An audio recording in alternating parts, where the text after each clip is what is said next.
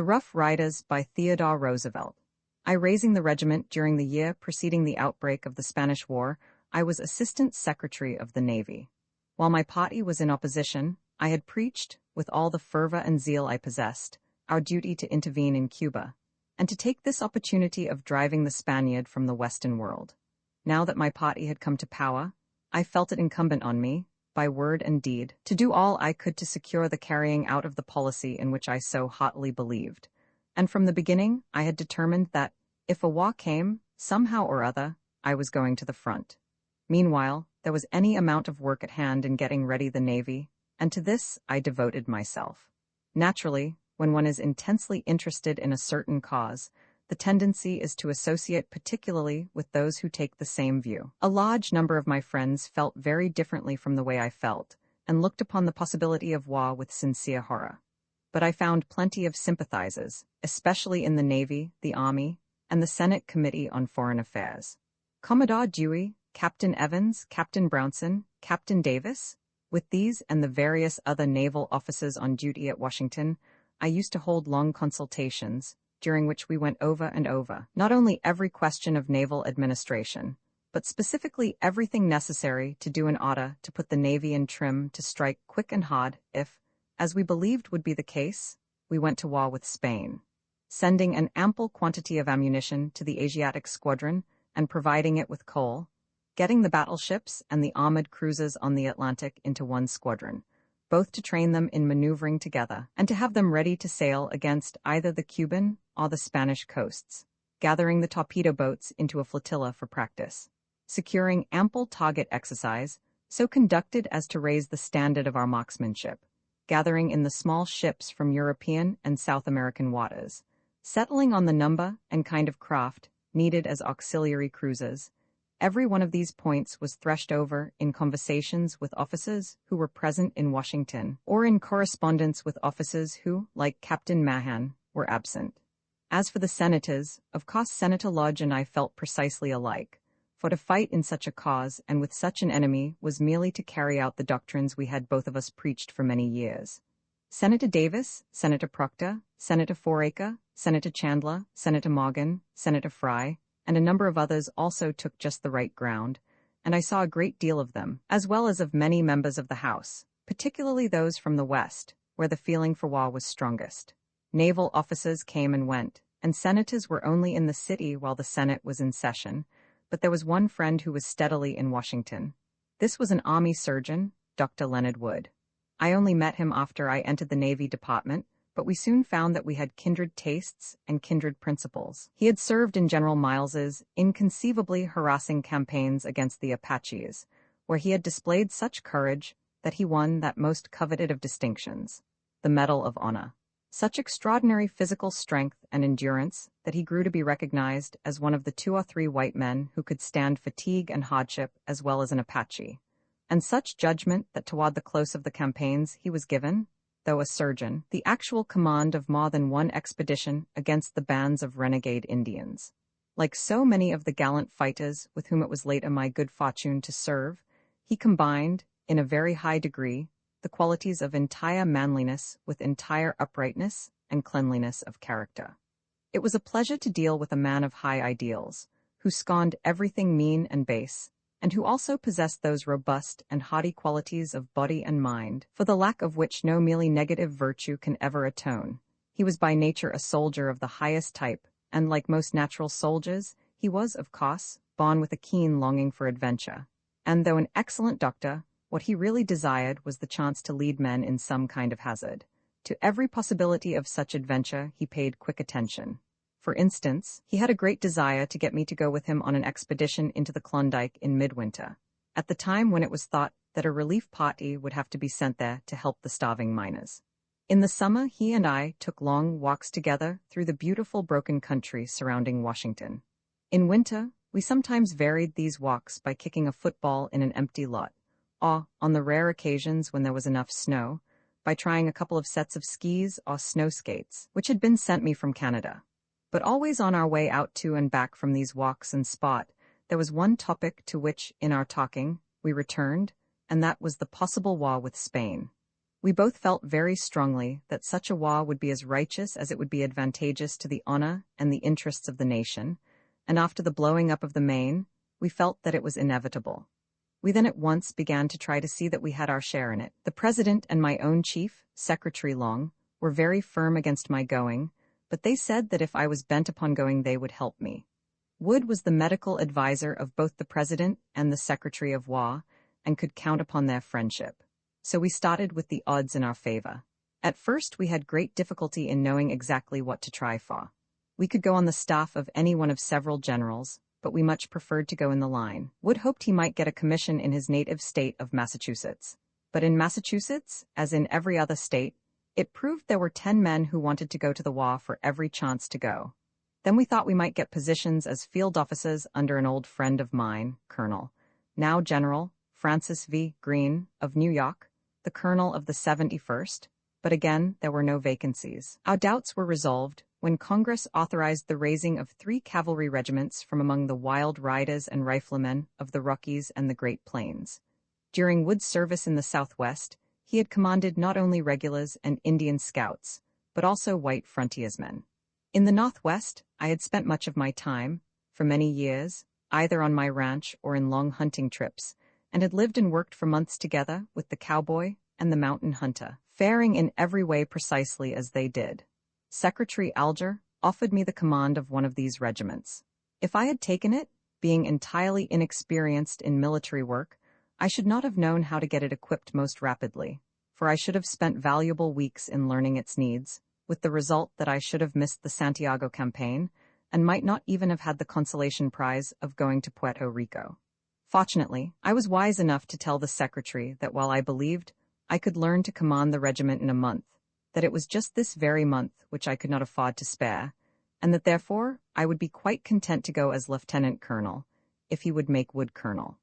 This was entirely satisfactory to both the president and secretary, and, accordingly, Wood and I were speedily commissioned as colonel and lieutenant colonel of the 1st United States Volunteer Cavalry. This was the official title of the regiment, but for some reason or other, the public promptly christened us the Rough Riders.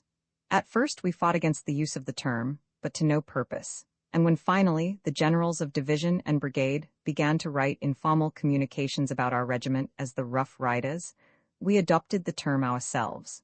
The mustering places for the regiment were appointed in New Mexico, Arizona, Oklahoma, and Indian Territory. The difficulty in organizing was not in selecting, but in rejecting men. Within a day or two after it was announced that we were to raise the regiment, we were literally deluged with applications from every quarter of the Union. Without the slightest trouble, so far as men went, we could have raised a brigade or even a division.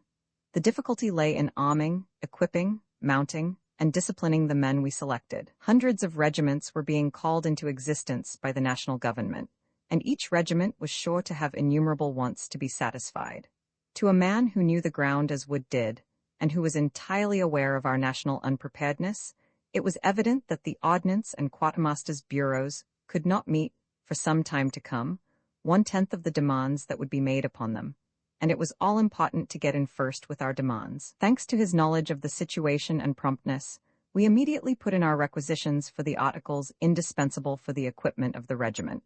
And then, by ceaseless worrying of excellent bureaucrats, who had no idea how to do things quickly or how to meet an emergency, we succeeded in getting our rifles, cartridges, revolvers, clothing, shelter tents, and horse gear just in time to enable us to go on the Santiago expedition.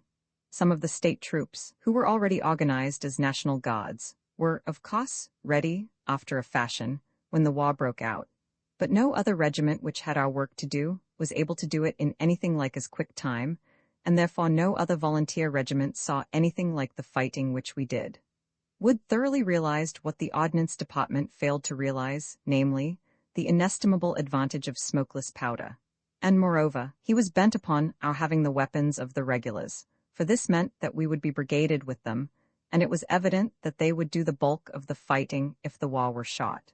Accordingly, by acting with the utmost vigor and promptness, he succeeded in getting our regiment armed with the Krag-Jorgensen carbine used by the regular cavalry. It was impossible to take any of the numerous companies which were proffered to us from the various states. The only organized bodies we were at liberty to accept were those from the far territories. But owing to the fact that the number of men originally allotted to us, 780, was speedily raised to 1,000, we were given a chance to accept quite a number of eager volunteers who did not come from the territories, but who possessed precisely the same temper that distinguished our Southwestern recruits, and whose presence materially benefited the regiment. We drew recruits from Harvard, Yale, Princeton, and many another college, from clubs like the Somerset, of Boston, and Knickerbocker, of New York, and from among the men who belonged neither to club nor to college, but in whose veins the blood stirred with the same impulse which once sent the Vikings over sea. 4 of the policemen who had served under me, while I was president of the New York Police Board, insisted on coming, 2 of them to die, the other 2 to return unhurt after honorable and dangerous service.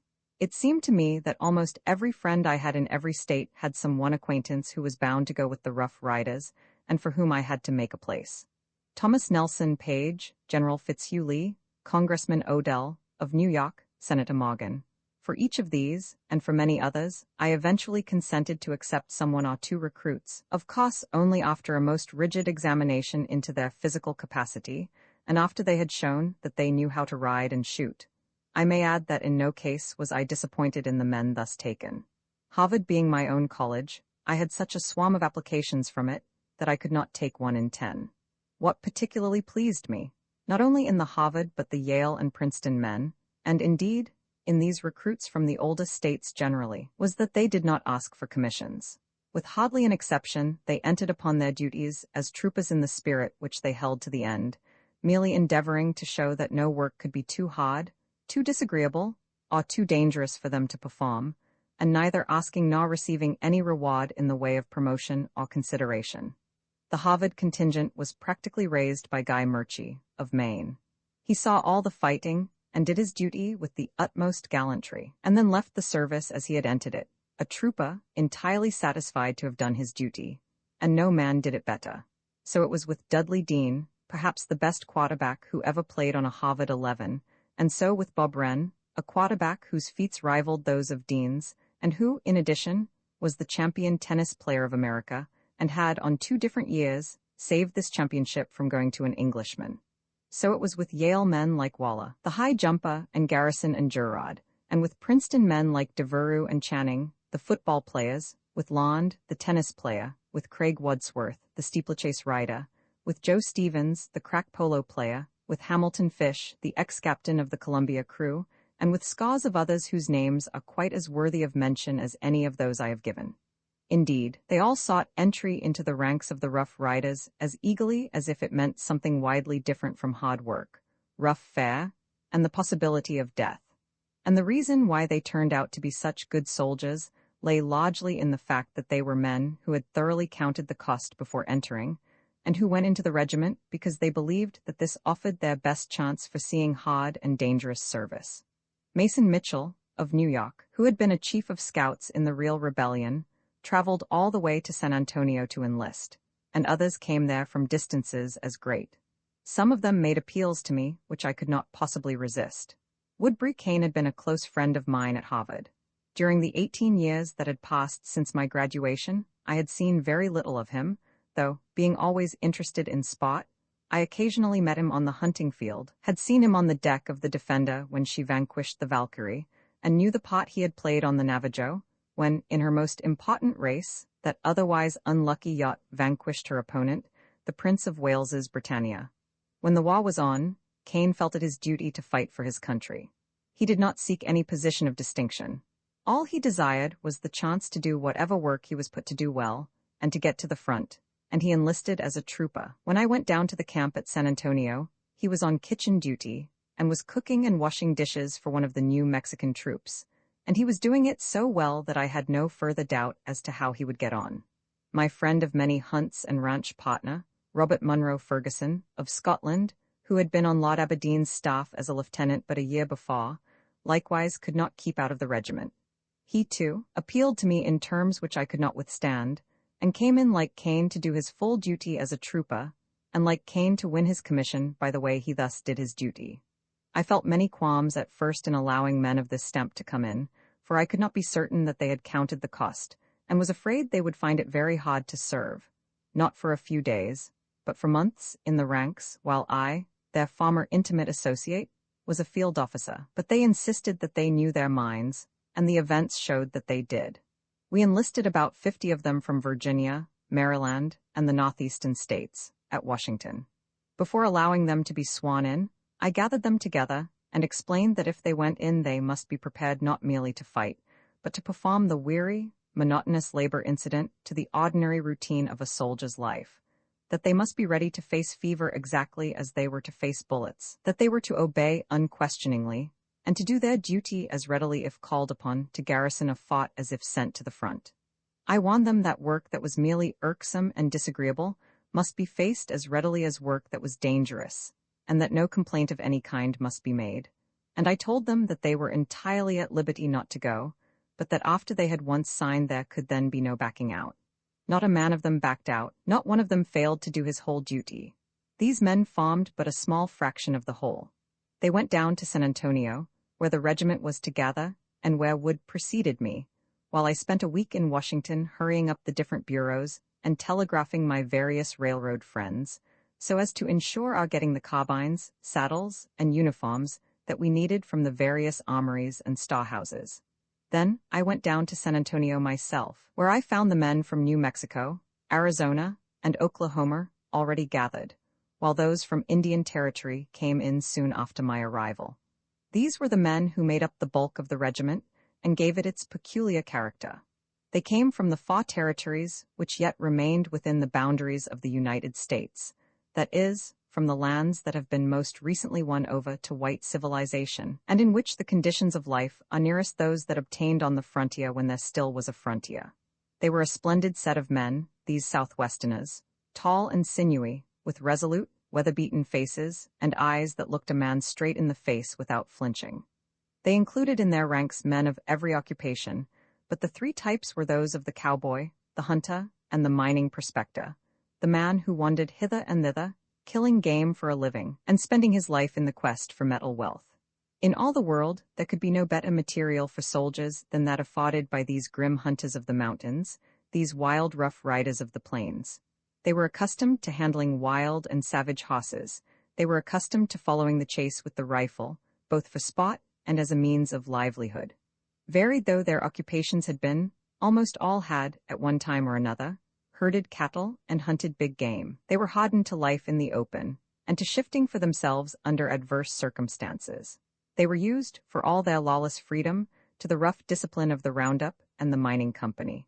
Some of them came from the small frontier towns, but most were from the wilderness, having left their lonely hunters' cabins and shifting cow camps to seek new and more stirring adventures beyond the sea.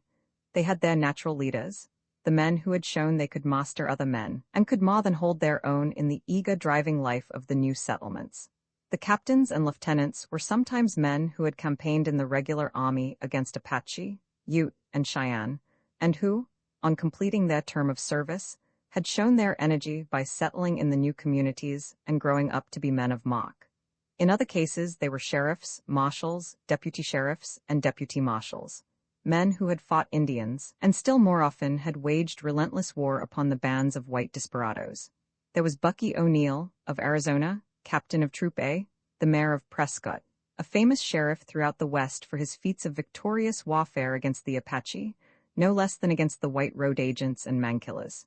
His father had fought in Meeker's brigade in the Civil War, and he was himself a born soldier, a born leader of men. He was a wild, reckless fellow, soft-spoken, and of dauntless courage and boundless ambition. He was staunchly loyal to his friends and cared for his men in every way. There was Captain Llewellyn, of New Mexico, a good citizen, a political leader, and one of the most noted peace officers of the country. He had been shot 4 times in pitched fights with red marauders and white outlaws. There was Lieutenant Ballard, who had broken up the Blackjack gang of ill-omened notoriety, and his captain, Curry, another New Mexican sheriff of fame. The officers from the Indian Territory had almost all served as marshals and deputy marshals, and in the Indian Territory, service as a deputy marshal meant capacity to fight stand-up battles with the gangs of outlaws. 3 of our higher officers had been in the regular army. One was Major Alexander Brody, from Arizona, afterward Lieutenant Colonel, who had lived for 20 years in the territory and had become a thorough Westerner without sinking the West Pointer. A soldier by taste as well as training, whose men worshipped him and would follow him anywhere, as they would Bucky O'Neill or any other of their favorites. Brody was running a big mining business, but when the Maine was blown up, he abandoned everything and telegraphed right and left to bid his friends get ready for the fight he saw impending. Then there was Micah Jenkins, the captain of Troop K, a gentle and courteous South Carolinian on whom danger acted like wine. In action he was a perfect gamecock, and he won his majority for gallantry in battle. Finally, there was Aline Capron, who was, on the whole, the best soldier in the regiment. In fact, I think he was the ideal of what an American regular army officer should be. He was the fifth in descent from father to son, who had served in the Army of the United States, and in body and mind alike he was fitted to play his part to perfection. Tall and lithe, a remarkable boxer and walker, a first-class rider and shot, with yellow hair and piercing blue eyes, he looked what he was, the archetype of the fighting man. He had under him one of the two companies from the Indian Territory, and he so soon impressed himself upon the wild spirit of his followers that he got them ahead in discipline faster than any other troop in the regiment, while at the same time taking care of their bodily wants. His ceaseless effort was so to train them, care for them, and inspire them as to bring their fighting efficiency to the highest possible pitch.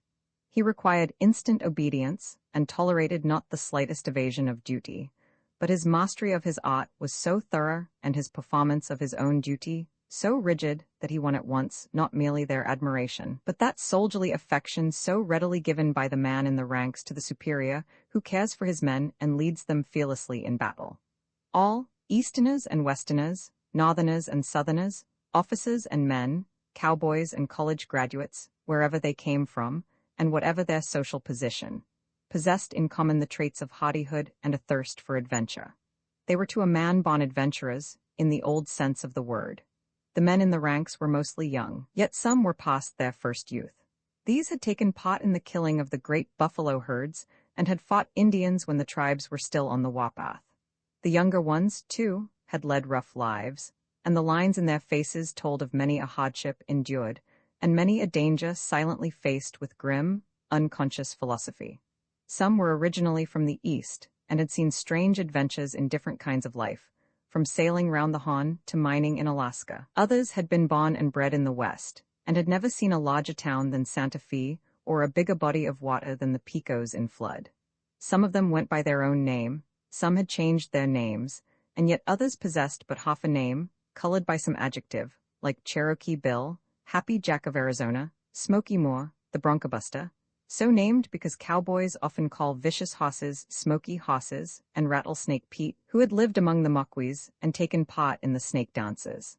Some were professional gamblers, and on the other hand, no less than 4 were or had been Baptist or Methodist clergymen, and proved first-class fighters, too, by the way. Some were men whose lives in the past had not been free from the taint of those fierce kinds of crime into which the lawless spirits who dwell on the borderland between civilization and savagery so readily drift. A far larger number had served at different times in those bodies of armed men with which the growing civilization of the border finally puts down its savagery. There was one characteristic and distinctive contingent which could have appeared only in such a regiment as ours. From the Indian Territory, there came a number of Indians, Cherokees, Chickasaws, Choctaws, and Creeks. Only a few were of pure blood. The others shaded off until they were absolutely indistinguishable from their white comrades, with whom, it may be mentioned, they all lived on terms of complete equality. Not all of the Indians were from the Indian Territory. One of the gamest fighters and best soldiers in the regiment was Pollock, a full-blooded Pawnee. He had been educated, like most of the other Indians, at one of those admirable Indian schools which have added so much to the total of the small credit account with which the white race balances the very unpleasant debit account of its dealings with the red. Pollock was a silent, solitary fellow, an excellent penman, much given to drawing pictures. When we got down to Santiago, he developed into the regimental clock. I never suspected him of having a sense of humor until one day, at the end of our stay in Cuba, as he was sitting in the adjutant's tent working over the returns, there turned up a trooper of the first who had been acting as Baba. Eyeing him with immovable face, Pollock asked, in a guttural voice, "Do you cut hair?" The man answered, "Yes," and Pollock continued, "Then you'd better cut mine," muttering, in an explanatory soliloquy, "Don't want to wear my hair long like a wild Indian when I'm in civilized warfare." Another Indian came from Texas. He was a brakeman on the Southern Pacific, and wrote telling me he was an American Indian and that he wanted to enlist. His name was Colbert, which at once attracted my attention, for I was familiar with the history of the Cherokees and Chickasaws during the 18th century, when they lived east of the Mississippi. Early in that century, various traders, chiefly Scotchmen, settled among them, and the half-breed descendants of one named Colbert became the most noted chiefs of the Chickasaws. I summoned the applicant before me and found that he was an excellent man and, as I had supposed, a descendant of the old Chickasaw chiefs. He brought into the regiment, by the way, his partner, a white man. The two had been inseparable companions for some years and continued so in the regiment. Every man who has lived in the West knows that, vindictive though the hatred between the white man and the Indian is when they stand against one another in what may be called their tribal relations, yet that men of Indian blood, when adopted into white communities, are usually treated precisely like anyone else. Colbert was not the only Indian whose name I recognized. There was a Cherokee named Adair, who, upon inquiry, I found to be descended from the man who, a century and a half ago, wrote a ponderous folio, to this day of great interest, about the Cherokees, with whom he had spent the best years of his life as a trader and agent. I don't know that I ever came across a man with a really sweeter nature than another Cherokee named Holdeman. He was an excellent soldier, and for a long time acted as cook for the headquarters mess. He was a half-breed, and came of a soldier stock on both sides and through both races. He explained to me once why he had come to the war, that it was because his people always had fought when there was a war, and he could not feel happy to stay at home when the flag was going into battle. Two of the young Cherokee recruits came to me with a most kindly letter from one of the ladies who had been teaching in the academy from which they were about to graduate. She and I had known one another in connection with governmental and philanthropic work on the reservations, and she wrote to commend the two boys to my attention. One was on the academy football team and the other in the glee club. Both were fine young fellows. The football player now lies buried with the other dead who fell in the fight at San Juan. The singer was brought to death's door by fever, but recovered and came back to his home. There were other Indians of much wilder type, but their wildness was precisely like that of the cowboys with whom they were associated. One or two of them needed rough discipline, and they got it too. Like the rest of the regiment, they were splendid riders. I remember one man, whose character left much to be desired in some respects, but whose horsemanship was unexceptionable. He was mounted on an exceedingly bad bronco, which would bolt out of the ranks at drill. He broke it of this habit by the simple expedient of giving it two tremendous twists, first to one side and then to the other, as it bolted, with the result that, invariably, at the second bound its legs crossed and over it went with a smash, the rider taking the somersault with unmoved equanimity. The life histories of some of the men who joined our regiment would make many volumes of thrilling adventure. We drew a great many recruits from Texas, and from nowhere did we get a higher average, for many of them had served in that famous body of frontier fighters, the Texas Rangers. Of course, these Rangers needed no teaching. They were already trained to obey and to take responsibility. They were splendid shots, horsemen, and trailers. They were accustomed to living in the open, to enduring great fatigue and hardship, and to encountering all kinds of danger. Many of the Arizona and New Mexico men had taken part in warfare with the Apaches, those terrible Indians of the waterless southwestern mountains, the most bloodthirsty and the wildest of all the red men of America, and the most formidable in their own dreadful style of warfare.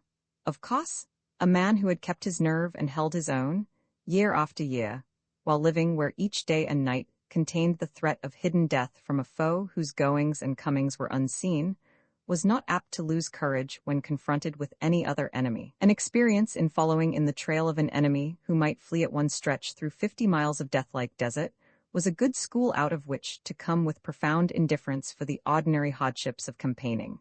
As a rule, the men were more apt, however, to have had experience in warring against white desperadoes and lawbreakers than against Indians.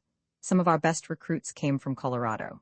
One, a very large, hawk-eyed man, Benjamin Franklin Daniels, had been Marshal of Dodge City when that pleasing town was probably the toughest abode of civilized man to be found anywhere on the continent. In the course of the exercise of his rather lurid functions as peace officer, he had lost half of one ear, bitten off. It was explained to me. Naturally, he viewed the dangers of battle with philosophic calm. Such a man was, in reality, a veteran even in his first fight, and was a tower of strength to the recruits in his part of the line. With him, there came into the regiment a deputy marshal from Cripple Creek named Sherman Bell. Bell had a hernia, but he was so excellent a man that we decided to take him. I do not think I ever saw greater resolution than Bell displayed throughout the campaign. In Cuba, the great exertions which he was forced to make, again and again, opened the hernia, and the surgeons insisted that he must return to the United States, but he simply would not go. Then there was little McGinty, the bronchobuster from Oklahoma, who never had walked 100 yards if by any possibility he could ride. When McGinty was reproved for his absolute inability to keep step on the drill ground, he responded that he was pretty sure he could keep step on horseback. McGinty's short legs caused him much trouble on the marches, but we had no braver or better man in the fights. One old friend of mine had come from far northern Idaho to join the regiment at San Antonio. He was a hunter named Fred Herrig, an Alsatian by birth. A dozen years before he and I had hunted mountain sheep and deer when laying in the winter stock of meat for my ranch on the Little Missouri, sometimes in the bright fall weather, sometimes in the Arctic bitterness of the early northern winter. He was the most loyal and simple-hearted of men, and he had come to join his old boss and comrade in the bigger hunting, which we were to carry on through the tropic midsummer. The temptation is great to go on enumerating man after man who stood preeminent, whether as a killer of game, a tamer of horses, or a queller of disorder among his people, or who, mayhap, stood out with a more evil prominence as himself a dangerous man, one given to the taking of life on small provocation, or one who was ready to earn his living outside the law if the occasion demanded it.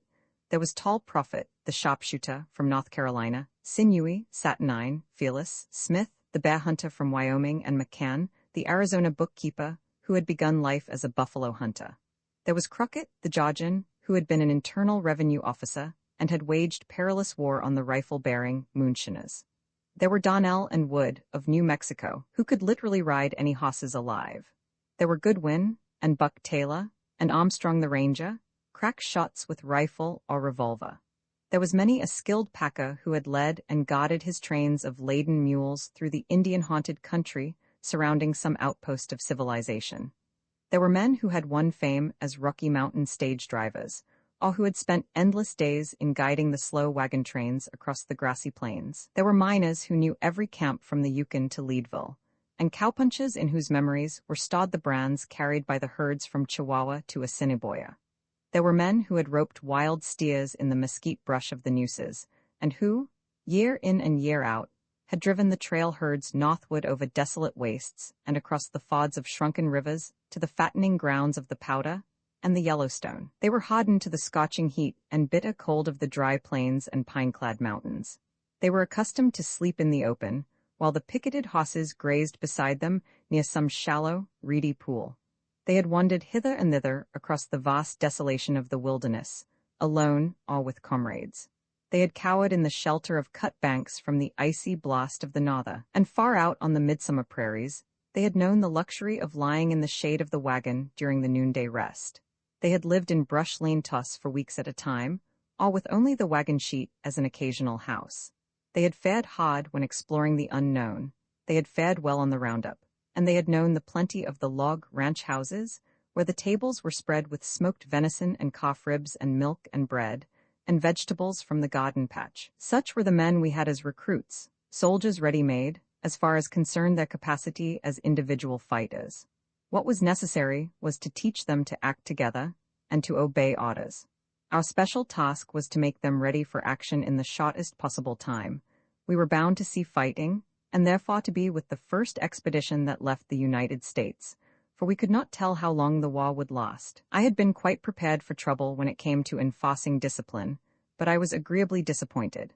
There were plenty of hard characters who might by themselves have given trouble, and with one or two of whom we did have to take rough measures. But the bulk of the men thoroughly understood that without discipline, they would be merely a valueless mob, and they set themselves hard at work to learn the new duties. Of course, such a regiment, in spite of, or indeed, I might almost say because of, the characteristics which made the individual men so exceptionally formidable as soldiers could very readily have been spoiled. Any weakness in the commander would have ruined it. On the other hand, to treat it from the standpoint of the martinet and military pedant would have been almost equally fatal. From the beginning, we started out to secure the essentials of discipline, while laying just as little stress as possible on the non-essentials. The men were singularly quick to respond to any appeal to their intelligence and patriotism. The faults they committed were those of ignorance merely. When Haldeman, in announcing dinner to the colonel and the three majors, genially remarked, "If you fellas don't come soon, everything'll get cold," he had no thought of other than a kindly and respectful regard for their welfare, and was glad to modify his form of address on being told that it was not what could be described as conventionally military. When one of our sentinels, who had with much labor learned the manual of arms, saluted with great pride as I passed, and added, with a friendly nod, "Good evening, Colonel." This variation in the accepted formula on such occasions was meant, and was accepted, as mere friendly interest. In both cases, the needed instruction was given and received in the same kindly spirit.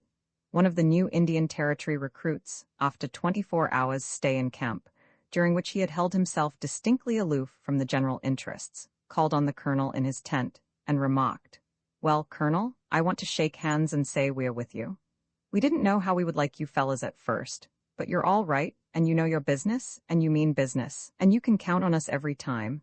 That same night, which was hot, mosquitoes were very annoying, and shortly after midnight, both the colonel and I came to the doors of our respective tents, which adjoined one another. The sentinel in front was also fighting mosquitoes. As we came out, we saw him pitch his gun about 10 feet off and sit down to attack some of the pests that had swarmed up his trousers' legs. Happening to glance in our direction, he nodded pleasantly and, with unabashed and friendly feeling, remarked, "Ain't they bad?" It was astonishing how soon the men got over these little peculiarities. They speedily grew to recognize the fact that the observance of certain forms was essential to the maintenance of proper discipline. They became scrupulously careful in touching their hats, and always came to attention when spoken to. They saw that we did not insist upon the observance of these forms to humiliate them, that we were as anxious to learn our own duties as we were to have them learn theirs, and as scrupulous in paying respect to our superiors as we were in exacting the acknowledgment due our rank from those below us. Moreover, what was very important, they saw that we were careful to look after their interests in every way, and were doing all that was possible to hurry up the equipment and drill of the regiment, so as to get into the war. Rigid guard duty was established at once, and everyone was impressed with the necessity for vigilance and watchfulness. The policing of the camp was likewise attended to with the utmost rigor. As always with new troops, they were at first indifferent to the necessity for cleanliness in camp arrangements, but on this point, Colonel Wood brooked no laxity, and in a very little while the hygienic conditions of the camp were as good as those of any regular regiment. Meanwhile, the men were being drilled, on foot at first, with the utmost assiduity. Every night we had officers' school, the non-commissioned officers of each troop being given similar schooling by the captain or one of the lieutenants of the troop. And every day we practiced hard, by squad, by troop, by squadron and battalion. The earnestness and intelligence with which the men went to work rendered the task of instruction much less difficult than would be supposed. It soon grew easy to handle the regiment in all the simpler forms of close and open order. When they had grown so that they could be handled with ease in marching, and in the ordinary maneuvers of the drill ground, we began to train them in open order work, skirmishing and firing. Here their woodcraft and plainscraft, their knowledge of the rifle, helped us very much. Skirmishing they took to naturally, which was fortunate, as practically all our fighting was done in open order. Meanwhile, we were purchasing horses. Judging from what I saw, I do not think that we got heavy enough animals, and of those purchased certainly, a half were nearly unbroken. It was no easy matter to handle them on the picket lines, and to provide for feeding and watering, and the efforts to shoe and ride them were at first productive of much vigorous excitement. Of course, those that were wild from the range had to be thrown and tied down before they could be shod. Half the horses of the regiment bucked, or possessed some other of the amiable weaknesses incident to horse life on the great ranches, but we had abundance of men who were utterly unmoved by any antic a horse might commit. Every animal was speedily mastered, though a large number remained to the end mounts, upon which an ordinary rider would have felt very uncomfortable. My own horses were purchased for me by a Texas friend, John Moore, with whom I had once hunted peccaries on the Nueces. I only paid $50 apiece, and the animals were not showy, but they were tough and hardy, and answered my purpose well. Mounted drill with such horses and men bade fair to offer opportunities for excitement, yet it usually went off smoothly enough. Before drilling the men on horseback, they had all been drilled on foot, and having gone at their work with hearty zest, they knew well the simple movements to form any kind of line or column. Wood was busy from morning till night in hurrying the final details of the equipment, and he turned the drill of the men over to me. To drill perfectly needs long practice, but to drill roughly is a thing very easy to learn indeed. We were not always right about our intervals, our lines were somewhat irregular, and our more difficult movements were executed at times in rather a haphazard way, but the essential commands and the essential movements we learned without any difficulty, and the men performed them with great dash. When we put them on horseback, there was, of course, trouble with the horses, but the horsemanship of the riders was consummate. In fact, the men were immensely interested in making their horses perform each evolution with the utmost speed and accuracy, and in forcing each unquiet, vicious brute to get into line and stay in line, whether he would or not. The guidon-bearers held their plunging steeds true to the line, no matter what they tried to do, and each wild rider brought his wild horse into his proper place with a dash and ease which showed the natural cavalryman. In short, from the very beginning, the horseback drills were good fun, and everyone enjoyed them. We marched out through the adjoining country to drill wherever we found open ground, practicing all the different column formations as we went. On the open ground we threw out the line to one side or the other, and in one position and the other, sometimes at the trot, sometimes at the gallop. As the men grew accustomed to the simple evolutions, we tried them more and more in skirmish drills, practicing them so that they might get accustomed to advance in open order and to skirmish in any country, while the horses were held in the rear. Our arms were the regular cavalry carbine, the Krag, a splendid weapon, and the revolver. A few carried their favorite Winchesters, using, of course, the new model, which took the government cartridge. We felt very strongly that it would be worse than a waste of time to try to train our men to use the saber, a weapon utterly alien to them, but with the rifle and revolver, they were already thoroughly familiar.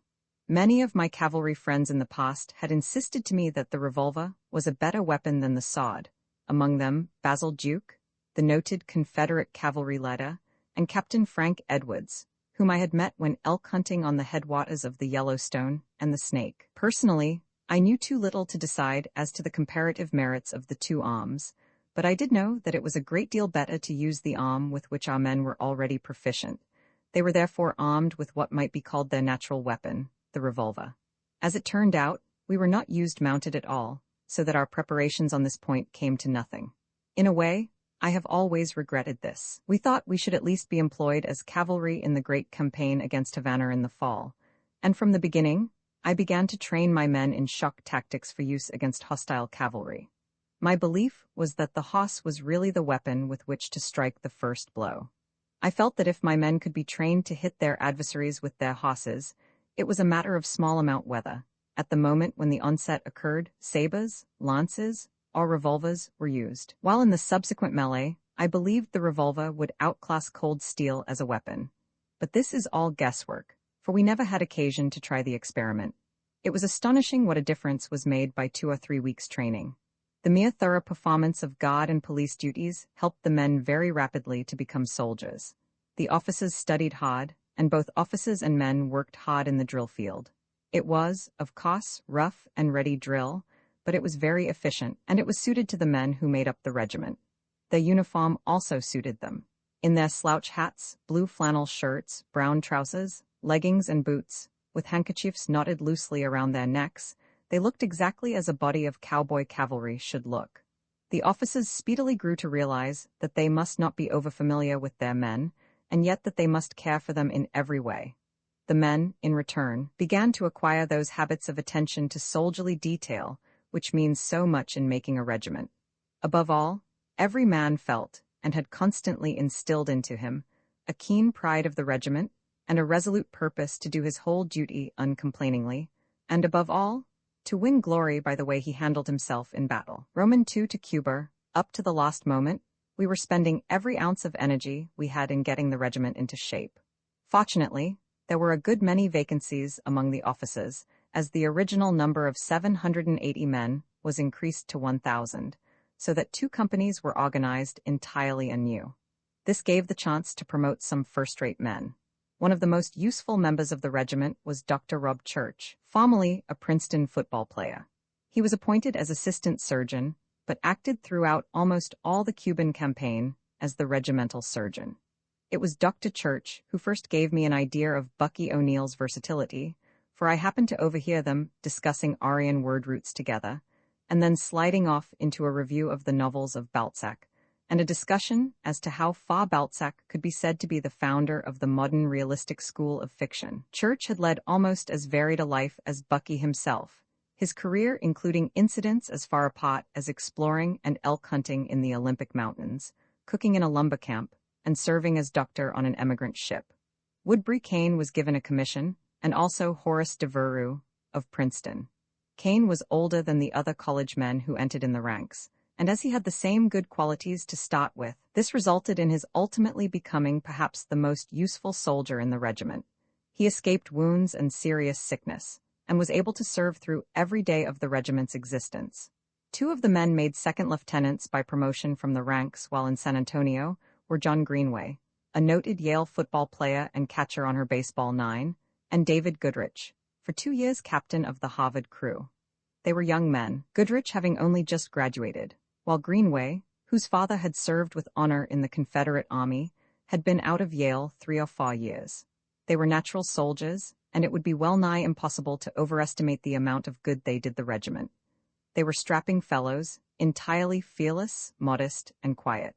Their only thought was how to perfect themselves in their own duties, and how to take care of the men under them, so as to bring them to the highest point of soldierly perfection. I grew steadily to rely upon them, as men who could be counted upon with absolute certainty, not only in every emergency, but in all routine work. They were never so tired as not to respond with eagerness to the slightest suggestion of doing something new, whether it was dangerous or merely difficult and laborious. They not merely did their duty, but were always on the watch to find out some new duty which they could construe to be theirs, whether it was policing camp, or keeping guard, or preventing straggling on the march, or procuring food for the men, or seeing that they took care of themselves in camp, or performing some feat of unusual hazard in the fight. No call was ever made upon them to which they did not respond with eager thankfulness for being given the chance to answer it. Later on I worked them as hard as I knew how, and the regiment will always be their debtor. Greenway was from Arkansas. We could have filled up the whole regiment many times over from the South Atlantic and Gulf states alone, but were only able to accept a very few applicants. One of them was John McIlhenny, of Louisiana, a planter and manufacturer, a big game hunter and book lover, who could have had a commission in the Louisiana troops, but who preferred to go as a trooper in the Rough Riders because he believed we would surely see fighting. He could have commanded any influence, social or political, he wished, but he never asked a favor of any kind. He went into one of the New Mexican troops, and by his high qualities and zealous attention to duty speedily rose to a sergeantcy, and finally won his lieutenancy for gallantry in action. The tone of the officers' mess was very high. Everyone seemed to realize that he had undertaken most serious work.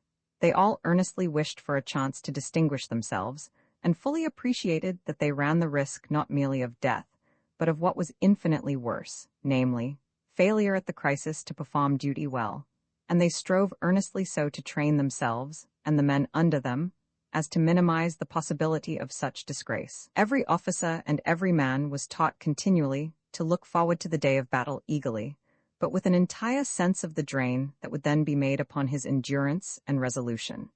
They were also taught that, before the battle came, the rigorous performance of the countless irksome duties of the camp and the march was demanded from all alike, and that no excuse would be tolerated for failure to perform duty. Very few of the men had gone into the regiment lightly, and the fact that they did their duty so well may be largely attributed to the seriousness with which these eager, adventurous young fellows approached their work. This seriousness, and a certain simple manliness which accompanied it, had one very pleasant side. During our entire time of service, I never heard in the officers' mess a foul story or a foul word, And though there was occasional hard swearing in moments of emergency, yet even this was the exception. The regiment attracted adventurous spirits from everywhere. Our chief trumpeter was a Native American, our second trumpeter was from the Mediterranean, I think an Italian, who had been a soldier of fortune not only in Egypt, but in the French army in southern China.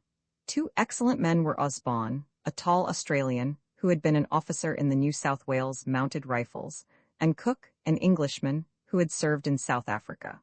Both, when the regiment disbanded, were plaintive in expressing their fond regret that it could not be used against the Transvaal Boers. One of our best soldiers was a man whose real and assumed names I, for obvious reasons, conceal. He usually went by a nickname which I will call Tennessee. He was a tall, gaunt fellow, with a quiet and distinctly sinister eye, who did his duty excellently, especially when a fight was on, and who, being an expert gambler, always contrived to reap a rich harvest after payday. When the regiment was mustered out, he asked me to put a brief memorandum of his services on his discharge certificate, which I gladly did. He much appreciated this and added, in explanation, "You see, Colonel, my real name isn't Smith, it's Yancey. I had to change it, because 3 or 4 years ago I had a little trouble with a gentleman, and well, in fact, I had to kill him, and the district attorney, he had it in for me, and so I just skipped the country.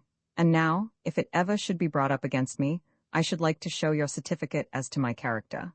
The cause of frontier justice sometimes moves in unexpected zigzags, so I did not express the doubt I felt as to whether my certificate that he had been a good soldier would help him much if he was tried for a murder committed 3 or 4 years previously. The men worked hard and faithfully. As a rule, in spite of the number of rough characters among them, they behaved very well. One night a few of them went on a spree and proceeded to paint San Antonio red. One was captured by the city authorities, and we had to leave him behind us in jail. The others we dealt with ourselves, in a way that prevented a repetition of the occurrence. The men speedily gave one another nicknames, largely conferred in a spirit of derision, their basis lying in contrast. A brave but fastidious member of a well-known Easton club, who was serving in the ranks, was christened Tough Ike, and his bunkie, the man who shared his shelter tent, who was a decidedly rough cowpuncher, gradually acquired the name of the Dude. One unlucky and simple-minded cowpuncher, who had never been east of the Great Plains in his life, unwarily boasted that he had an aunt in New York, and ever afterward went by the name of Metropolitan Bill. A huge red-headed Irishman was named Sheeny Solomon. A young Jew who developed into one of the best fighters in the regiment accepted, with entire equanimity, the name of Porkchop. We had quite a number of professional gamblers, who, I am bound to say, usually made good soldiers. One who was almost abnormally quiet and gentle was called Hell Roarer, while another, who in point of language and deportment was his exact antithesis, was christened Prayerful James. While the officers and men were learning their duties and learning to know one another, Colonel Wood was straining every nerve to get our equipments, an effort which was complicated by the tendency of the Ordnance Bureau to send whatever we really needed by freight instead of express. Finally, just as the last rifles, revolvers, and saddles came, we were ordered by wire at once to proceed by train to Tampa. Instantly, all was joyful excitement. We had enjoyed San Antonio, and were glad that our regiment had been organized in the city where the Alamo commemorates the death fight of Crockett, Bowie, and their famous band of frontier heroes. All of us had worked hard, so that we had had no time to be homesick or downcast, but we were glad to leave the hot camp, where every day the strong wind sifted the dust through everything, and to start for the gathering place of the army, which was to invade Cuba. Our horses and men were getting into good shape. We were well enough equipped to warrant our starting on the campaign, and every man was filled with dread of being out of the fighting. We had a pack train of 150 mules, so we had close on to 1,200 animals to carry. Of course, our train was split up into sections, 7, all told, Colonel Wood commanding the first 3, and I the last 4. The journey by rail from San Antonio to Tampa took just 4 days, and I doubt if anybody who was on the trip will soon forget it. To occupy my few spare moments, I was reading M. Demolins's Superiorité des Anglo-Saxons.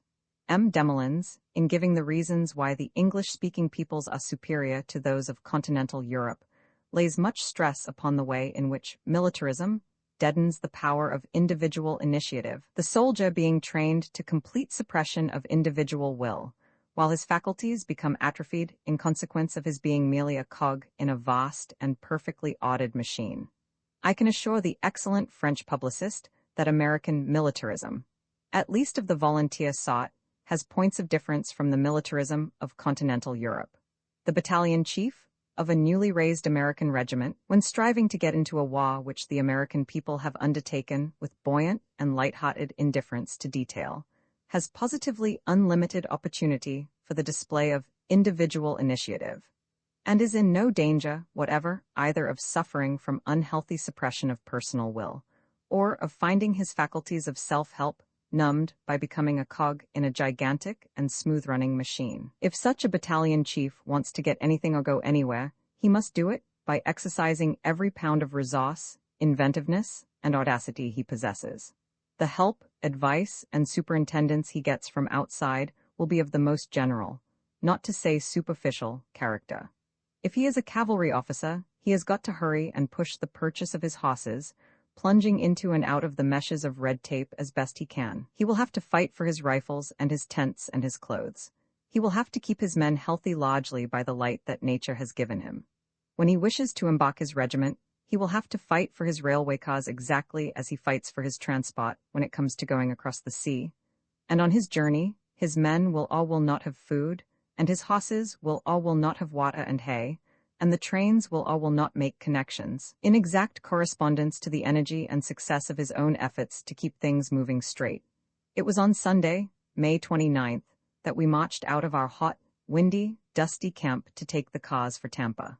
Colonel Wood went first, with the 3 sections under his special care. I followed with the other 4. The railway had promised us a 48 hours trip, but our experience in loading was enough to show that the promise would not be made good. There were no proper facilities for getting the horses on or off the cars, or for feeding or watering them, and there was endless confusion and delay among the railway officials. I marched my 4 sections over in the afternoon, the first 3 having taken the entire day to get off. We occupied the night. As far as the regiment itself was concerned, we worked an excellent system, Wood instructing me exactly how to proceed so as to avoid confusion. Being a veteran campaigner, he had all along insisted that for such work as we had before us, we must travel with the minimum possible luggage. The men had merely what they could carry on their own backs, and the officers very little more. My own roll of clothes and bedding could be put on my spare horse. The mule train was to be used simply for food, forage, and spare ammunition. As it turned out, we were not allowed to take either it or the horses. It was dusk when I marched my long files of dusty troopers into the station yard. I then made all dismount, excepting the troop which I first intended to load. This was brought up to the first freight car. Here every man unsaddled and left his saddle, bridle, and all that he did not himself need in the car, each individual's property being corded together. A guard was left in the car, and the rest of the men took the naked horses into the pens to be fed and watered. The other troops were loaded in the same way in succession. With each section there were thus a couple of baggage cars in which the horse gear, the superfluous baggage, and the travel rations were carried. And I also put aboard, not only at starting, but at every other opportunity, what oats and hay I could get, so as to provide against accidents for the horses. By the time the baggage cars were loaded, the horses of the first section had eaten and drunk their fill, and we loaded them on cattle cars. The officers of each troop saw to the loading, taking a dozen picked men to help them, for some of the wild creatures, half-broken and fresh from the ranges, were with difficulty driven up the chutes. Meanwhile, I superintended not merely my own men, but the railroad men, and when the delays of the latter, and their inability to understand what was necessary, grew past bearing, I took charge of the trains myself, so as to ensure the horse cars of each section being coupled with the baggage cars of that section. We worked until long past midnight before we got the horses and baggage aboard, and then found that, for some reason, the passenger cars were delayed and would not be out for some hours. In the confusion and darkness, men of the different troops had become scattered, and some had drifted off to the vile drinking booths around the stockyards. So I sent details to search the latter, while the trumpeters blew the assembly until the first sergeants could account for all the men. Then the troops were arranged in order, and the men of each lay down where they were, by the tracks and in the brush, to sleep until morning. At dawn, the passenger trains arrived. The senior captain of each section saw to it that his own horses, troopers, and baggage were together, and one by one they started off, I taking the last in person. Captain Capron had at the very beginning shown himself to be simply invaluable, from his extraordinary energy, executive capacity, and mastery over men, and I kept his section next mine, so that we generally came together at the different yards. The next 4 days were very hot and very dusty. I tried to arrange so the sections would be far enough apart to allow each ample time to unload, feed, water, and load the horses at any stopping place before the next section could arrive. There was enough delay and failure to make connections on the part of the railroad people to keep me entirely busy. Not to speak of seeing at the stopping places that the inexperienced officers got enough hay for their horses, and that the water given to them was both ample in quantity and drinkable. It happened that we usually made our longest stops at night, and this meant that we were up all night long. 2 or 3 times a day, I got the men buckets of hot coffee, and when we made a long enough stop, they were allowed liberty under the supervision of the non-commissioned officers. Some of them abused the privilege and started to get drunk. These were promptly handled with the necessary severity in the interest of the others, for it was only by putting an immediate check to every form of lawlessness or disobedience among the few men who were inclined to be bad that we were enabled to give full liberty to those who would not abuse it. Everywhere the people came out to greet us and cheer us.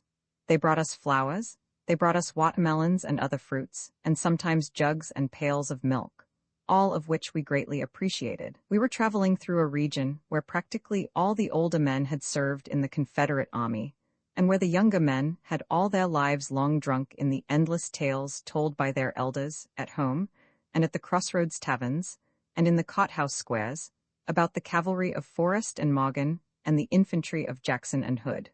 The blood of the old men stirred to the distant breath of battle. The blood of the young men leaped hot with eager desire to accompany us. The older women, who remembered the dreadful misery of war, the misery that presses its iron weight most heavily on the wives and the little ones, looked sadly at us. But the young girls drove down in bevies, arrayed in their finery, to wave flags in farewell to the troopers and to beg cartridges and buttons as mementos. Everywhere we saw the stars and stripes, and everywhere we were told, half laughing, by grizzled ex-Confederates that they had never dreamed in the bygone days of bitterness to greet the old flag as they now were greeting it, and to send their sons, as now they were sending them, to fight and die under it. It was 4 days later that we disembarked, in a perfect welter of confusion. Tampa lay in the pine-covered sand flats at the end of a one-track railroad, and everything connected with both military and railroad matters was in an almost inextricable tangle. There was no one to meet us or to tell us where we were to camp, and no one to issue us food for the first 24 hours, while the railroad people unloaded us wherever they pleased, or rather wherever the jam of all kinds of trains rendered it possible. We had to buy the men food out of our own pockets, and to seize wagons in order to get our spare baggage taken to the camping ground, which we at last found had been allotted to us. Once on the ground, we speedily got order out of confusion. Under Wood's eye, the tents were put up in long streets, the picket line of each troop stretching down its side of each street. The officers' quarters were at the upper ends of the streets, the company kitchens and sinks at the opposite ends. The camp was strictly policed, and drill promptly begun. For 36 hours, we let the horses rest, drilling on foot, and then began the mounted drill again. The regiments with which we were afterward to serve were camped near us, and the sandy streets of the little town were thronged with soldiers, almost all of them regulars, for there were but 1 or 2 volunteer organizations besides ourselves. The regulars wore the canonical dark blue of Uncle Sam. Our own men were clad in dusty brown blouses, trousers and leggings being of the same hue, while the broad-brimmed soft hat was of dark gray. And very workmanlike they looked as, in column of fours, each troop trotted down its company street to form by squadron or battalion, the troopers sitting steadily in the saddles as they made their half-trained horses conform to the movement of the guidons.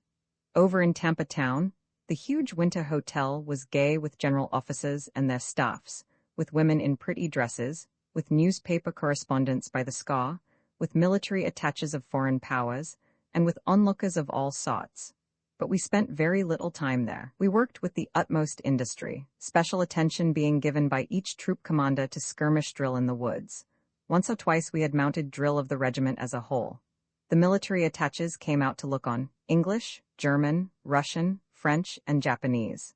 With the Englishman, Captain Arthur Lee, a capital fellow, we soon struck up an especially close friendship, and we saw much of him throughout the campaign. So we did of several of the newspaper correspondents: Richard Harding Davis, John Fox, Jr., Caspar Whitney, and Frederick Remington. On Sunday, Chaplain Brown of Arizona held service, as he did almost every Sunday during the campaign. There were but 4 or 5 days at Tampa, however. We were notified that the expedition would start for destination unknown at once, and that we were to go with it, but that our horses were to be left behind, and only 8 troops of 70 men each taken.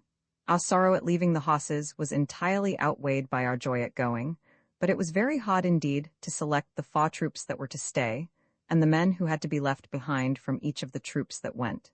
Colonel Wood took Major Brodie and myself to command the 2 squadrons, being allowed only 2 squadron commanders. The men who were left behind felt the most bitter heartburn. To the great bulk of them, I think it will be a lifelong sorrow.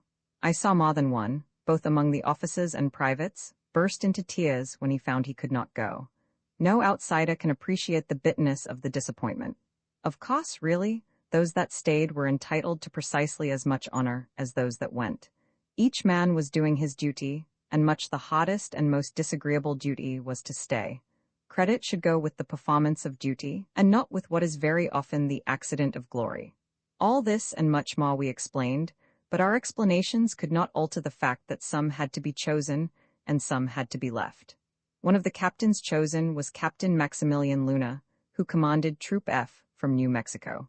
The captain's people had been on the banks of the Rio Grande before my forefathers came to the mouth of the Hudson, or Woods landed at Plymouth, and he made the plea that it was his right to go as a representative of his race, for he was the only man of pure Spanish blood who bore a commission in the army, and he demanded the privilege of proving that his people were precisely as loyal Americans as any others. I was glad when it was decided to take him. It was the evening of June 7th when we suddenly received orders that the expedition was to start from Port Tampa, 9 miles distant by rail, at daybreak the following morning, and that if we were not aboard our transport by that time we could not go. We had no intention of getting left, and prepared at once for the scramble which was evidently about to take place. As the number and capacity of the transports were known, or ought to have been known, and as the number and size of the regiments to go were also known, the task of allotting each regiment or fraction of a regiment to its proper transport, and arranging that the regiments and the transports should meet in due order on the dock, ought not to have been difficult. However, no arrangements were made in advance, and we were allowed to shove and hustle for ourselves as best we could, on much the same principles that had governed our preparations hitherto. We were ordered to be at a certain track with all our baggage at midnight, there to take a train for Port Tampa. At the appointed time we turned up, but the train did not. The men slept heavily, while Wood and I and various other officers wandered about in search of information which no one could give. We now and then came across a brigadier general, or even a major general, but nobody knew anything. Some regiments got aboard the trains and some did not, but as none of the trains started, this made little difference. At 3 o'clock, we received orders to march over to an entirely different track, and away we went. No train appeared on this track either, but at 6 o'clock, some coal cars came by, and these we seized. By various arguments, we persuaded the engineer in charge of the train to back us down the 9 miles to Port Tampa, where we arrived covered with coal dust, but with all our belongings. The railway tracks ran out on the quay, and the transports, which had been anchored in midstream, were gradually being brought up alongside the quay and loaded. The trains were unloading wherever they happened to be, no attention whatever being paid to the possible position of the transport on which the soldiers were to go. Colonel Wood and I jumped off and started on a hunt, which soon convinced us that we had our work cut out if we were to get a transport at all. From the highest general down, nobody could tell us where to go to find out what transport we were to have. At last we were informed that we were to hunt up the depot quartermaster, Colonel Humphrey. We found his office, where his assistant informed us that he didn't know where the colonel was, but believed him to be asleep upon one of the transports. This seemed odd at such a time, but so many of the methods in vogue were odd that we were quite prepared to accept it as a fact. However, it proved not to be such, but for an hour Colonel Humphrey might just as well have been asleep, as nobody knew where he was and nobody could find him, and the quay was crammed with some 10,000 men, most of whom were working at cross purposes. At last, however, after over an hour's industrious and rapid search through this swarming ant-heap of humanity, Wood and I, who had separated, found Colonel Humphrey at nearly the same time and were allotted a transport, the Yucatan. She was out in midstream, so Wood seized a stray launch and boarded her. At the same time, I happened to find out that she had previously been allotted to two other regiments, the 2nd Regular Infantry and the 71st New York Volunteers, which latter regiment alone contained more men than could be put aboard her. Accordingly, I ran at full speed to our train, and leaving a strong guard with the baggage, I double-quicked the rest of the regiment up to the boat, just in time to board her as she came into the quay, and then to hold her against the 2nd Regulars and the 71st, who had arrived a little too late, being a shade less ready than we were in the matter of individual initiative. There was a good deal of expostulation, but we had possession, and as the ship could not contain half of the men who had been told to go aboard her, the 71st went away, as did all but 4 companies of the 2nd. These latter we took aboard. Meanwhile, a general had caused our train to be unloaded at the end of the quay farthest from where the ship was, and the hungry, tired men spent most of the day in the labor of bringing down their baggage and the food and ammunition. The officers' horses were on another boat, my own being accompanied by my colored body servant, Marshall, the most faithful and loyal of men, himself an old soldier of the 9th Cavalry. Marshall had been in Indian campaigns, and he christened my larger horse Rain in the Face, while the other, a pony, went by the name of Texas. By the time that night fell, and our transport pulled off and anchored in midstream, we felt we had spent 36 tolerably active hours. The transport was overloaded, the men being packed like sardines, not only below but upon the decks, so that at night it was only possible to walk about by continually stepping over the bodies of the sleepers. The travel rations which had been issued to the men for the voyage were not sufficient, because the meat was very bad indeed. And when a ration consists of only 4 or 5 items, which taken together just meet the requirements of a strong and healthy man, the loss of one item is a serious thing. If we had been given canned corned beef, we would have been all right. But instead of this, the soldiers were issued horrible stuff called canned fresh beef. There was no salt in it. At the best, it was stringy and tasteless. At the worst, it was nauseating. Not 1/4 of it was ever eaten at all, even when the men became very hungry. There were no facilities for the men to cook anything. There was no ice for them, the water was not good, and they had no fresh meat or fresh vegetables. However, all these things seemed of small importance compared with the fact that we were really embarked, and were with the first expedition to leave our shores. But by next morning came the news that the order to sail had been countermanded, and that we were to stay where we were for the time being. What this meant none of us could understand. It turned out later to be due to the blunder of a naval officer who mistook some of our vessels for Spaniards, and by his report caused consternation in Washington, until by vigorous scouting on the part of our other ships, the illusion was dispelled. Meanwhile, the troop ships, packed tight with their living freight, sweltered in the burning heat of Tampa Harbor. There was nothing whatever for the men to do, space being too cramped for amusement, or for more drill than was implied in the Manual of Arms. In this, we drilled them assiduously, and we also continued to hold school for both the officers and the non-commissioned officers.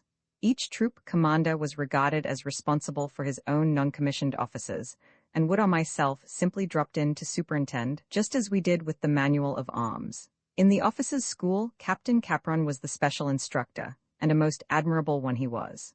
The heat, the steaming discomfort, and the confinement, together with the fast inaction, were very irksome, but everyone made the best of it, and there was little or no grumbling even among the men. All, from the highest to the lowest, were bent upon perfecting themselves according to their slender opportunities. Every book of tactics in the regiment was in use from morning until night, and the officers and non-commissioned officers were always studying the problems presented at the schools. About the only amusement was bathing over the side, in which we indulged both in the morning and evening. Many of the men from the far west had never seen the ocean. One of them who knew how to swim was much interested in finding that the ocean water was not drinkable. Another, who had never in his life before seen any water more extensive than the headstream of the Rio Grande, met with an accident later in the voyage. That is, his hat blew away while we were in mid-ocean, and I heard him explaining the accident to a friend in the following words. "OOH, Jim, my hat blew into the creek. So we lay for nearly a week, the vessels swinging around on their anchor chains, while the hot water of the bay flowed to and fro around them, and the sun burned overhead. At last, on the evening of June 13th, we received the welcome order to start. Ship after ship weighed anchor and went slowly ahead under half steam for the distant mouth of the harbor, the bands playing, the flags flying, the rigging black with the clustered soldiers, cheering and shouting to those left behind on the quay and to their fellows on the other ships. The channel was very tortuous, and we anchored before we had gone far down it, after coming within an ace of a bad collision with another transport. The next morning we were all again under way, and in the afternoon the great fleet steamed southeast until Tampa lights sank in the distance. For the next 6 days we sailed steadily southward and eastward through the wonderful sapphire seas of the West Indies. The 30-odd transports moved in long parallel lines, while ahead and behind and on their flanks the gray hulls of the warships surged through the blue water. We had every variety of craft to guard us, from the mighty battleship and swift cruiser to the converted yachts and the frail, venomous-looking torpedo boats. The warships watched with ceaseless vigilance by day and night. When a sail of any kind appeared, instantly one of our guardians steamed toward it.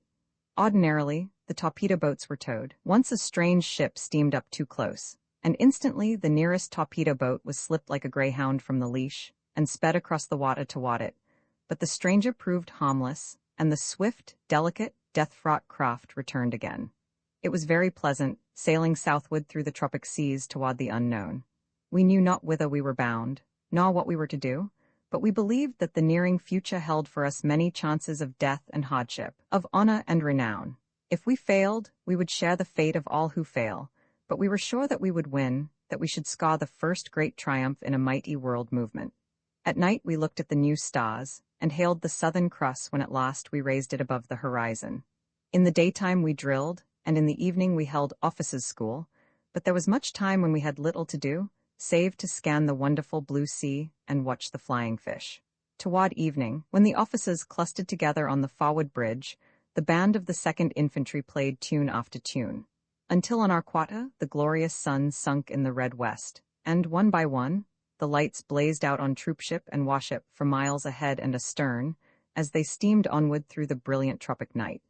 The men on the ship were young and strong, eager to face what lay hidden before them, eager for adventure where risk was the price of gain. Sometimes they talked of what they might do in the future, and wondered whether we were to attack Santiago or Puerto Rico. At other times, as they lounged in groups, they told stories of their past, stories of the mining camps and the cattle ranges, of hunting bear and deer, of war trails against the Indians, of lawless deeds of violence and the lawful violence by which they were avenged, of brawls in saloons, of shrewd deals in cattle and sheep, of successful quests for the precious metals, stories of brutal wrong and brutal appetite, melancholy love tales, and memories of nameless heroes, masters of men and tamers of horses. The officers, too, had many strange experiences to relate. None, not even Llewellyn or O'Neill, had been through what was better worth telling, or could tell it better, than Capron. He had spent years among the Apaches, the wildest and fiercest of tribes, and again, had owed his life to his own cool judgment and extraordinary personal prowess.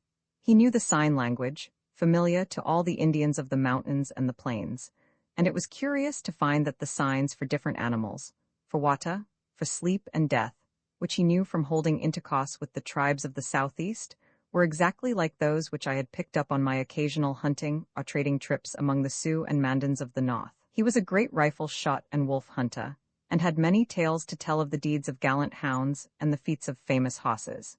He had handled his Indian scouts and dealt with the Bronco Indians, the renegades from the tribes, in circumstances of extreme peril, for he had seen the sullen, moody Apaches when they suddenly went crazy with wolfish bloodlust, and in their madness wished to kill whomever was nearest. He knew, so far as white man could know, their ways of thought, and how to humor and divert them when on the brink of some dangerous outbreak. Capron's training and temper fitted him to do great work in war, and he looked forward with eager confidence to what the future held, for he was sure that for him it held either triumph or death. Death was the prize he drew. Most of the men had simple souls. They could relate facts, but they said very little about what they dimly felt. Bucky O'Neill, however, the iron-nerved, iron-willed fighter from Arizona, the sheriff whose name was a byword of terror to every wrongdoer, white or red, the gambler who with unmoved face would stake and lose every dollar he had in the world. He, alone among his comrades, was a visionary, an articulate emotionalist. He was very quiet about it, never talking unless he was sure of his listener. But at night, when we leaned on the railing to look at the Southern Cross, he was less apt to tell tales of his hard and stormy past than he was to speak of the mysteries which lie behind courage and fear and love, behind animal hatred and animal lust for the pleasures that have tangible shape. He had keenly enjoyed life, and he could breast its turbulent torrent as few men could. He was a practical man who knew how to wrest personal success from adverse forces among moneymakers, politicians, and desperadoes alike. Yet, down at bottom, what seemed to interest him most was the philosophy of life itself, of our understanding of it, and of the limitations set to that understanding. But he was as far as possible from being a mere dreamer of dreams. A staunchly loyal and generous friend, he was also exceedingly ambitious on his own account. If, by risking his life, no matter how great the risk, he could gain high military distinction, he was bent on gaining it. He had taken so many chances when death lay on the hazard, that he felt the odds were now against him. But said he, who would not risk his life for a star? Had he lived, and had the war lasted, he would surely have won the eagle, if not the star. We had a good deal of trouble with the transports, chiefly because they were not under the control of the Navy. One of them was towing a schooner, and another a scow. Both, of course, kept lagging behind. Finally, when we had gone nearly the length of Cuba, the transport with the schooner sagged very far behind, and then our wretched transport was directed by General Shafter to fall out of line and keep her company. Of course, we executed the order, greatly to the wrath of Captain Clover, who, in the gunboat Bancroft, had charge of the rear of the column, for we could be of no earthly use to the other transport, and by our presence simply added just so much to Captain Clover's anxiety, as he had two transports to protect instead of one. Next morning the rest of the convoy were out of sight, but we reached them just as they finally turned. Until this we had steamed with the trade wind blowing steadily in our faces, but once we were well to eastward of Cuba, we ran southwest with the wind behind on our quarter, and we all knew that our destination was Santiago. On the morning of the 20th, we were close to the Cuban coast. High mountains rose almost from the water's edge, looking huge and barren across the sea. We sped onward past Guantanamo Bay, where we saw the little picaships of the fleet. And in the afternoon, we sighted Santiago Harbor, with the great warships standing off and on in front of it, gray and sullen in their war paint. All next day, we rolled and wallowed in the seaway, waiting until a decision was reached as to where we should land. On the morning of June 22nd, the welcome order for landing came. We did the landing as we had done everything else. That is, in a scramble, each commander shifting for himself. The pot at which we landed was called Daiquiri, a squalid little village where there had been a railway and ironworks. There were no facilities for landing, and the fleet did not have a quarter the number of boats it should have had for the purpose. All we could do was to stand in with the transports as close as possible, and then row ashore in our own few boats and the boats of the warships. Luck favored our regiment. My former naval aide, while I was Assistant Secretary of the Navy, Lieutenant Sharp, was in command of the Vixen, a converted yacht, and everything being managed on the go-as-you-please principle, he steamed by us and offered to help put us ashore. Of course, we jumped at the chance. Wood and I boarded the Vixen, and there we got Lieutenant Sharp's black Cuban pilot, who told us he could take our transport right into within a few hundred yards of the land. Accordingly, we put him aboard, and in he brought her, gaining at least a mile and a half by the maneuver. The other transports followed, but we had our berth, and were all right. There was plenty of excitement to the landing. In the first place, the smaller war vessels shelled Daiquiri, so as to dislodge any Spaniards who might be lurking in the neighborhood, and also shelled other places along the coast, to keep the enemy puzzled as to our intentions. Then the surf was high, and the landing difficult, so that the task of getting the men, the ammunition, and provisions ashore was not easy. Each man carried 3 days' field rations and 100 rounds of ammunition. Our regiment had accumulated 2 rapid-fire Colt automatic guns, the gift of Stevens, Kane, Tiffany, and 1 or 2 others of the New York men, and also a dynamite gun, under the immediate charge of Sergeant Borrow. To get these, and especially the last, ashore, involved no little work and hazard. Meanwhile, from another transport, our horses were being landed, together with the mules, by the simple process of throwing them overboard and letting them swim ashore, if they could. Both of Wood's got safely through. One of mine was drowned. The other, Little Texas, got ashore all right, while I was superintending the landing at the ruined dock, with Bucky O'Neill. A boat full of colored infantry soldiers capsized, and 2 of the men went to the bottom. Bucky O'Neill plunging in full uniform, to save them, but in vain. However, by the late afternoon we had all our men, with what ammunition and provisions they could themselves carry, landed, and were ready for anything that might turn up. Roman 3 General Young's fight at Las Guasimas. Just before leaving Tampa, we had been brigaded with the 1st White and 10th Colored Regular Cavalry under Brigadier General S.B.M. Young. We were the 2nd Brigade, the 1st Brigade consisting of the 3rd and 6th White, and the 9th Colored Regular Cavalry under Brigadier General Sumner. The 2 brigades of the Cavalry Division were under Major General Joseph Wheeler, the gallant old Confederate cavalry commander. General Young was, and is, as fine a type of the American fighting soldier as a man can hope to see. He had been in command, as colonel, of the Yellowstone National Park, and I had seen a good deal of him in connection therewith, as I was president of the Boone and Crockett Club, an organization devoted to hunting big game, to its preservation, and to forest preservation.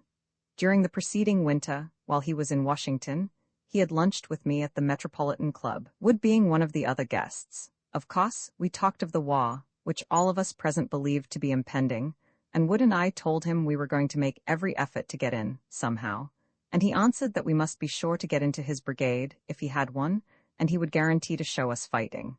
None of us forgot the conversation. As soon as our regiment was raised, General Young applied for it to be put in his brigade. We were put in, and he made his word good, for he fought and won the first fight on Cuban soil.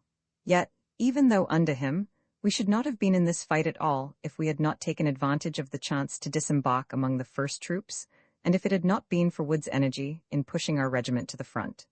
On landing, we spent some active hours in marching our men a quarter of a mile or so inland, as boatload by boatload they disembarked. Meanwhile, one of the men, Nobloch, a New Yorker, who was a great athlete and a champion swimmer, by diving in the surf off the dock, recovered most of the rifles which had been lost when the boatload of colored cavalry capsized. The country would have offered very great difficulties to an attacking force had there been resistance. It was little but a mass of rugged and precipitous hills, covered for the most part by dense jungle. 500 resolute men could have prevented the disembarkation at very little cost to themselves. There had been about that number of Spaniards at De Query that morning, but they had fled even before the ships began shelling. In their place, we found hundreds of Cuban insurgents, a crew of as tatterdemalions as human eyes ever looked on, armed with every kind of rifle in all stages of dilapidation. It was evident, at a glance, that they would be no use in serious fighting, but it was hoped that they might be of service in scouting. From a variety of causes, however, they turned out to be nearly useless, even for this purpose, so far as the Santiago campaign was concerned. We were camped on a dusty, brush-covered flat, with jungle on one side, and on the other, a shallow, fetid pool fringed with palm trees. Huge land crabs scuttled noisily through the underbrush, exciting much interest among the men. Camping was a simple matter, as each man carried all he had, and the officers had nothing. I took a light mackintosh and a toothbrush. Fortunately, that night it did not rain, and from the palm leaves we built shelters from the sun. General Lawton, a tall, fine-looking man, had taken the advance. A thorough soldier, he at once established outposts and pushed reconnoitering parties ahead on the trails. He had as little baggage as the rest of us. Our own brigade commander, General Young, had exactly the same impedimenta that I had, namely, a mackintosh and a toothbrush. Next morning, we were hard at work trying to get the stuff unloaded from the ship, and succeeded in getting most of it ashore, but were utterly unable to get transportation for anything but a very small quantity. The great shortcoming throughout the campaign was the utterly inadequate transportation. If we had been allowed to take our mule train, we could have kept the whole cavalry division supplied. In the afternoon, word came to us to march. General Wheeler, a regular gamecock, was as anxious as Lawton to get first blood, and he was bent upon putting the cavalry division to the front as quickly as possible. Lawton's advance guard was in touch with the Spaniards, and there had been a skirmish between the latter and some Cubans, who were repulsed. General Wheeler made a reconnaissance in person, found out where the enemy was, and directed General Young to take our brigade and move forward so as to strike him next morning. He had the power to do this, as when General Shafter was afloat he had command ashore. I had succeeded in finding Texas, my surviving hoss, much the worse for his fortnight on the transport and his experience in getting off, but still able to carry me. It was mid-afternoon, and the tropic sun was beating fiercely down when Colonel Wood started our regiment, the 1st and 10th Cavalry, and some of the infantry regiments having already marched. Colonel Wood himself rode in advance, while I led my squadron, and Major Brodie followed with his. It was a hard march, the hilly jungle trail being so narrow that often we had to go in single file. We marched fast, for Wood was bound to get us ahead of the other regiments, so as to be sure of our place in the body that struck the enemy next morning. If it had not been for his energy in pushing forward, we should certainly have missed the fight. As it was, we did not halt until we were at the extreme front. The men were not in very good shape for marching, and moreover they were really horsemen, the majority being cowboys who had never done much walking. The heat was intense and their burdens very heavy, yet there was very little straggling. Whenever we halted, they instantly took off their packs and threw themselves on their backs. Then at the word to start, they would spring into place again. The captains and lieutenants tramped along, encouraging the men by example and word. A good part of the time I was by Captain Llewellyn, and was greatly pleased to see the way in which he kept his men up to their work. He never pitied or coddled his troopers, but he always looked after them. He helped them whenever he could, and took rather more than his full share of hardship and danger, so that his men naturally followed him with entire devotion. Jack Greenway was under him as lieutenant, and to him the entire march was nothing but an enjoyable outing, the chance of fight on the morrow simply adding the needed spice of excitement. It was long after nightfall when we tramped through the darkness into the squalid coast hamlet of Siboney. As usual when we made a night camp, we simply drew the men up in column of troops, and then let each man lie down where he was. Black thunderclouds were gathering. Before they broke, the fires were made and the men cooked their coffee and pork, some frying the hardtack with the pork. The officers, of course, fared just as the men did. Hardly had we finished eating when the rain came, a regular tropic downpour. We sat about, sheltering ourselves as best we could, for the hour or two it lasted. Then the fires were relighted and we closed around them, the men taking off their wet things to dry them, so far as possible, by the blaze. Wood had gone off to see General Young, as General Wheeler had instructed General Young to hit the Spaniards, who were about 4 miles away, as soon after daybreak as possible. Meanwhile, I strolled over to Captain Capron's troop. He and I, with his 2 lieutenants, Day and Thomas, stood around the fire, together with 2 or 3 non-commissioned officers and privates. Among the latter were Sergeant Hamilton Fish and Trooper Elliot Cowden, both of New York. Cowden, together with 2 other troopers, Harry Thorpe and Munro Ferguson, had been on my Oyster Bay polo team some years before. Hamilton Fish had already shown himself one of the best non-commissioned officers we had. A huge fellow, of enormous strength and endurance and dauntless courage, he took naturally to a soldier's life. He never complained and never shirked any duty of any kind, while his power over his men was great. So good a sergeant had he made that Captain Capron, keen to get the best men under him, took him when he left Tampa, for Fish's troop remained behind. As we stood around the flickering blaze that night, I caught myself admiring the splendid bodily vigor of Capron and Fish, the captain and the sergeant. Their frames seemed of steel, to withstand all fatigue. They were flushed with health. In their eyes shone high resolve and fiery desire. 2 finer types of the fighting man, 2 better representatives of the American soldier, there were not in the whole army. Capron was going over his plans for the fight when we should meet the Spaniards on the morrow, Fish occasionally asking a question. They were both filled with eager longing to show their mettle, and both were rightly confident that if they lived, they would win honorable renown and would rise high in their chosen profession. Within 12 hours, they both were dead. I had lain down when toward midnight Wood returned. He had gone over the whole plan with General Young. We were to start by sunrise toward Santiago, General Young taking 4 troops of the 10th and 4 troops of the 1st up the road, which led through the valley, while Colonel Wood was to lead our 8 troops along a hill trail to the left, which joined the valley road about 4 miles on, at a point where the road went over a spur of the mountain chain, and from thence went downhill toward Santiago. The Spaniards had their lines at the junction of the road and the trail. Before describing our part in the fight, it is necessary to say a word about General Young's share, for of course, the whole fight was under his direction, and the fight on the right wing under his immediate supervision. General Young had obtained from General Castillo, the commander of the Cuban forces, a full description of the country in front. General Castillo promised Young the aid of 800 Cubans if he made a reconnaissance in Foz to find out exactly what the Spanish strength was. This promised Cuban aid did not, however, materialize, the Cubans, who had been beaten back by the Spaniards the day before, not appearing on the firing line until the fight was over. General Young had in his immediate command a squadron of the 1st Regular Cavalry, 244 strong, under the command of Major Bell, and a squadron of the 10th Regular Cavalry, 220 strong, under the command of Major Novell. He also had 2 Hotchkiss mountain guns, under Captain Watson of the 10th. He started at a quarter before 6 in the morning, accompanied by Captain A.L. Mills as aide.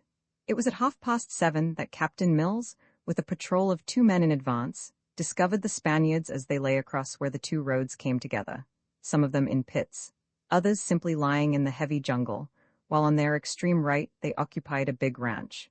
Where General Young struck them, they held a high ridge a little to the left of his front, this ridge being separated by a deep ravine from the hill trail still farther to the left, down which the Rough Riders were advancing. That is, their forces occupied a range of high hills in the form of an obtuse angle, the salient being toward the space between the American forces, while there were advance parties along both roads. There were stone breastworks flanked by blockhouses on that part of the ridge where the 2 trails came together. The place was called Las Guasimas, from trees of that name in the neighborhood.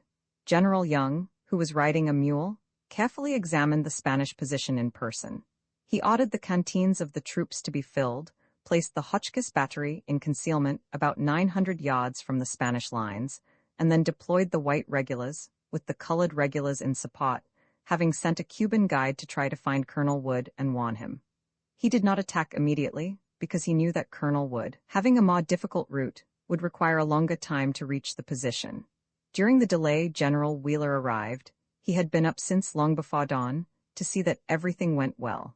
Young informed him of the dispositions and plan of attack he made. General Wheeler approved of them, and with excellent judgment left General Young a free hand to fight his battle. So, about 8 o'clock, Young began the fight with his Hotchkiss guns, he himself being up on the firing line. No sooner had the Hotchkiss 1-pounders opened than the Spaniards opened fire in return, most of the time firing by volleys executed in perfect time, almost as on parade. They had a couple of light guns, which our people thought were quick firers. The denseness of the jungle and the fact that they used absolutely smokeless powder made it exceedingly difficult to place exactly where they were, and almost immediately Young, who always liked to get as close as possible to his enemy, began to push his troops forward. They were deployed on both sides of the road in such thick jungle that it was only here and there that they could possibly see ahead, and some confusion, of course, ensued, the support gradually getting mixed with the advance. Captain Beck took a troop of the 10th in on the left, next Captain Galbraith's troop of the 1st, 2 other troops of the 10th were on the extreme right. Through the jungle ran wire fences here and there, and as the troops got to the ridge, they encountered precipitous heights. They were led most gallantly, as American regular officers always lead their men, and the men followed their leaders with the splendid courage always shown by the American regular soldier. There was not a single straggler among them, and in not one instance was an attempt made by any trooper to fall out in order to assist the wounded or carry back the dead, while so cool were they and so perfect their fire discipline, that in the entire engagement the expenditure of ammunition was not over 10 rounds per man. Major Bell, who commanded the squadron, had his leg broken by a shot as he was leading his men. Captain Wainwright succeeded to the command of the squadron. Captain Knox was shot in the abdomen. He continued for some time giving orders to his troops, and refused to allow a man in the firing line to assist him to the rear. His first lieutenant, Byram, was himself shot, but continued to lead his men until the wound and the heat overcame him, and he fell in a faint. The advance was pushed forward under General Young's eye with the utmost energy, until the enemy's voices could be heard in the entrenchments. The Spaniards kept up a very heavy firing, but the regulars would not be denied, and as they climbed the ridges the Spaniards broke and fled. Meanwhile, at 6 o'clock, the Rough Riders began their advance. We first had to climb a very steep hill. Many of the men, footsore and weary from their march of the preceding day, found the pace up this hill too hard, and either dropped their bundles or fell out of line, with the result that we went into action with less than 500 men, as, in addition to the stragglers, a detachment had been left to guard the baggage on shore. At the time I was rather inclined to grumble to myself about Wood setting so fast a pace, but when the fight began, I realized that it had been absolutely necessary, as otherwise we should have arrived late, and the regulars would have had very hard work indeed. Tiffany, by great exertions, had corralled a couple of mules, and was using them to transport the Colt automatic guns in the rear of the regiment. The dynamite gun was not with us, as mules for it could not be obtained in time. Captain Capron's troop was in the lead, it being chosen for the most responsible and dangerous position because of Capron's capacity. 4 men, headed by Sergeant Hamilton Fish, went first. A support of 20 men followed some distance behind, and then came Capron and the rest of his troop, followed by Wood, with whom General Young had sent Lieutenants Smedberg and Rivers as aides. I rode close behind, at the head of the other 3 troops of my squadron, and then came Brodie at the head of his squadron. The trail was so narrow that for the most part the men marched in single file, and it was bordered by dense, tangled jungle, through which a man could with difficulty force his way, so that to put out flankers was impossible, for they could not possibly have kept up with the march of the column. Every man had his canteen full. There was a Cuban guide at the head of the column, but he ran away as soon as the fighting began. There were also with us, at the head of the column, 2 men who did not run away, who, though non-combatants, newspaper correspondents, showed as much gallantry as any soldier in the field. They were Edward Marshall and Richard Harding Davis. After reaching the top of the hill, the walk was very pleasant. Now and then we came to glades or rounded hill shoulders, whence we could look off for some distance. The tropical forest was very beautiful, and it was a delight to see the strange trees, the splendid royal palms and a tree which looked like a flat-topped acacia, and which was covered with a mass of brilliant scarlet flowers. We heard many bird notes, too, the cooing of doves and the call of a great brush cuckoo. Afterward, we found that the Spanish guerrillas imitated these bird calls, but the sounds we heard that morning, as we advanced through the tropic forest, were from birds, not guerrillas, until we came right up to the Spanish lines.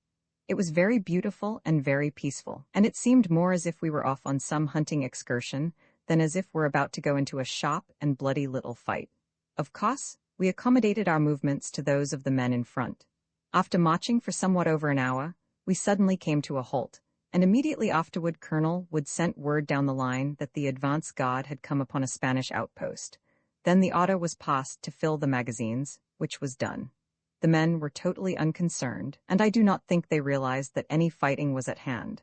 At any rate, I could hear the group nearest me discussing in low murmurs, not the Spaniards, but the conduct of a certain cowpuncher in quitting work on a ranch and starting a saloon in some New Mexican town. In another minute, however, Wood sent me orders to deploy 3 troops to the right of the trail, and to advance when we became engaged, while at the same time, the other troops, under Major Brodie, were deployed to the left of the trail where the ground was more open than elsewhere, 1 troop being held in reserve in the center, besides the reserves on each wing. Later all the reserves were put into the firing line. To the right the jungle was quite thick, and we had barely begun to deploy when a crash in front announced that the fight was on. It was evidently very hot, and L Troop had its hands full, so I hurried my men up abreast of them. So thick was the jungle that it was very difficult to keep together, especially when there was no time for delay, and while I got up Llewellyn's troops and Kane's platoon of K Troop, the rest of K Troop under Captain Jenkins, which, with Bucky O'Neill's troop, made up the right wing, were behind, and it was some time before they got into the fight at all. Meanwhile, I had gone forward with Llewellyn, Greenway, Kane and their troopers until we came out on a kind of shoulder, jutting over a ravine, which separated us from a great ridge on our right. It was on this ridge that the Spaniards had some of their entrenchments, and it was just beyond this ridge that the valley road led, up which the regulars were at that very time pushing their attack. But of course, at the moment, we knew nothing of this. The effect of the smokeless powder was remarkable. The air seemed full of the rustling sound of the Mossa bullets, for the Spaniards knew the trails by which we were advancing, and opened heavily on our position. Moreover, as we advanced we were, of course, exposed, and they could see us and fire. But they themselves were entirely invisible. The jungle covered everything, and not the faintest trace of smoke was to be seen in any direction to indicate from whence the bullets came. It was some time before the men fired, Llewellyn, Kane, and I anxiously studying the ground to see where our opponents were, and utterly unable to find out. We could hear the faint reports of the Hotchkiss guns and the reply of 2 Spanish guns, and the massa bullets were singing through the trees over our heads, making a noise like the humming of telephone wires, but exactly where they came from we could not tell. The Spaniards were firing high and for the most part by volleys, and their shooting was not very good, which perhaps was not to be wondered at, as they were a long way off. Gradually, however, they began to get the range and occasionally one of our men would crumple up. In no case did the man make any outcry when hit, seeming to take it as a matter of course, at the outside, making only such a remark as, "Well, I got it that time." With hardly an exception, there was no sign of flinching. I say with hardly an exception, for though I personally did not see an instance, and though all the men at the front behaved excellently, yet there were a very few men who lagged behind and drifted back to the trail over which we had come. The character of the fight put a premium upon such conduct, and afforded a very severe test for raw troops, because the jungle was so dense that as we advanced in open order, every man was, from time to time, left almost alone and away from the eyes of his officers. There was unlimited opportunity for dropping out without attracting notice, while it was peculiarly hard to be exposed to the fire of an unseen foe, and to see men dropping under it, and yet to be, for some time, unable to return it, and also to be entirely ignorant of what was going on in any other part of the field. It was Richard Harding Davis who gave us our first opportunity to shoot back with effect. He was behaving precisely like my officers, being on the extreme front of the line, and taking every opportunity to study with his glasses the ground where we thought the Spaniards were. I had tried some volley firing at points where I rather doubtfully believed the Spaniards to be, but had stopped firing and was myself studying the jungle-covered mountain ahead with my glasses, when Davis suddenly said, "There they are, Colonel. Look over there. I can see their hats near that glade," pointing across the valley to our right. In a minute I, too, made out the hats, and then pointed them out to 3 or 4 of our best shots, giving them my estimate of the range. For a minute or two no result followed, and I kept raising the range, at the same time getting more men on the firing line. Then, evidently, the shots told, for the Spaniards suddenly sprang out of the cover through which we had seen their hats and ran to another spot, and we could now make out a large number of them. I accordingly got all of my men up in line and began quick firing. In a very few minutes our bullets began to do damage, for the Spaniards retreated to the left into the jungle, and we lost sight of them. At the same moment, a big body of men who, it afterward turned out, were Spaniards, came in sight along the glade, following the retreat of those whom we had just driven from the trenches. We supposed that there was a large force of Cubans with General Young, not being aware that these Cubans had failed to make their appearance, and as it was impossible to tell the Cubans from the Spaniards, and as we could not decide whether these were Cubans following the Spaniards we had put to flight, or merely another troop of Spaniards retreating after the first, which was really the case, we dared not fire, and in a minute they had passed the glade and were out of sight. At every halt we took advantage of the cover, sinking down behind any mound, bush, or tree trunk in the neighborhood.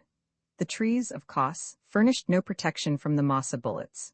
Once I was standing behind a large palm with my head out to one side, very fortunately, for a bullet passed through the palm, filling my left eye and ear with the dust and splinters. No man was allowed to drop out to help the wounded. It was hard to leave them there in the jungle, where they might not be found again until the vultures and the land crabs came, but war is a grim game, and there was no choice. One of the men shot was Harry Hefner of G Troop, who was mortally wounded through the hips. He fell without uttering a sound, and 2 of his companions dragged him behind a tree. Here he propped himself up and asked to be given his canteen and his rifle, which I handed to him.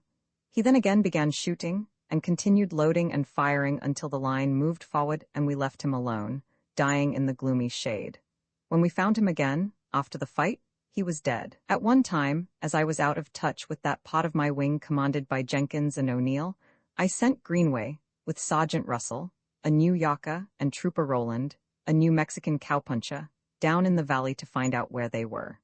To do this, the 3 had to expose themselves to a very severe fire, but they were not men to whom this mattered. Russell was killed. The other 2 returned and reported to me the position of Jenkins and O'Neill. They then resumed their places on the firing line. After a while, I noticed blood coming out of Rowland's side and discovered that he had been shot, although he did not seem to be taking any notice of it. He said the wound was only slight, but as I saw he had broken a rib, I told him to go to the rear to the hospital. After some grumbling he went, but 15 minutes later he was back on the firing line again and said he could not find the hospital, which I doubted. However, I then let him stay until the end of the fight.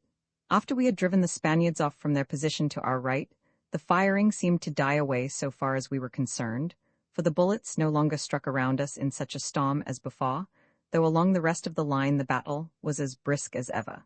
Soon we saw troops appearing across the ravine, not very far from where we had seen the Spaniards whom we had thought might be Cubans. Again, we dared not fire, and carefully studied the newcomers with our glasses, and this time we were right, for we recognized our own cavalrymen. We were by no means sure that they recognized us, however, and were anxious that they should, but it was very difficult to find a clear spot in the jungle from which to signal. So Sergeant Lee of Troop K climbed a tree, and from its summit waved the troop guidon. They waved their guidon back, and as our right wing was now in touch with the regulars, I left Jenkins and O'Neill to keep the connection, and led Llewellyn's troop back to the path to join the rest of the regiment, which was evidently still in the thick of the fight. I was still very much in the dark as to where the main body of the Spanish forces were, or exactly what lines the battle was following, and was very uncertain what I ought to do. But I knew it could not be wrong to go forward, and I thought I would find Wood and then see what he wished me to do. I was in a mood to cordially welcome guidance, for it was most bewildering to fight an enemy whom one so rarely saw. I had not seen Wood since the beginning of the skirmish, when he hurried forward. When the firing opened, some of the men began to curse. "Don't swear, shoot," growled Wood as he strode along the path leading his horse, and everyone laughed and became cool again. The Spanish outposts were very near our advance guard, and some minutes of the hottest kind of firing followed before they were driven back, and slipped off through the jungle to their main lines in the rear. Here, at the very outset of our active service, we suffered the loss of two as gallant men as ever wore uniform. Sergeant Hamilton Fish at the extreme front, while holding the point up to its work and firing back where the Spanish advance guards lay, was shot and instantly killed. 3 of the men with him were likewise hit. Captain Capron, leading the advance guard in person, and displaying equal courage and coolness in the way that he handled them, was also struck and died a few minutes afterward. The command of the troop then devolved upon the first lieutenant, young Thomas. Like Capron, Thomas was the 5th in line from father to son who had served in the American Army, though in his case it was in the volunteer and not the regular service. The 4 preceding generations had furnished soldiers respectively to the Revolutionary War, the War of 1812, the Mexican War, and the Civil War. In a few minutes Thomas was shot through the leg, and the command devolved upon the 2nd Lieutenant, Day, a nephew of Albemarle Cushing, he who sunk the great Confederate ram. Day, who proved himself to be one of our most efficient officers, continued to handle the men to the best possible advantage and brought them steadily forward. L Troop was from the Indian Territory. The whites, Indians, and half-breeds in it all fought with equal courage. Captain McClintock was hurried forward to its relief with his Troop B of Arizona men. In a few minutes he was shot through the leg, and his place was taken by his 1st Lieutenant, Wilcox, who handled his men in the same soldierly manner that Day did. Among the men who showed marked courage and coolness was the tall color sergeant, Wright. The colors were shot through 3 times. When I had led G Troop back to the trail, I ran ahead of them, passing the dead and wounded men of L Troop, passing young Fish as he lay with glazed eyes under the rank tropic growth to one side of the trail. When I came to the front, I found the men spread out in a very thin skirmish line, advancing through comparatively open ground, each man taking advantage of what cover he could, while Wood strolled about leading his horse, Brody being close at hand. How Wood escaped being hit, I do not see, and still less how his horse escaped. I had left mine at the beginning of the action, and was only regretting that I had not left my sword with it, as it kept getting between my legs when I was tearing my way through the jungle. I never wore it again in action. Lieutenant Rivers was with Wood, also leading his horse. Smedberg had been sent off on the by no means pleasant task of establishing communications with Young. Very soon after I reached the front, Brody was hit, the bullet shattering one arm and whirling him around as he stood. He had kept on the extreme front all through, his presence and example keeping his men entirely steady, and he at first refused to go to the rear, but the wound was very painful, and he became so faint that he had to be sent. Thereupon, Wood directed me to take charge of the left wing in Brody's place, and to bring it forward, so over I went. I now had under me Captains Luna, Mulla, and Houston, and I began to take them forward, well spread out, through the high grass of a rather open forest. I noticed Goodrich of Houston's troop tramping along behind his men, absorbed in making them keep at good intervals from one another and fire slowly with careful aim. As I came close up to the edge of the troop, he caught a glimpse of me, mistook me for one of his own skirmishers who was crowding in too closely, and called out, "Keep your interval, sir. Keep your interval, and go forward." A perfect hail of bullets was sweeping over us as we advanced. Once I got a glimpse of some Spaniards, apparently retreating, far in the front and to our right, and we fired a couple of rounds after them. Then I became convinced, after much anxious study, that we were being fired at from some large red-tiled buildings, part of a ranch on our front. Smokeless powder, and the thick cover in our front, continued to puzzle us, and I more than once consulted anxiously the officers as to the exact whereabouts of our opponents. I took a rifle from a wounded man and began to try shots with it myself. It was very hot and the men were getting exhausted, though at this particular time, we were not suffering heavily from bullets, the Spanish fire going high. As we advanced, the cover became a little thicker, and I lost touch of the main body under wood. So I halted, and we fired industriously at the ranch buildings ahead of us, some 500 yards off. Then we heard cheering on the right, and I supposed that this meant a charge on the part of Wood's men, so I sprang up and ordered the men to rush the buildings ahead of us. They came forward with a will. There was a moment's heavy firing from the Spaniards, which all went over our heads, and then it ceased entirely. When we arrived at the buildings, panting and out of breath, they contained nothing but heaps of empty cartridge shells and 2 dead Spaniards, shot through the head. The country all around us was thickly forested, so that it was very difficult to see any distance in any direction. The firing had now died out, but I was still entirely uncertain as to exactly what had happened. I did not know whether the enemy had been driven back or whether it was merely a lull in the fight, and we might be attacked again. Nor did I know what had happened in any other part of the line, while as I occupied the extreme left, I was not sure whether or not my flank was in danger. At this moment, one of our men who had dropped out arrived with the information, fortunately false, that Wood was dead. Of course, this meant that the command devolved upon me, and I hastily set about taking charge of the regiment. I had been particularly struck by the coolness and courage shown by Sergeants Dame and McIlhenny, and sent them out with small pickets to keep watch in front and to the left of the left wing.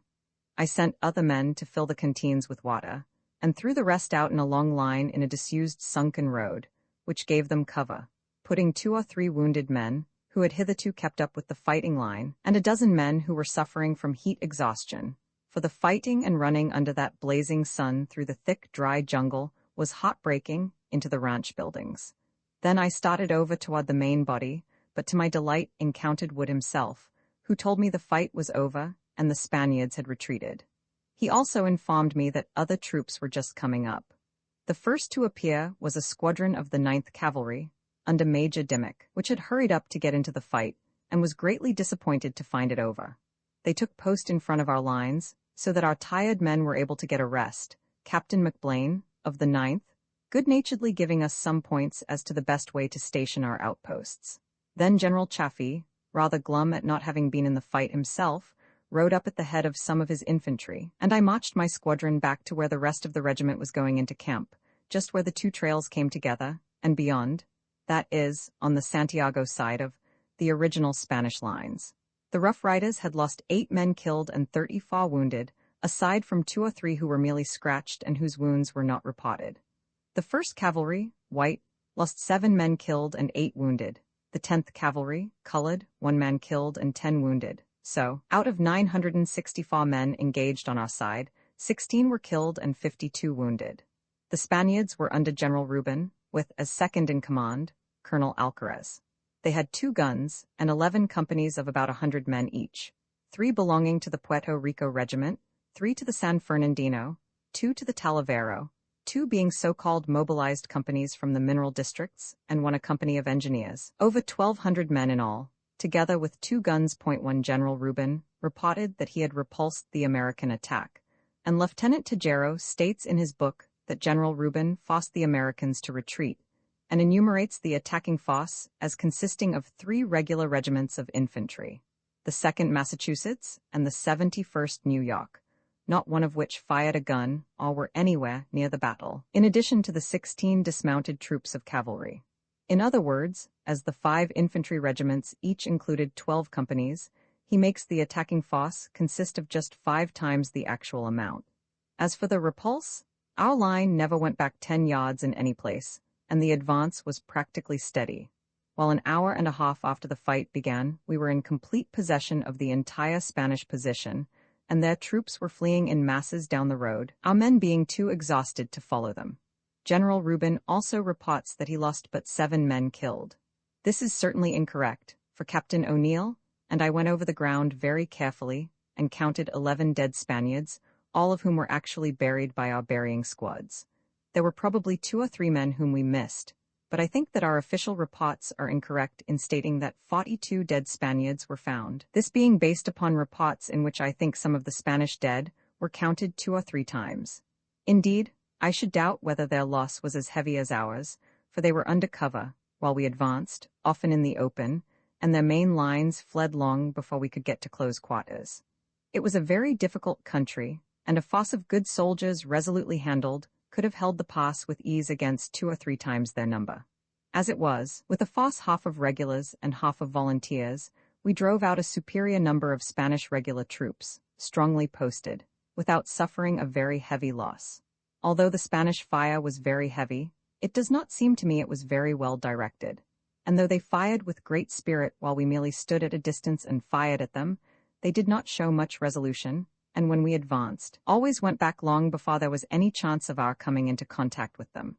Our men behaved very well indeed, white regulars, colored regulars, and rough riders alike. The newspaper press failed to do full justice to the white regulars, in my opinion, from the simple reason that everybody knew that they would fight, whereas there had been a good deal of question as to how the Rough Riders, who were volunteer troops, and the 10th Cavalry, who were colored, would behave. So there was a tendency to exalt our deeds at the expense of those of the 1st Regulars, whose courage and good conduct were taken for granted. It was a trying fight beyond what the losses show, for it is hard upon raw soldiers to be pitted against an unseen foe, and to advance steadily when their comrades are falling around them, and when they can only occasionally see a chance to retaliate. Wood's experience in fighting Apaches stood him in good stead. An entirely raw man at the head of the regiment, conducting, as Wood was, what was practically an independent fight, would have been in a very trying position. The fight cleared the way toward Santiago, and we experienced no further resistance. That afternoon we made camp and dined, subsisting chiefly on a load of beans which we found on one of the Spanish mules which had been shot. We also looked after the wounded. Dr. Church had himself gone out to the firing line during the fight, and carried to the rear some of the worst wounded on his back or in his arms. Those who could walk had walked in to where the little field hospital of the regiment was established on the trail. We found all our dead and all the badly wounded.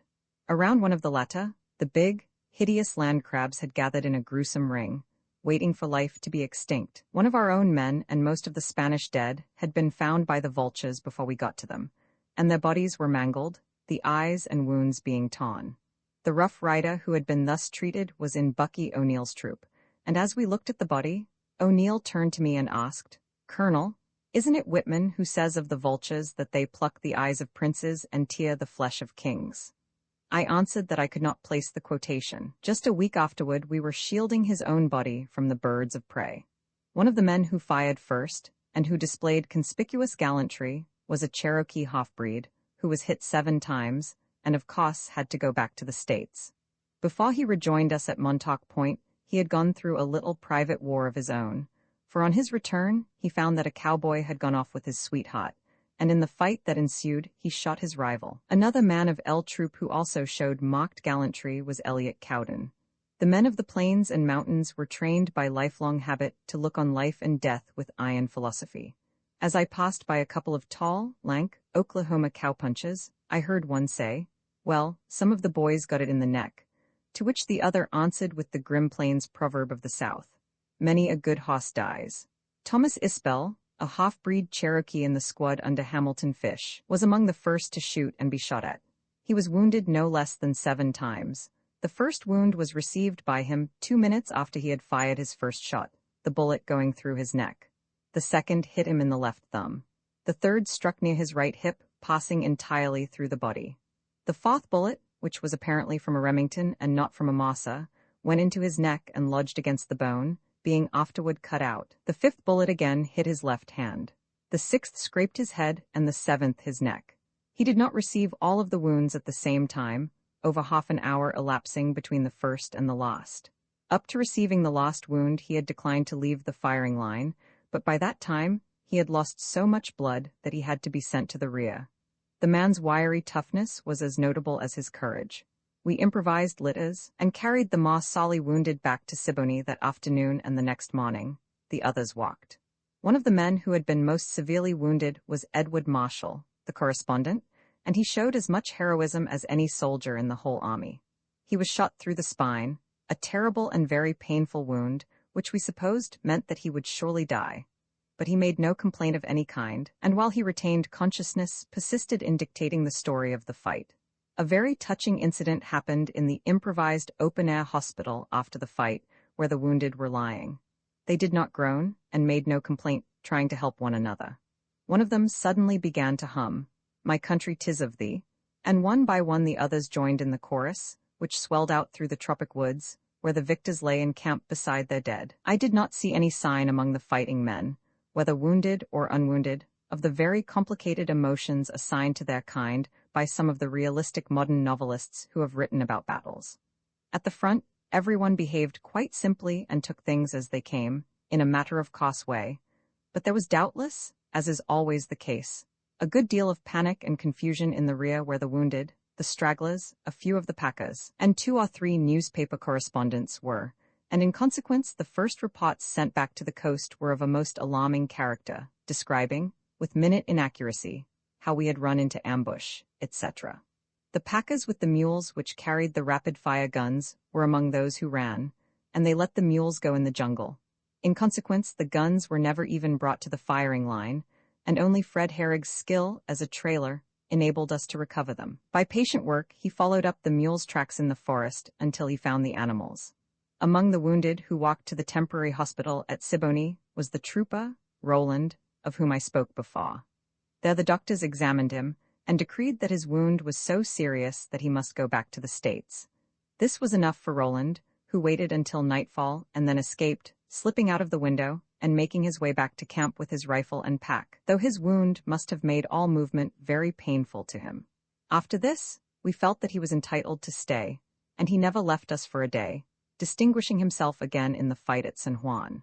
Next morning, we buried 7 dead Rough Riders in a grave on the summit of the trail, Chaplain Brown reading the solemn burial service of the Episcopalians, while the men stood around with bared heads and joined in singing. Rock of Ages. Vast numbers of vultures were wheeling round and round in great circles through the blue sky overhead. There could be no more honorable burial than that of these men in a common grave, Indian and cowboy, miner, packer, and college athlete, the man of unknown ancestry from the lonely western plains, and the man who carried on his watch the crests of the Stuyvesants and the Fishes, one in the way they had met death, just as during life they had been one in their daring and their loyalty. On the afternoon of the 25th, we moved on a couple of miles and camped in a marshy open spot close to a beautiful stream. Here we lay for several days. Captain Lee, the British attaché, spent some time with us. We had begun to regard him as almost a member of the regiment. Count von Gotzen, the German attaché, another good fellow, also visited us. General Young was struck down with the fever, and Wood took charge of the brigade. This left me in command of the regiment, of which I was very glad, for such experience as we had had is a quick teacher. By this time, the men and I knew one another, and I felt able to make them do themselves justice in march or battle. They understood that I paid no heed to where they came from, no heed to their creed, politics, or social standing, that I would care for them to the utmost of my power, but that I demanded the highest performance of duty, while in return I had seen them tested, and knew I could depend absolutely on their courage, hardihood, obedience, and individual initiative. There was nothing like enough transportation with the army, whether in the way of wagons or mule trains, exactly as there had been no sufficient number of landing boats with the transports.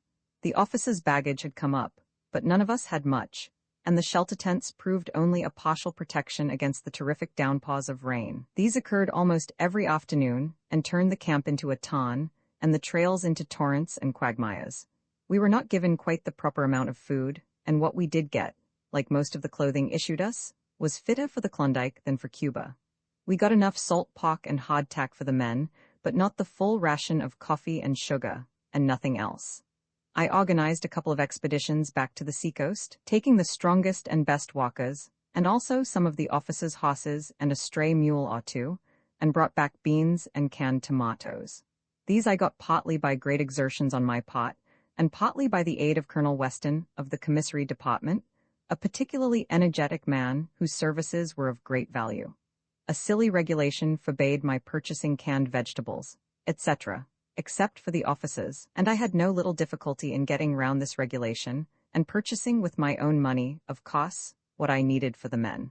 One of the men I took with me on one of these trips was Sherman Bell, the former deputy marshal of Cripple Creek and Wells Fargo Express rider.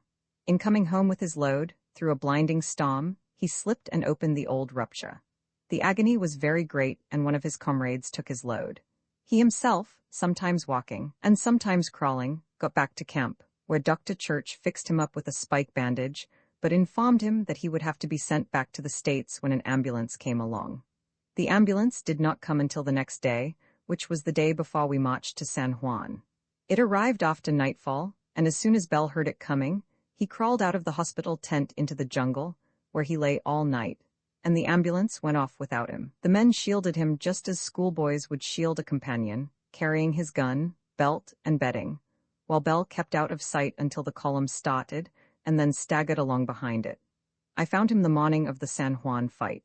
He told me that he wanted to die fighting, if die he must, and I hadn't the heart to send him back.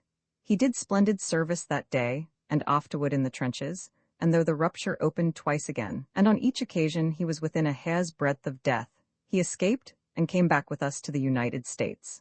The army was camped along the valley, ahead of and behind us, our outposts being established on either side. From the generals to the privates, all were eager to march against Santiago. At daybreak, when the tall palms began to show dimly through the rising mist, the scream of the cavalry trumpets tore the tropic dawn, and in the evening, as the bands of regiment after regiment played the Star-Spangled Banner, all, officers and men alike, stood with heads uncovered, wherever they were, until the last strains of the anthem died away in the hot sunset air. Roman for the cavalry at Santiago on June 30th, we received orders to hold ourselves in readiness to march against Santiago, and all the men were greatly overjoyed, for the inaction was trying. The one narrow road, a mere muddy track along which the army was encamped, was choked with the marching columns. As always happened when we had to change camp, everything that the men could not carry, including, of course, the officers' baggage, was left behind. About noon, the Rough Riders struck camp and drew up in column beside the road in the rear of the 1st Cavalry. Then we sat down and waited for hours before the order came to march, while regiment after regiment passed by, varied by bands of tatterdemalion Cuban insurgents and by mule trains with ammunition. Every man carried 3 days' provisions. We had succeeded in borrowing mules sufficient to carry along the dynamite gun and the automatic Colts. At last, toward mid-afternoon, the 1st and 10th Cavalry, ahead of us, marched, and we followed. The 1st was under the command of Lieutenant Colonel Vale, the 10th under Lieutenant Colonel Baldwin. Every few minutes there would be a stoppage in front, and at the halt I would make the men sit or lie down beside the track, loosening their packs. The heat was intense as we passed through the still, close jungle, which formed a wall on either hand. Occasionally we came to gaps or open spaces where some regiment was camped, and now and then one of these regiments, which apparently had been left out of its proper place, would file into the road, breaking up our line of march. As a result, we finally found ourselves following merely the tail of the regiment ahead of us, an infantry regiment being thrust into the interval. Once or twice we had to wade streams. Darkness came on, but we still continued to march. It was about 8 o'clock when we turned to the left and climbed El Pozo Hill, on whose summit there was a ruined ranch and sugar factory, now, of course, deserted. Here I found General Wood, who was arranging for the camping of the brigade. Our own arrangements for the night were simple. I extended each troop across the road into the jungle, and then the men threw down their belongings where they stood and slept on their arms. Fortunately, there was no rain. Wood and I curled up under our raincoats on the saddle blankets, while his 2 aides, Captain A. L. Mills and Lieutenant W. N. Shipp, slept near us. We were up before dawn and getting breakfast. Mills and Shipp had nothing to eat, and they breakfasted with Wood and myself, as we had been able to get some handfuls of beans and some coffee and sugar, as well as the ordinary bacon and hardtack. We did not talk much, for though we were in ignorance as to precisely what the day would bring forth, we knew that we should see fighting. We had slept soundly enough, although, of course, both Wood and I during the night had made a round of the sentries, he of the brigade, and I of the regiment. And I suppose that, excepting among hardened veterans, there is always a certain feeling of uneasy excitement the night before the battle. Mills and Shipp were both tall, fine-looking men, of tried courage, and thoroughly trained in every detail of their profession. I remember being struck by the quiet, soldierly way they were going about their work early that morning. Before noon, one was killed and the other dangerously wounded. General Weyler was sick, but with his usual indomitable pluck and entire indifference to his own personal comfort, he kept to the front. He was unable to retain command of the cavalry division, which accordingly devolved upon General Samuel Sumner, who commanded it until mid-afternoon, when the bulk of the fighting was over. General Sumner's own brigade fell to Colonel Henry Carroll. General Sumner led the advance with the cavalry, and the battle was fought by him and by General Kent, who commanded the infantry division, and whose foremost brigade was led by General Hawkins. As the sun rose, the men fell in, and at the same time a battery of field guns was brought up on the hill crest just beyond, between us and toward Santiago. It was a fine sight to see the great horses straining under the lash as they whirled the guns up the hill and into position. Our brigade was drawn up on the hither side of a kind of half-basin, a big band of Cubans being off to the left. As yet we had received no orders, except that we were told that the main fighting was to be done by Lawton's infantry division, which was to take El Caney, several miles to our right, while we were simply to make a diversion. This diversion was to be made mainly with the artillery, and the battery which had taken position immediately in front of us was to begin when Lawton began. It was about 6 o'clock that the first report of the cannon from El Caney came booming to us across the miles of still jungle. It was a very lovely morning, the sky of cloudless blue, while the level, shimmering rays from the just-risen sun brought into fine relief the splendid palms which here and there towered above the lower growth. The lofty and beautiful mountains hemmed in the Santiago plain, making it an amphitheater for the battle. Immediately our guns opened, and at the report great clouds of white smoke hung on the ridge crest. For a minute or two there was no response. Wood and I were sitting together, and Wood remarked to me that he wished our brigade could be moved somewhere else, for we were directly in line of any return fire aimed by the Spaniards at the battery. Hardly had he spoken when there was a peculiar whistling, singing sound in the air, and immediately afterward the noise of something exploding over our heads. It was shrapnel from the Spanish batteries. We sprung to our feet and leaped on our horses. Immediately afterward a second shot came which burst directly above us, and then a third. From the second shell, one of the shrapnel bullets dropped on my wrist, hardly breaking the skin, but raising a bump about as big as a hickory nut. The same shell wounded 4 of my regiment, one of them being Mason Mitchell, and 2 or 3 of the regulars were also hit, one losing his leg by a great fragment of shell. Another shell exploded right in the middle of the Cubans, killing and wounding a good many, while the remainder scattered like guinea hens. Wood's lead horse was also shot through the lungs. I at once hustled my regiment over the crest of the hill into the thick underbrush, where I had no little difficulty in getting them together again into column. Meanwhile, the firing continued for 15 or 20 minutes, until it gradually died away. As the Spaniards used smokeless powder, their artillery had an enormous advantage over ours, and moreover, we did not have the best type of modern guns, our fire being slow. As soon as the firing ceased, Wood formed his brigade, with my regiment in front, and gave me orders to follow behind the 1st Brigade, which was just moving off the ground. In column of fours, we marched down the trail toward the ford of the San Juan River.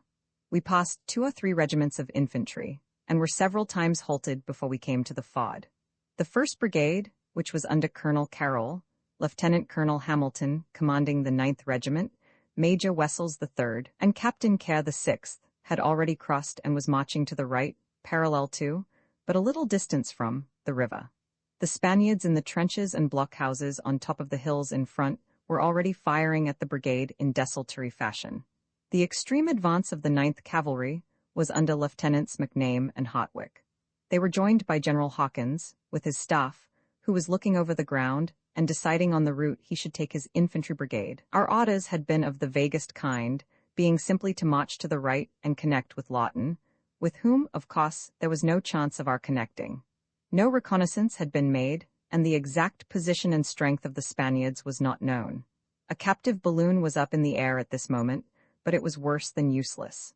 A previous proper reconnaissance and proper lookout from the hills would have given us exact information.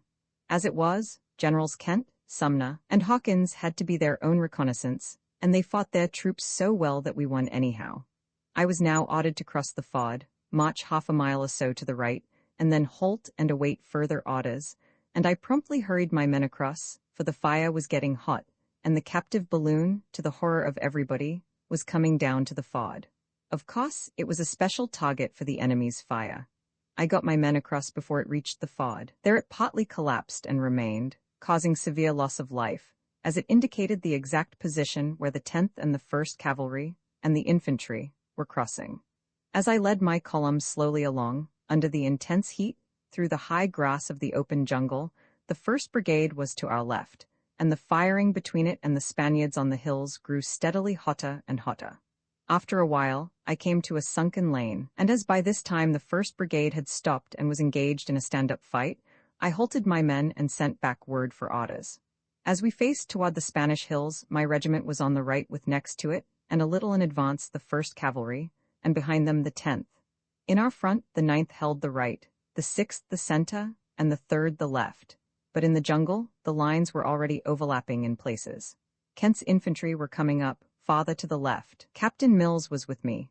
The sunken lane, which had a wire fence on either side, led straight up toward, and between the two hills in our front, the hill on the left, which contained heavy blockhouses, being farther away from us than the hill on our right, which we afterward grew to call Kettle Hill, and which was surmounted merely by some large ranch buildings or haciendas, with sunken brick-lined walls and cellars. I got the men as well sheltered as I could. Many of them lay close under the bank of the lane, others slipped into the San Juan River and crouched under its hither bank, while the rest lay down behind the patches of bushy jungle in the tall grass. The heat was intense, and many of the men were already showing signs of exhaustion. The sides of the hills in front were bare, but the country up to them was, for the most part, covered with such dense jungle that in charging through it no accuracy of formation could possibly be preserved. The fight was now on in good earnest, and the Spaniards on the hills were engaged in heavy volley firing. The massa bullets drove in sheets through the trees and the tall jungle grass, making a peculiar whirring or rustling sound. Some of the bullets seemed to pop in the air, so that we thought they were explosive. And indeed, many of those which were coated with brass did explode, in the sense that the brass coat was ripped off, making a thin plate of hard metal with a jagged edge, which inflicted a ghastly wound. These bullets were shot from a .45 caliber rifle carrying smokeless powder, which was much used by the guerrillas and irregular Spanish troops. The massa bullets themselves made a small, clean hole, with the result that the wound healed in a most astonishing manner. One or two of our men who were shot in the head had the skull blown open, but elsewhere the wounds from the minute steel-coated bullet, with its very high velocity, were certainly nothing like as serious as those made by the old large-caliber, low-power rifle. If a man was shot through the heart, spine, or brain, he was, of course, killed instantly, but very few of the wounded died, even under the appalling conditions which prevailed, owing to the lack of attendants and supplies in the field hospitals with the army. While we were lying in reserve, we were suffering nearly as much as afterward when we charged. I think that the bulk of the Spanish fire was practically unaimed, or at least not aimed at any particular man, and only occasionally at a particular body of men.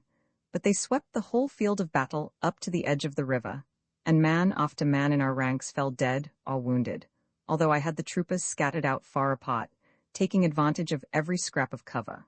Devereux was dangerously shot while he lay with his men on the edge of the river. A young West Point cadet, Ernest Haskell, who had taken his holiday with us as an acting second lieutenant, was shot through the stomach. He had shown great coolness and gallantry, which he displayed to an even more marked degree after being wounded, shaking my hand and saying, "All right, Colonel, I'm going to get well. Don't bother about me, and don't let any man come away with me."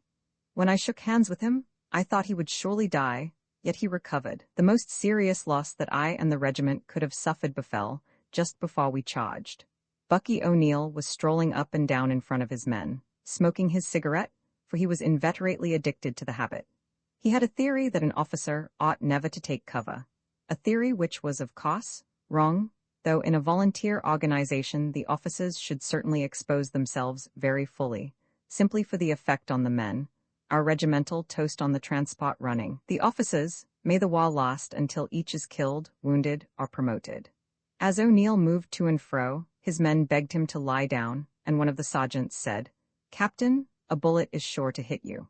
O'Neill took his cigarette out of his mouth, and blowing out a cloud of smoke laughed and said, "Sergeant, the Spanish bullet isn't made that will kill me."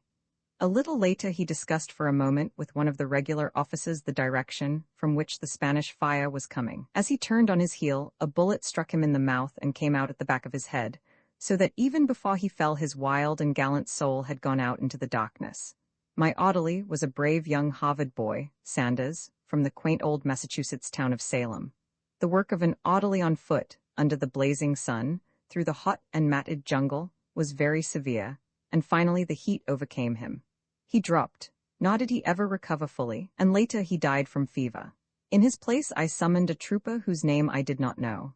Shortly afterward, while sitting beside the bank, I directed him to go back and ask whatever general he came across if I could not advance, as my men were being much cut up. He stood up to salute and then pitched forward across my knees, a bullet having gone through his throat, cutting the carotid. When O'Neill was shot, his troop, who were devoted to him, were for the moment at a loss whom to follow. One of their number, Henry Badshaw, a huge Arizona miner, immediately attached himself to me as my orderly, and from that moment he was closer to me, not only in the fight but throughout the rest of the campaign, than any other man, not even excepting the color sergeant, Wright.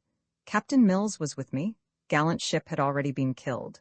Mills was an invaluable aide, absolutely cool, absolutely unmoved or flurried in any way. I sent messenger after messenger to try to find General Sumner or General Wood and get permission to advance, and was just about making up my mind that in the absence of orders, I had better march toward the guns, when Lieutenant Colonel Dost came riding up through the storm of bullets with the welcome command to move forward and support the regulars in the assault on the hills in front. General Sumner had obtained authority to advance from Lieutenant Miley, who was representing General Shafter at the front, and was in the thick of the fire. The general at once ordered the 1st Brigade to advance on the hills, and the 2nd to support it. He himself was riding his horse along the lines, superintending the fight. Later, I overheard a couple of my men talking together about him. What they said illustrates the value of a display of courage among the officers in hardening their soldiers, for their theme was how, as they were lying down under a fire which they could not return, and were in consequence feeling rather nervous, General Sumner suddenly appeared on horseback, sauntering by quite unmoved, and, said one of the men, that made us feel all right. If the general could stand it, we could. The instant I received the order I sprang on my horse, and then my crowded hour began. The guerrillas had been shooting at us from the edges of the jungle and from their perches in the leafy trees, and as they used smokeless powder, it was almost impossible to see them, though a few of my men had from time to time responded. We had also suffered from the hill on our right front, which was held chiefly by guerrillas, although there were also some Spanish regulars with them, for we found their dead. I formed my men in column of troops, each troop extended in open skirmishing order, the right resting on the wire fences which bordered the sunken lane. Captain Jenkins led the 1st Squadron, his eyes literally dancing with joyous excitement. I started in the rear of the regiment, the position in which the colonel should theoretically stay. Captain Mills and Captain McCormick were both with me as aides, but I speedily had to send them off on special duty in getting the different bodies of men forward. I had intended to go into action on foot, as at Las Guasimas, but the heat was so oppressive that I found I should be quite unable to run up and down the line and superintend matters, unless I was mounted. And moreover, when on horseback, I could see the men better, and they could see me better. A curious incident happened as I was getting the men started forward. Always when men have been lying down under cover for some time, and are required to advance, there is a little hesitation, each looking to see whether the others are going forward. As I rode down the line, calling to the troopers to go forward, and rasping brief directions to the captains and lieutenants, I came upon a man lying behind a little bush, and I ordered him to jump up. I do not think he understood that we were making a forward move, and he looked up at me for a moment with hesitation, and I again bade him rise, jeering him and saying, "Are you afraid to stand up when I am on horseback?" As I spoke, he suddenly fell forward on his face, a bullet having struck him and gone through him lengthwise. I suppose the bullet had been aimed at me. At any rate, I, who was on horseback in the open, was unhurt, and the man lying flat on the ground in the cover beside me was killed. There were several pairs of brothers with us. Of the two Naughtons, one was killed. Of the two McCurdy's, one was wounded.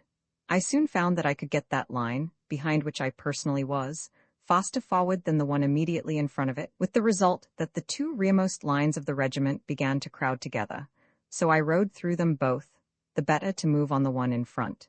This happened with every line in succession, until I found myself at the head of the regiment. Both lieutenants of B Troop from Arizona had been exerting themselves greatly, and both were overcome by the heat, but Sergeants Campbell and Davidson took it forward in splendid shape. Some of the men from this troop and from the other Arizona troop, Bucky O'Neill's, joined me as a kind of fighting tail. The 9th Regiment was immediately in front of me and the 1st on my left, and these went up Kettle Hill with my regiment. The 3rd, 6th, and 10th went partly up Kettle Hill, following the Rough Riders and the 9th and 1st, and partly between that and the Blockhouse Hill, which the infantry were assailing. General Sumner in person gave the 10th the order to charge the hills, and it went forward at a rapid gait. The 3 regiments went forward more or less intermingled, advancing steadily and keeping up a heavy fire. Up Kettle Hill, Sergeant George Berry, of the 10th, bore not only his own regimental colors, but those of the 3rd, the color sergeant of the 3rd having been shot down. He kept shouting, "Dress on the colors, boys, dress on the colors," as he followed Captain Ayres, who was running in advance of his men, shouting and waving his hat. The 10th Cavalry lost a greater proportion of its officers than any other regiment in the battle, 11 out of 22. By the time I had come to the head of the regiment, we ran into the left wing of the 9th Regulars, and some of the 1st Regulars, who were lying down. That is, the troopers were lying down, while the officers were walking to and fro. The officers of the white and colored regiments alike took the greatest pride in seeing that the men more than did their duty, and the mortality among them was great. I spoke to the captain in command of the rear platoons, saying that I had been ordered to support the regulars in the attack upon the hills, and that in my judgment we could not take these hills by firing at them, and that we must rush them. He answered that his orders were to keep his men lying where they were, and that he could not charge without orders. I asked where the colonel was, and as he was not in sight, said, "Then I am the ranking officer here, and I give the order to charge," for I did not want to keep the men longer in the open suffering under a fire which they could not effectively return. Naturally, the captain hesitated to obey this order when no word had been received from his own colonel. So I said, "Then let my men through, sir," and rode on through the lines, followed by the grinning Rough Riders, whose attention had been completely taken off the Spanish bullets, partly by my dialogue with the regulars, and partly by the language I had been using to themselves as I got the lines forward, for I had been joking with some and swearing at others, as the exigencies of the case seemed to demand. When we started to go through, however, it proved too much for the regulars, and they jumped up and came along, their officers and troops mingling with mine, all being delighted at the chance. When I got to where the head of the left wing of the 9th was lying, through the courtesy of Lieutenant Hotwick, 2 of whose colored troopers threw down the fence, I was enabled to get back into the lane, at the same time waving my hat, and giving the order to charge the hill on our right front. Out of my sight, over on the right, Captains McBlain and Taylor, of the 9th, made up their minds independently to charge at just about this time, and at almost the same moment Colonels Carroll and Hamilton, who were off, I believe, to my left, where we could see neither them nor their men, gave the order to advance. But of all this I knew nothing at the time. The whole line, tired of waiting and eager to close with the enemy, was straining to go forward, and it seems that different parts slipped the leash at almost the same moment. The 1st Cavalry came up the hill just behind, and partly mixed with my regiment and the 9th. As already said, portions of the 3rd, 6th, and 10th followed, while the rest of the members of these 3 regiments kept more in touch with the infantry on our left.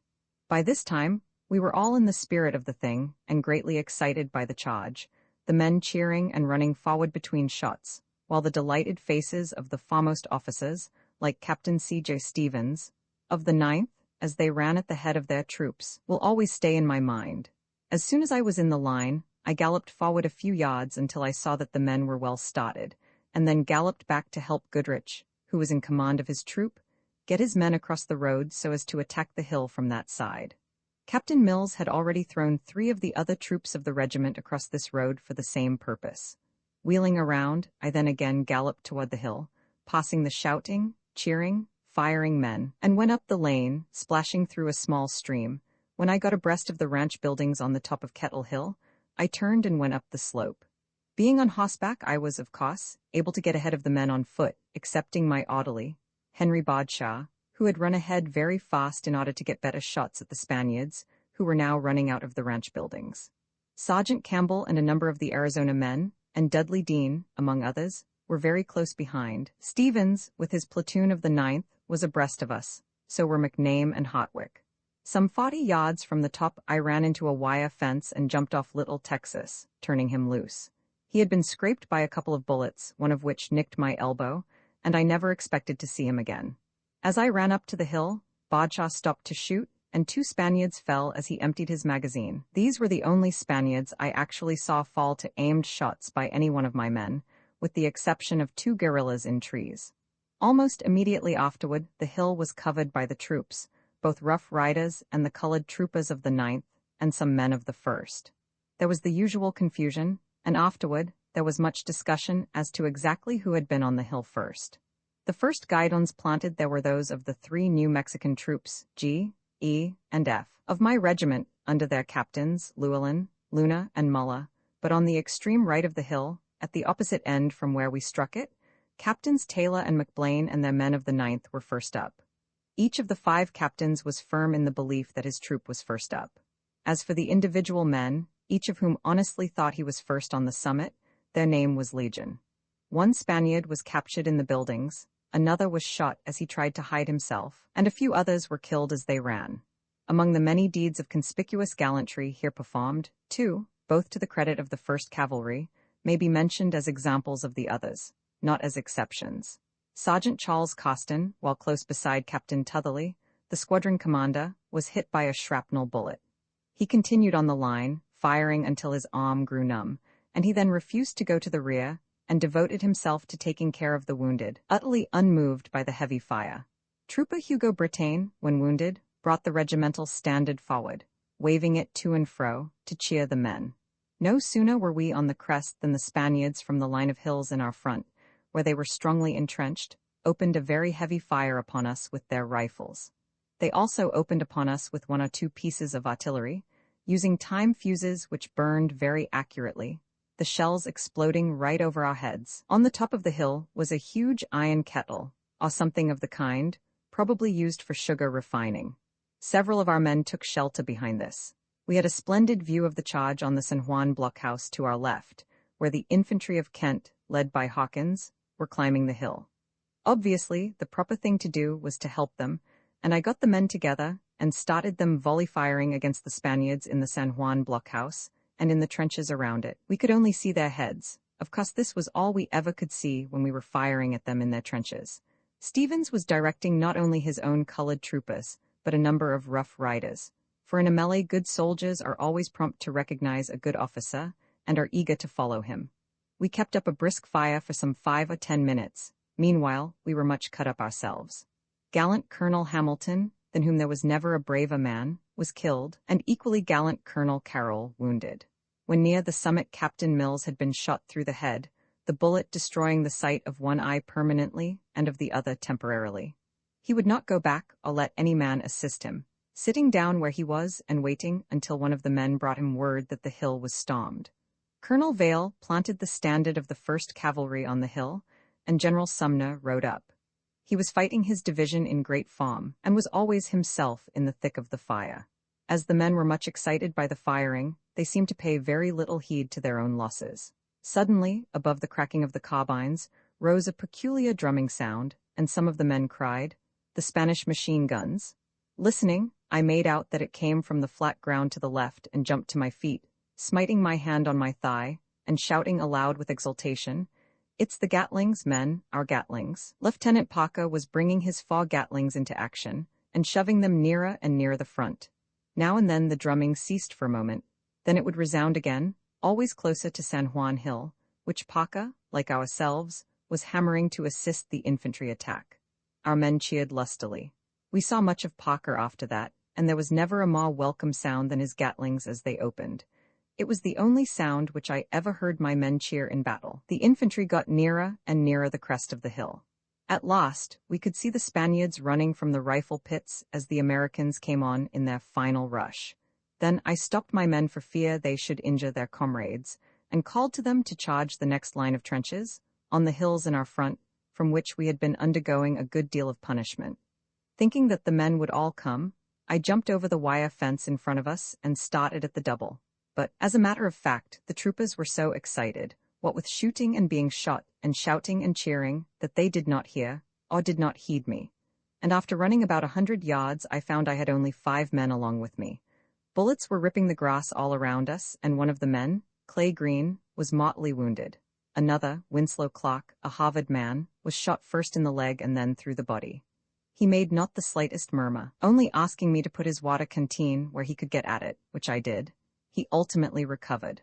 There was no use going on with the remaining 3 men, and I bade them stay where they were while I went back and brought up the rest of the brigade. This was a decidedly cool request, for there was really no possible point in letting them stay there while I went back. But at the moment, it seemed perfectly natural to me, and apparently so to them, for they cheerfully nodded and sat down in the grass, firing back at the line of trenches from which the Spaniards were shooting at them. Meanwhile, I ran back, jumped over the wire fence, and went over the crest of the hill, filled with anger against the troopers, and especially those of my own regiment, for not having accompanied me. They, of course, were quite innocent of wrongdoing, and even while I taunted them bitterly for not having followed me, it was all I could do not to smile at the look of injury and surprise that came over their faces, while they cried out, "We didn't hear you. We didn't see you go, Colonel. Light on now, we'll sure follow you." I wanted the other regiments to come too, so I ran down to where General Sumner was and asked him if I might make the charge, and he told me to go and that he would see that the men followed. By this time, everybody had his attention attracted, and when I leaped over the fence again, with Major Jenkins beside me, the men of the various regiments which were already on the hill came with a rush, and we started across the wide valley which lay between us and the Spanish entrenchments. Captain Dimmock, now in command of the 9th, was bringing it forward. Captain McBlain had a number of Rough Riders mixed in with his troop, and led them all together. Captain Taylor had been severely wounded.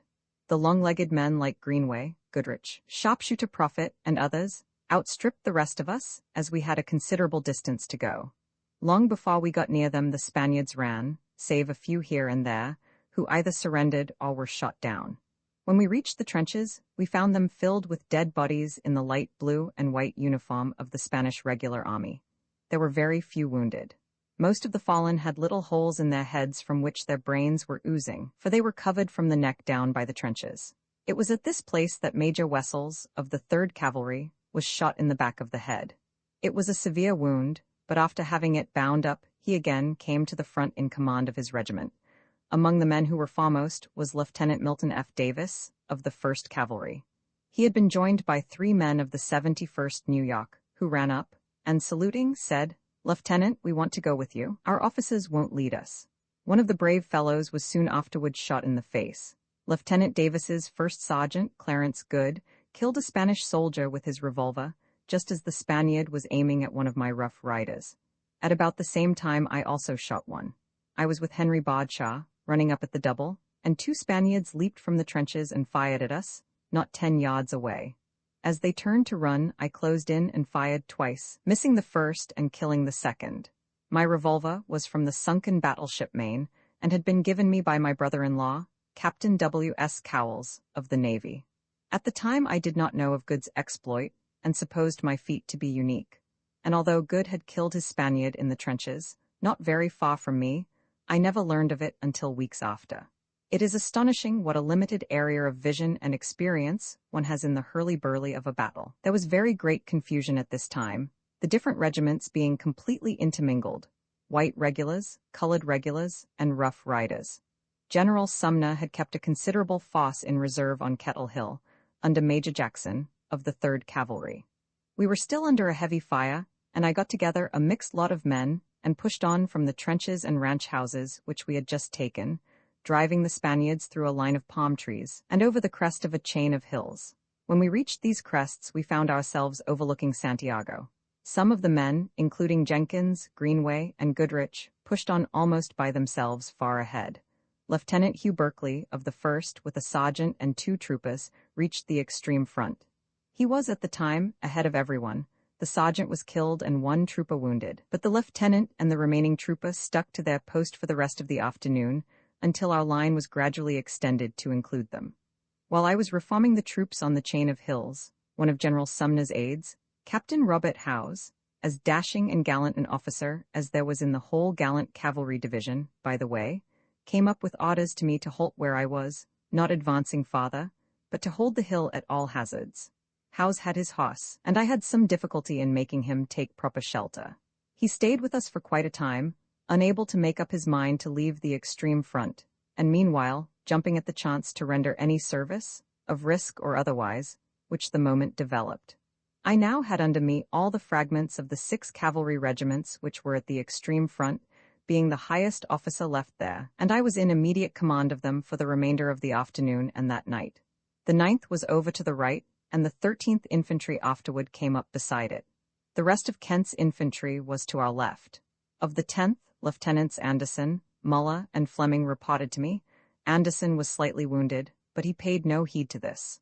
All 3, like every other officer, had troopers of various regiments under them. Such mixing was inevitable in making repeated charges through thick jungle. It was essentially a troop commander's, indeed, almost a squad leader's, fight. The Spaniards who had been holding the trenches and the line of hills had fallen back upon their supports, and we were under a very heavy fire both from rifles and great guns. At the point where we were, the grass-covered hill crest was gently rounded, giving poor cover, and I made my men lie down on the hither slope. On the extreme left, Captain Beck, of the 10th, with his own troop and small bodies of the men of other regiments, was exercising a practically independent command, driving back the Spaniards whenever they showed any symptoms of advancing. He had received his orders to hold the line at all hazards from Lieutenant Andrews, one of General Sumner's aides, just as I had received mine from Captain Howes. Finally, he was relieved by some infantry, and then rejoined the rest of the 10th, which was engaged heavily until dark, Major Wint being among the severely wounded. Lieutenant W.N. Smith was killed. Captain Bigelow had been wounded 3 times.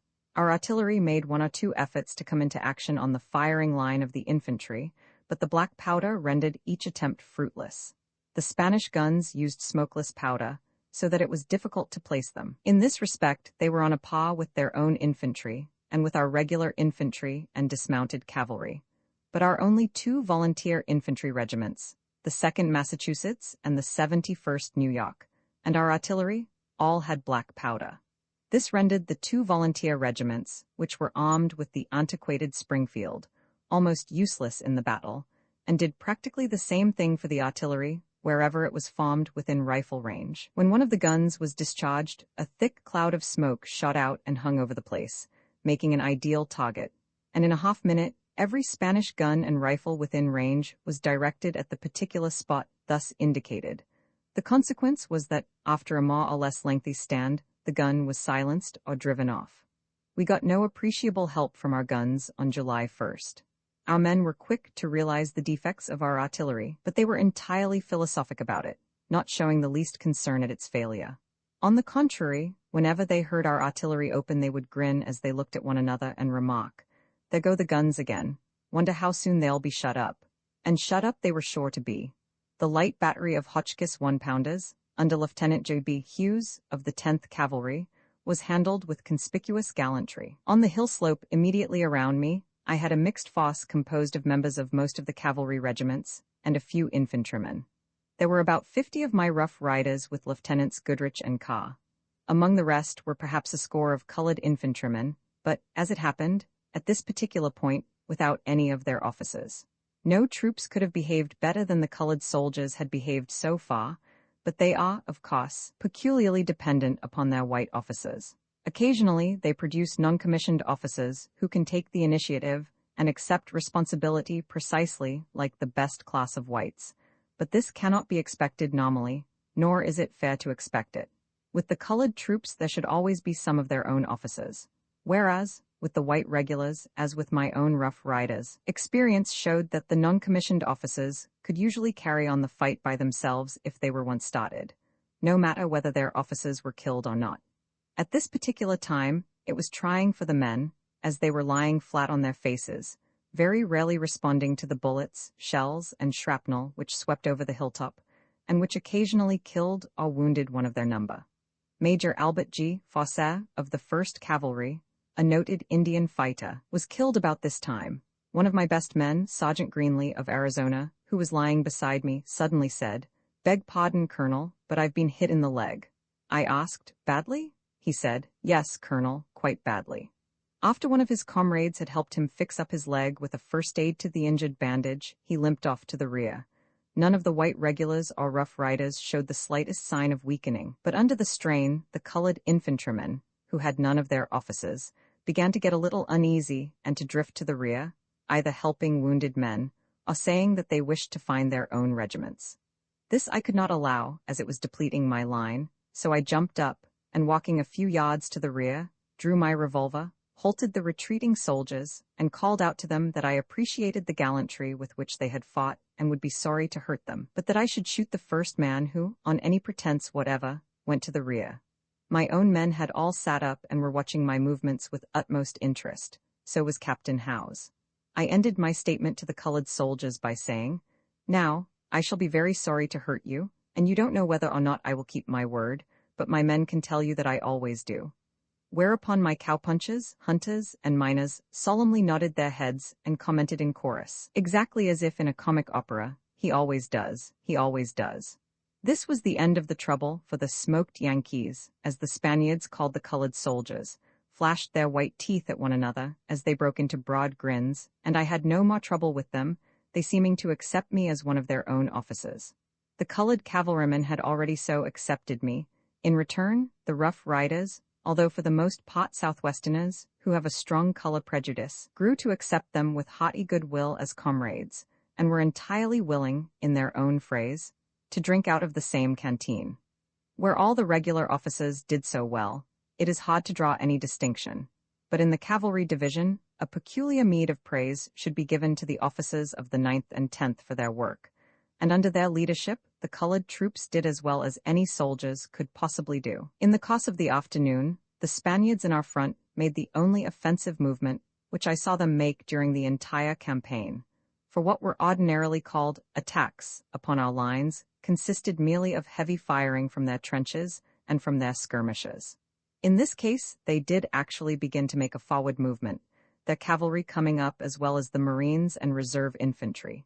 Too, while their skirmishers, who were always bold, redoubled their activity. It could not be called a charge, and not only was it not pushed home, but it was stopped almost as soon as it began, our men immediately running forward to the crest of the hill, with shouts of delight at seeing their enemies at last come into the open. A few seconds' firing stopped their advance and drove them into the cover of the trenches. They kept up a very heavy fire for some time longer, and our men again lay down, only replying occasionally. Suddenly we heard on our right the peculiar drumming sound which had been so welcome in the morning, when the infantry were assailing the San Juan blockhouse. The Gatlings were up again. I started over to inquire, and found that Lieutenant Parker, not content with using his guns in support of the attacking forces, had thrust them forward to the extreme front of the fighting line, where he was handling them with great effect. From this time on, throughout the fighting, Parker's Gatlings were on the right of my regiment, and his men and mine fraternized in every way. He kept his pieces at the extreme front, using them on every occasion until the last Spanish shot was fired. Indeed, the dash and efficiency with which the Gatlings were handled by Parker was one of the most striking features of the campaign. He showed that a first-rate officer could use machine guns, on wheels, in battle and skirmish, in attacking and defending trenches, alongside of the best troops, and to their great advantage. As night came on, the firing gradually died away. Before this happened, however, Captains Martin and Barton, of the 3rd Cavalry, came over to tell me that a rumor had reached them to the effect that there had been some talk of retiring, and that they wished to protest in the strongest manner. I had been watching them both, as they handled their troops with the cool confidence of the veteran regular officer, and had been congratulating myself that they were off toward the right flank, for as long as they were there, I knew I was perfectly safe in that direction. I had heard no rumor about retiring, and I cordially agreed with them that it would be far worse than a blunder to abandon our position. To attack the Spaniards by rushing across open ground, or through wire entanglements and low, almost impassable jungle, without the help of artillery, and to face unbroken infantry, fighting behind earthworks and armed with the best repeating weapons, supported by cannon, was one thing. To repel such an attack ourselves, or to fight our foes on anything like even terms in the open, was quite another thing. No possible number of Spaniards coming at us from in front could have driven us from our position, and there was not a man on the crest who did not eagerly and devoutly hope that our opponents would make the attempt, for it would surely have been followed, not merely by a repulse, but by our immediately taking the city. There was not an officer or a man on the firing line, so far as I saw them, who did not feel this way. As night fell, some of my men went back to the buildings in our rear and foraged through them, for we had now been 14 hours charging and fighting without food. They came across what was evidently the Spanish officers' mess, where their dinner was still cooking, and they brought it to the front in high glee. It was evident that the Spanish officers were living well, however the Spanish rank and file were faring. There were 3 big iron pots, one filled with beef stew, one with boiled rice, and one with boiled peas. There was a big demijohn of rum all along the trenches, which the Spaniards held were empty wine and liquor bottles. There were a number of loaves of rice bread, and there were even some small cans of preserves and a few salt fish. Of course, among so many men, the food, which was equally divided, did not give very much to each, but it freshened us all. Soon after dark, General Wheeler, who in the afternoon had resumed command of the cavalry division, came to the front. A very few words with General Wheeler reassured us about retiring. He had been through too much heavy fighting in the Civil War to regard the present fight as very serious, and he told us not to be under any apprehension, for he had sent word that there was no need whatever of retiring, and was sure we would stay where we were until the chance came to advance. He was second in command, and to him, more than to any other one man, was due the prompt abandonment of the proposal to fall back, a proposal which, if adopted, would have meant shame and disaster. Shortly afterward, General Wheeler sent us orders to entrench. The men of the different regiments were now getting in place again and sifting themselves out. All of our troops who had been kept at Kettle Hill came forward and rejoined us after nightfall. During the afternoon, Greenway, apparently not having enough to do in the fighting, had taken advantage of a lull to explore the buildings himself, and had found a number of Spanish entrenching tools, picks and shovels, and these we used in digging trenches along our line. The men were very tired indeed, but they went cheerfully to work, all the officers doing their part. Crockett, the ex-revenue officer from Georgia, was a slight man, not physically very strong. He came to me and told me he didn't think he would be much use in digging, but that he had found a lot of Spanish coffee and would spend his time making coffee for the men, if I approved. I did approve very heartily, and Crockett officiated as cook for the next 3 or 4 hours until the trench was dug, his coffee being much appreciated by all of us. So many acts of gallantry were performed during the day that it is quite impossible to notice them all, and it seems unjust to single out any. Yet I shall mention a few, which it must always be remembered, are to stand, not as exceptions, but as instances of what very many men did. It happened that I saw these myself. There were innumerable others, which either were not seen at all, or were seen only by officers who happened not to mention them. And of course, I know chiefly those that happened in my own regiment. Captain Llewellyn was a large, heavy man, who had a grown-up son in the ranks. On the march he had frequently carried the load of some man who weakened, and he was not feeling well on the morning of the fight. Nevertheless, he kept at the head of his troop all day. In the charging and rushing, he not only became very much exhausted, but finally fell, wrenching himself terribly, and though he remained with us all night, he was so sick by morning that we had to take him behind the hill into an improvised hospital. Lieutenant Day, after handling his troop with equal gallantry and efficiency, was shot on the summit of Kettle Hill. He was hit in the arm and was forced to go to the rear, but he would not return to the States and rejoined us at the front long before his wound was healed. Lieutenant Leahy was also wounded, not far from him. 13 of the men were wounded and yet kept on fighting until the end of the day, and in some cases never went to the rear at all, even to have their wounds dressed. They were Corporals Waller and Fortescue and Trooper McKinley of Troop E, Corporal Rhodes of Troop D, Troopers Albertson, Winter, McGregor, and Ray Clark of Troop F, Troopers Bugby, Jackson, and Waller of Troop A, Trumpeter MacDonald of Troop L, Sergeant Hughes of Troop B, and Trooper Jeevers of Troop G.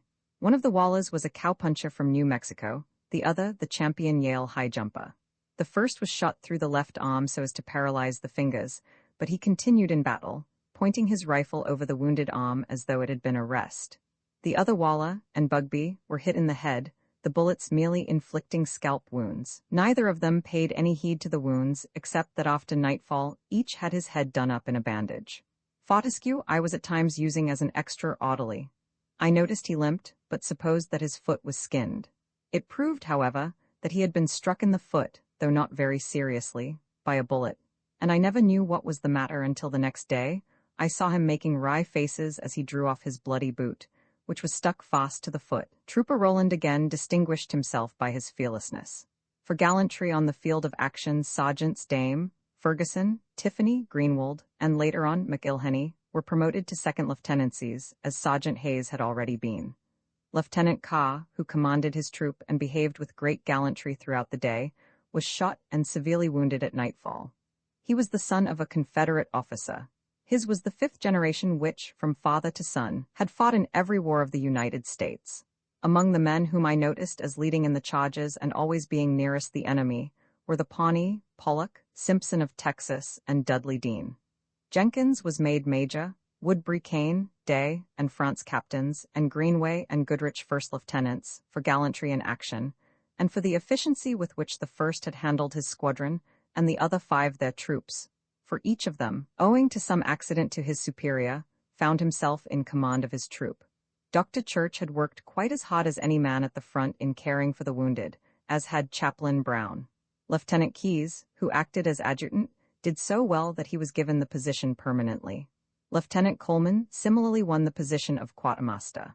We finished digging the trench soon after midnight, and then the worn-out men laid down in rows on their rifles and dropped heavily to sleep. About 1 in 10 of them had blankets taken from the Spaniards. Henry Bodshaw, my orderly, had procured one for me. He, Goodrich, and I slept together.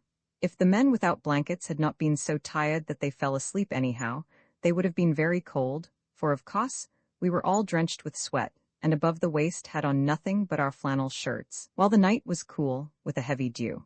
Before anyone had time to wake from the cold, however, we were all awakened by the Spaniards, whose skirmishers suddenly opened fire on us.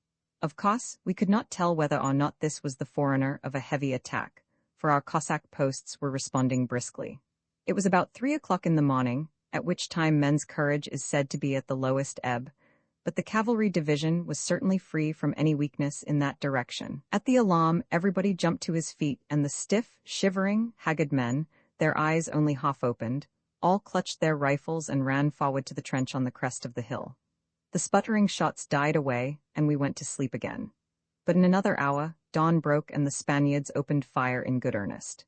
There was a little tree only a few feet away, under which I made my headquarters, and while I was lying there, with Goodrich and Keyes, a shrapnel burst among us, not hurting us in the least, but with the sweep of its bullets killing or wounding 5 men in our rear, one of whom was a singularly gallant young Harvard fellow, Stanley Hollister.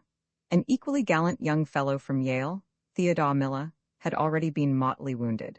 Hollister also died. The 2nd Brigade lost more heavily than the 1st, but neither its brigade commander nor any of its regimental commanders were touched, while the commander of the 1st Brigade and 2 of its 3 regimental commanders had been killed or wounded. In this fight, our regiment had numbered 490 men, as in addition to the killed and wounded of the first fight, some had to go to the hospital for sickness, and some had been left behind with the baggage, or were detailed on other duty. 89 were killed and wounded, the heaviest loss suffered by any regiment in the cavalry division. The Spaniards made a stiff fight, standing firm until we charged home. They fought much more stubbornly than at Las Guasimas. We ought to have expected this, for they have always done well in holding entrenchments. On this day, they showed themselves to be brave foes, worthy of honor for their gallantry. In the attack on the San Juan Hills, our forces numbered about 6,600.3. There were about 4,500 Spaniards against us. 4. Our total loss in killed and wounded was 1,071. Of the cavalry division there were, all told, some 2,300 officers and men, of whom 375 were killed and wounded. In the division, over a fourth of the officers were killed or wounded, their loss being relatively half as great again as that of the enlisted men, which was as it should be. I think we suffered more heavily than the Spaniards did in killed and wounded, though we also captured some scores of prisoners.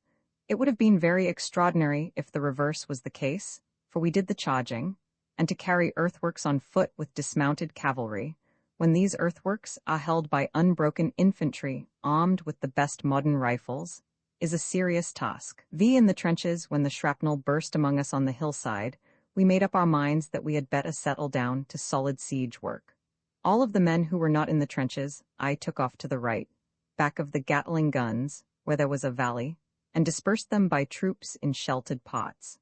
It took us an hour or two's experimenting to find out exactly what spots were free from danger, because some of the Spanish sharpshooters were in trees in our front, where we could not possibly place them from the trenches, and these were able to reach little hollows and depressions where the men were entirely safe from the Spanish artillery and from their trench fire.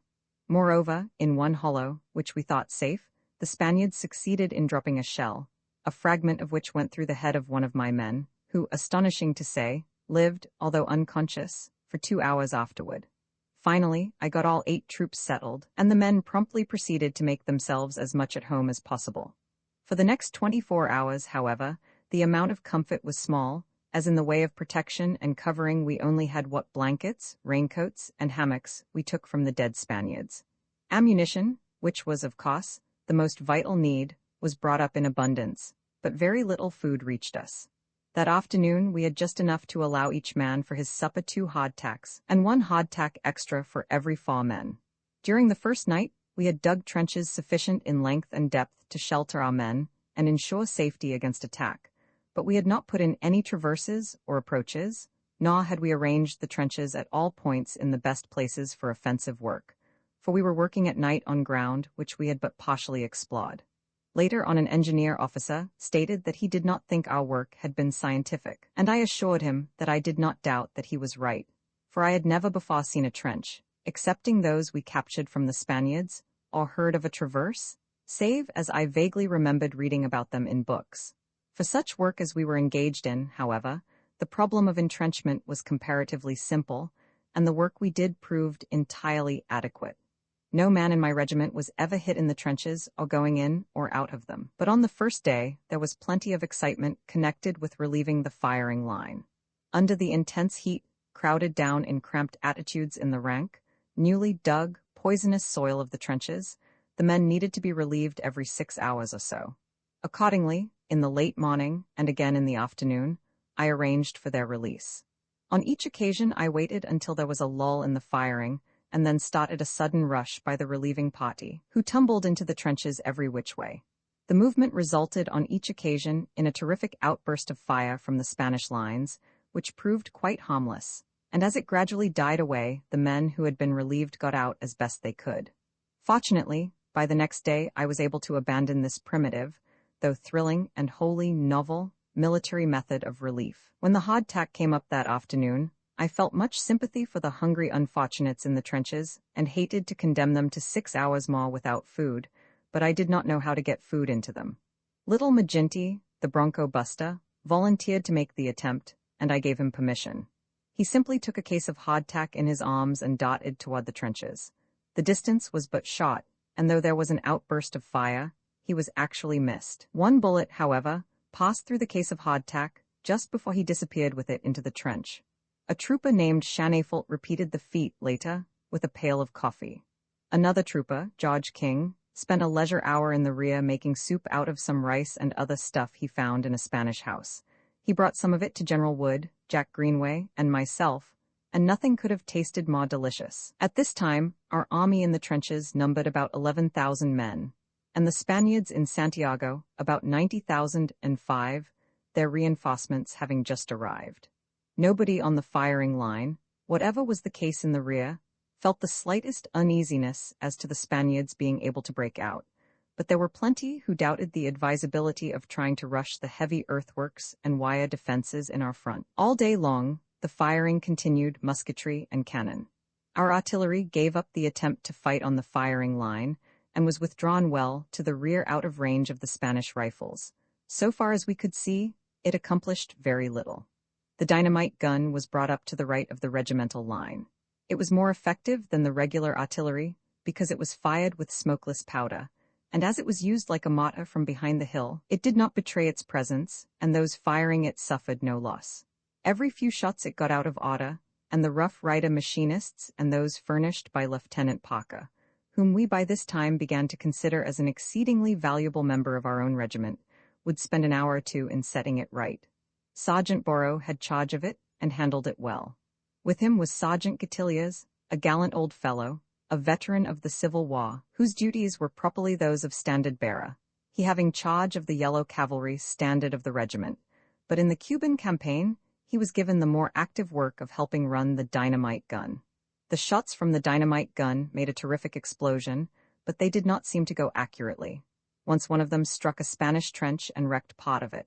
On another occasion, one struck a big building, from which there promptly swarmed both Spanish cavalry and infantry, on whom the Colt automatic guns played with good effect during the minute that elapsed before they could get other cover. These Colt automatic guns were not, on the whole, very successful. The gun detail was under the charge of Sergeant, afterward Lieutenant, Tiffany, assisted by some of our best men, like Stevens, Crowninshield, Bradley, Smith, and Herrig. The guns were mounted on tripods. They were too heavy for men to carry any distance, and we could not always get mules. They would have been more effective if mounted on wheels, as the Gatlings were. Moreover, they proved more delicate than the Gatlings, and very readily got out of order.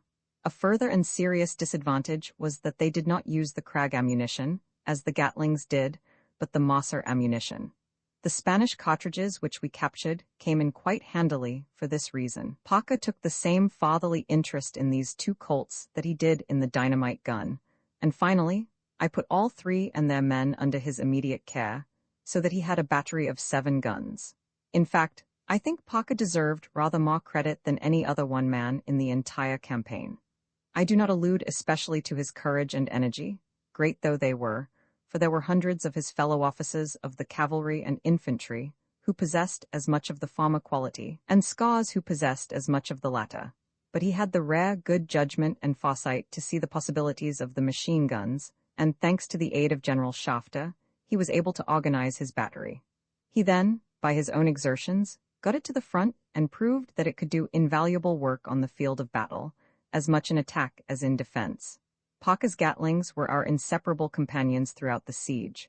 After our trenches were put in final shape, he took off the wheels of a couple and placed them with our own 2 Colts in the trenches.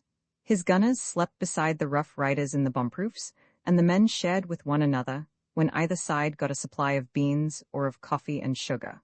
For Parker was as wide awake and energetic in getting food for his men as we prided ourselves upon being in getting food for ours.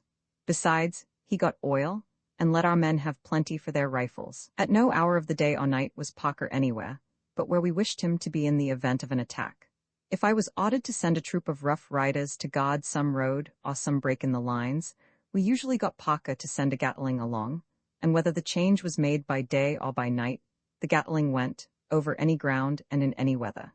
He never exposed the Gatlings needlessly, or unless there was some object to be gained, but if serious fighting broke out, he always took a hand. Sometimes this fighting would be the result of an effort on our part to quell the fire from the Spanish trenches. Sometimes the Spaniards took the initiative, but at whatever hour of the 24 serious fighting began, the drumming of the Gatlings was soon heard through the cracking of our own carbines. I have spoken thus of Parker's Gatling detachment. How can I speak highly enough of the regular cavalry with whom it was our good fortune to serve? I do not believe that in any army of the world could be found a more gallant and soldierly body of fighters than the officers and men of the 1st, 3rd, 6th, 9th, and 10th United States Cavalry, beside whom we marched to blood-bought victory under the tropic skies of Santiago. The American regular sets the standard of excellence. When we wish to give the utmost possible praise to a volunteer organization, we say that it is as good as the regulars. I was exceedingly proud of the fact that the regulars treated my regiment as on a complete equality with themselves, and were as ready to see it in a post of danger and responsibility as to see any of their own battalions. Lieutenant Colonel Dost, a man from whom praise meant a good deal, christened us the 11th United States Horse, and we endeavored, I think I may say successfully, to show that we deserved the title by our conduct, not only in fighting and in marching, but in guarding the trenches and in policing camp. In less than 60 days, the regiment had been raised, organized, armed, equipped, drilled, mounted, dismounted, kept for a fortnight on transports, and put through 2 victorious aggressive fights in very difficult country, the loss in killed and wounded amounting to a quarter of those engaged. This is a record which it is not easy to match in the history of volunteer organizations. The loss was but small compared to that which befell hundreds of regiments in some of the great battles of the later years of the Civil War, but it may be doubted whether there was any regiment which made such a record during the first months of any of our wars. After the Battle of San Juan, my men had really become veterans. They and I understood each other perfectly, and trusted each other implicitly. They knew I would share every hardship and danger with them, would do everything in my power to see that they were fed, and so far as might be, sheltered and spared. And in return, I knew that they would endure every kind of hardship and fatigue without a murmur, and face every danger with entire fearlessness. I felt utter confidence in them, and would have been more than willing to put them to any task which any crack regiment of the world, at home or abroad, could perform. They were natural fighters, men of great intelligence, great courage, great hardihood, and physical prowess, and I could draw on these qualities, and upon their spirit of ready, soldierly obedience to make up for any deficiencies in the technique of the trade which they had temporarily adopted. It must be remembered that they were already good individual fighters, skilled in the use of the horse and the rifle, so that there was no need of putting them through the kind of training in which the ordinary raw recruit must spend his first year or two. On July 2nd, as the day wore on, the fight, though raging fitfully at intervals, gradually died away. The Spanish guerrillas were causing us much trouble. They showed great courage, exactly as did their soldiers who were defending the trenches. In fact, the Spaniards throughout showed precisely the qualities they did early in the century, when, as every student will remember, their fleets were a helpless prey to the English warships, and their armies utterly unable to stand in the open against those of Napoleon's marshals, while on the other hand, their guerrillas performed marvelous feats, and their defense of entrenchments and walled towns, as at Saragossa and Gerona, were the wonder of the civilized world.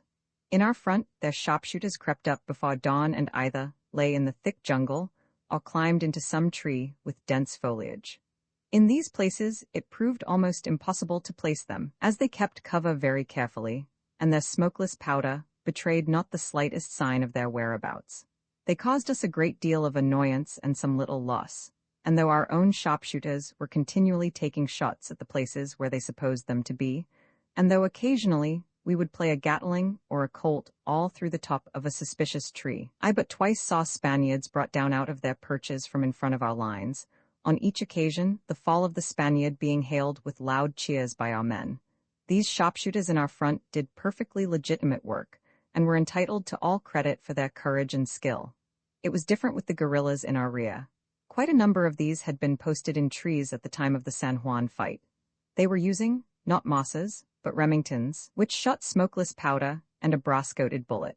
It was one of these bullets which had hit Winslow Clark by my side on Kettle Hill, and though for long-range fighting the Remingtons were, of course, nothing like as good as the Mosses, they were equally serviceable for short-range bushwork, as they used smokeless powder. When our troops advanced and the Spaniards in the trenches and in reserve behind the hill fled, the guerrillas in the trees had no time to get away, and in consequence were left in the rear of our lines. As we found out from the prisoners we took, the Spanish officers had been careful to instill into the minds of their soldiers the belief that the Americans never granted quarter, and I suppose it was in consequence of this that the guerrillas did not surrender. For we found that the Spaniards were anxious enough to surrender as soon as they became convinced that we would treat them mercifully. At any rate, these guerrillas kept up in their trees and showed not only courage, but wanton cruelty and barbarity. At times, they fired upon armed men in bodies, but they much preferred for their victims the unarmed attendants, the doctors, the chaplains, the hospital stewards. They fired at the men who were bearing off the wounded in litters. They fired at the doctors who came to the front, and at the chaplains who started to hold burial service. The conspicuous Red Cross brassard worn by all of these non-combatants, instead of serving as a protection, seemed to make them the special objects of the guerrilla fire. So annoying did they become that I sent out that afternoon and next morning a detail of picked sharpshooters to hunt them out, choosing, of course, first-class woodsmen and mountain men who were also good shots. My sharpshooters felt very vindictively toward these guerrillas and showed them no quarter. They started systematically to hunt them and showed themselves much superior at the guerrillas' own game, killing 11, while not one of my men was scratched. Two of the men who did conspicuously good service in this work were Troopers Goodwin and Prophet, both of Arizona, but one by birth a Californian and the other a North Carolinian. Goodwin was a natural shot, not only with the rifle and revolver, but with the sling. Prophet might have stood as a type of the mountaineers described by John Fox and Miss Murphy. He was a tall, sinewy, handsome man of remarkable strength, an excellent shot and a thoroughly good soldier. His father had been a Confederate officer, rising from the ranks, and if the war had lasted long enough, the son would have risen in the same manner. As it was, I should have been glad to have given him a commission, exactly as I should have been glad to have given a number of others in the regiment commissions, if I had only had them. Prophet was a saturnine, reserved man, who afterward fell very sick with the fever, and who, as a reward for his soldierly good conduct, was often granted unusual privileges. But he took the fever and the privileges with the same iron indifference, never grumbling and never expressing satisfaction. The sharpshooters returned by nightfall. Soon afterward, I established my pickets and outposts well to the front in the jungle, so as to prevent all possibility of surprise. After dark, fires suddenly shot up on the mountain passes far to our right. They all rose together, and we could make nothing of them. After a good deal of consultation, we decided they must be some signals to the Spaniards in Santiago, from the troops marching to reinforce them from without. For we were ignorant that the reinforcements had already reached the city, the Cubans being quite unable to prevent the Spanish regulars from marching wherever they wished. While we were thus pondering over the watchfires and attributing them to Spanish machinations of some sort, it appears that the Spaniards, equally puzzled, were setting them down as an attempt at communication between the insurgents and our army. Both sides were accordingly on the alert, and the Spaniards must have strengthened their outlying parties in the jungle ahead of us, for they suddenly attacked one of our pickets, wounding Crockett seriously. He was brought in by the other troopers. Evidently, the Spanish lines felt a little nervous, for this sputter of shooting was immediately followed by a tremendous fire of great guns and rifles from their trenches and batteries. Our men in the trenches responded heavily, and word was sent back, not only to me, but to the commanders in the rear of the regiments along our line, that the Spaniards were attacking. It was imperative to see what was really going on, so I ran up to the trenches and looked out. At night, it was far easier to place the Spanish lines than by day, because the flame spurts shone in the darkness. I could soon tell that there were bodies of Spanish pickets or skirmishers in the jungle-covered valley, between their lines and ours, but that the bulk of the fire came from their trenches and showed not the slightest symptom of advancing. Moreover, as is generally the case at night, the fire was almost all high, passing well overhead, with an occasional bullet nearby. I came to the conclusion that there was no use in our firing back under such circumstances, and I could tell that the same conclusion had been reached by Captain Ayres of the 10th Cavalry on the right of my line. For even above the cracking of the carbines rose the captain's voice, as with varied and picturesque language, he bade his black troopers cease firing. The captain was as absolutely fearless as a man can be. He had command of his regimental trenches that night, and having run up at the first alarm, had speedily satisfied himself that no particular purpose was served by blazing away in the dark, when the enormous majority of the Spaniards were simply shooting at random from their own trenches, and if they ever had thought of advancing, had certainly given up the idea. His troopers were devoted to him, would follow him anywhere, and would do anything he said. But when men get firing at night, it is rather difficult to stop them, especially when the fire of the enemy in front continues unabated. When he first reached the trenches, it was impossible to say whether or not there was an actual night attack impending, and he had been instructing his men, as I instructed mine, to fire low, cutting the grass in front. As soon as he became convinced that there was no night attack, he ran up and down the line adjuring and commanding the troopers to cease shooting, with words and phrases which were doubtless not wholly unlike those which the old god really did use at Waterloo. As I ran down my own line, I could see him coming up his, and he saved me all trouble in stopping the fire at the right, where the lines met, for my men there all dropped everything to listen to him and cheer and laugh. Soon we got the troopers in hand, and made them cease firing. Then, after a while, the Spanish fire died down. At the time we spoke of this as a night attack by the Spaniards, but it really was not an attack at all. Ever after my men had a great regard for Ayres and would have followed him anywhere. I shall never forget the way in which he scolded his huge, devoted black troopers, generally ending with, "I'm ashamed of you. Ashamed of you? I wouldn't have believed it. Firing, when I told you to stop? I'm ashamed of you." That night we spent in perfecting the trenches and arranging entrances to them, doing about as much work as we had the preceding night. Greenway and Goodrich, from their energy, eagerness to do every duty, and great physical strength, were peculiarly useful in this work, as indeed they were in all work. They had been up practically the entire preceding night, but they were too good men for me to spare them, nor did they wish to be spared, and I kept them up all this night too. Goodrich had also been on guard as officer of the day the night we were at El Pozo, so that it turned out that he spent nearly 4 days and 3 nights with practically hardly any sleep at all. Next morning, at daybreak, the firing began again. This day, the 3rd, we suffered nothing, save having one man wounded by a sharpshooter, and, thanks to the approaches to the trenches, we were able to relieve the guards without any difficulty. The Spanish sharpshooters in the trees and jungle nearby, however, annoyed us very much, and I made preparations to fix them next day. With this end in view, I chose out some 21st-class men, in many instances the same that I had sent after the guerrillas, and arranged that each should take his canteen and a little food. They were to slip into the jungle between us and the Spanish lines before dawn next morning, and there to spend the day, getting as close to the Spanish lines as possible, moving about with great stealth, and picking off any hostile sharpshooter, as well as any soldier who exposed himself in the trenches. I had plenty of men who possessed a training in woodcraft that fitted them for this work, and as soon as the rumor got abroad what I was planning, volunteers thronged to me. Daniels and Love were 2 of the men always to the front in any enterprise of this nature. So were Wadsworth, the 2 Bulls, Fortescue, and Cowden, but I could not begin to name all the troopers who so eagerly craved the chance to win honor out of hazard and danger. Among them was good, solemn Fred Herrig, the Alsatian.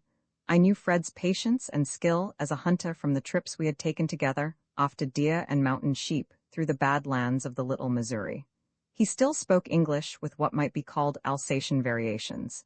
He always spoke of the gun detail as the gondetel, with the accent on the first syllable, and he expressed a wish to be allowed a holiday from the gondetel to go after dem guerrillas.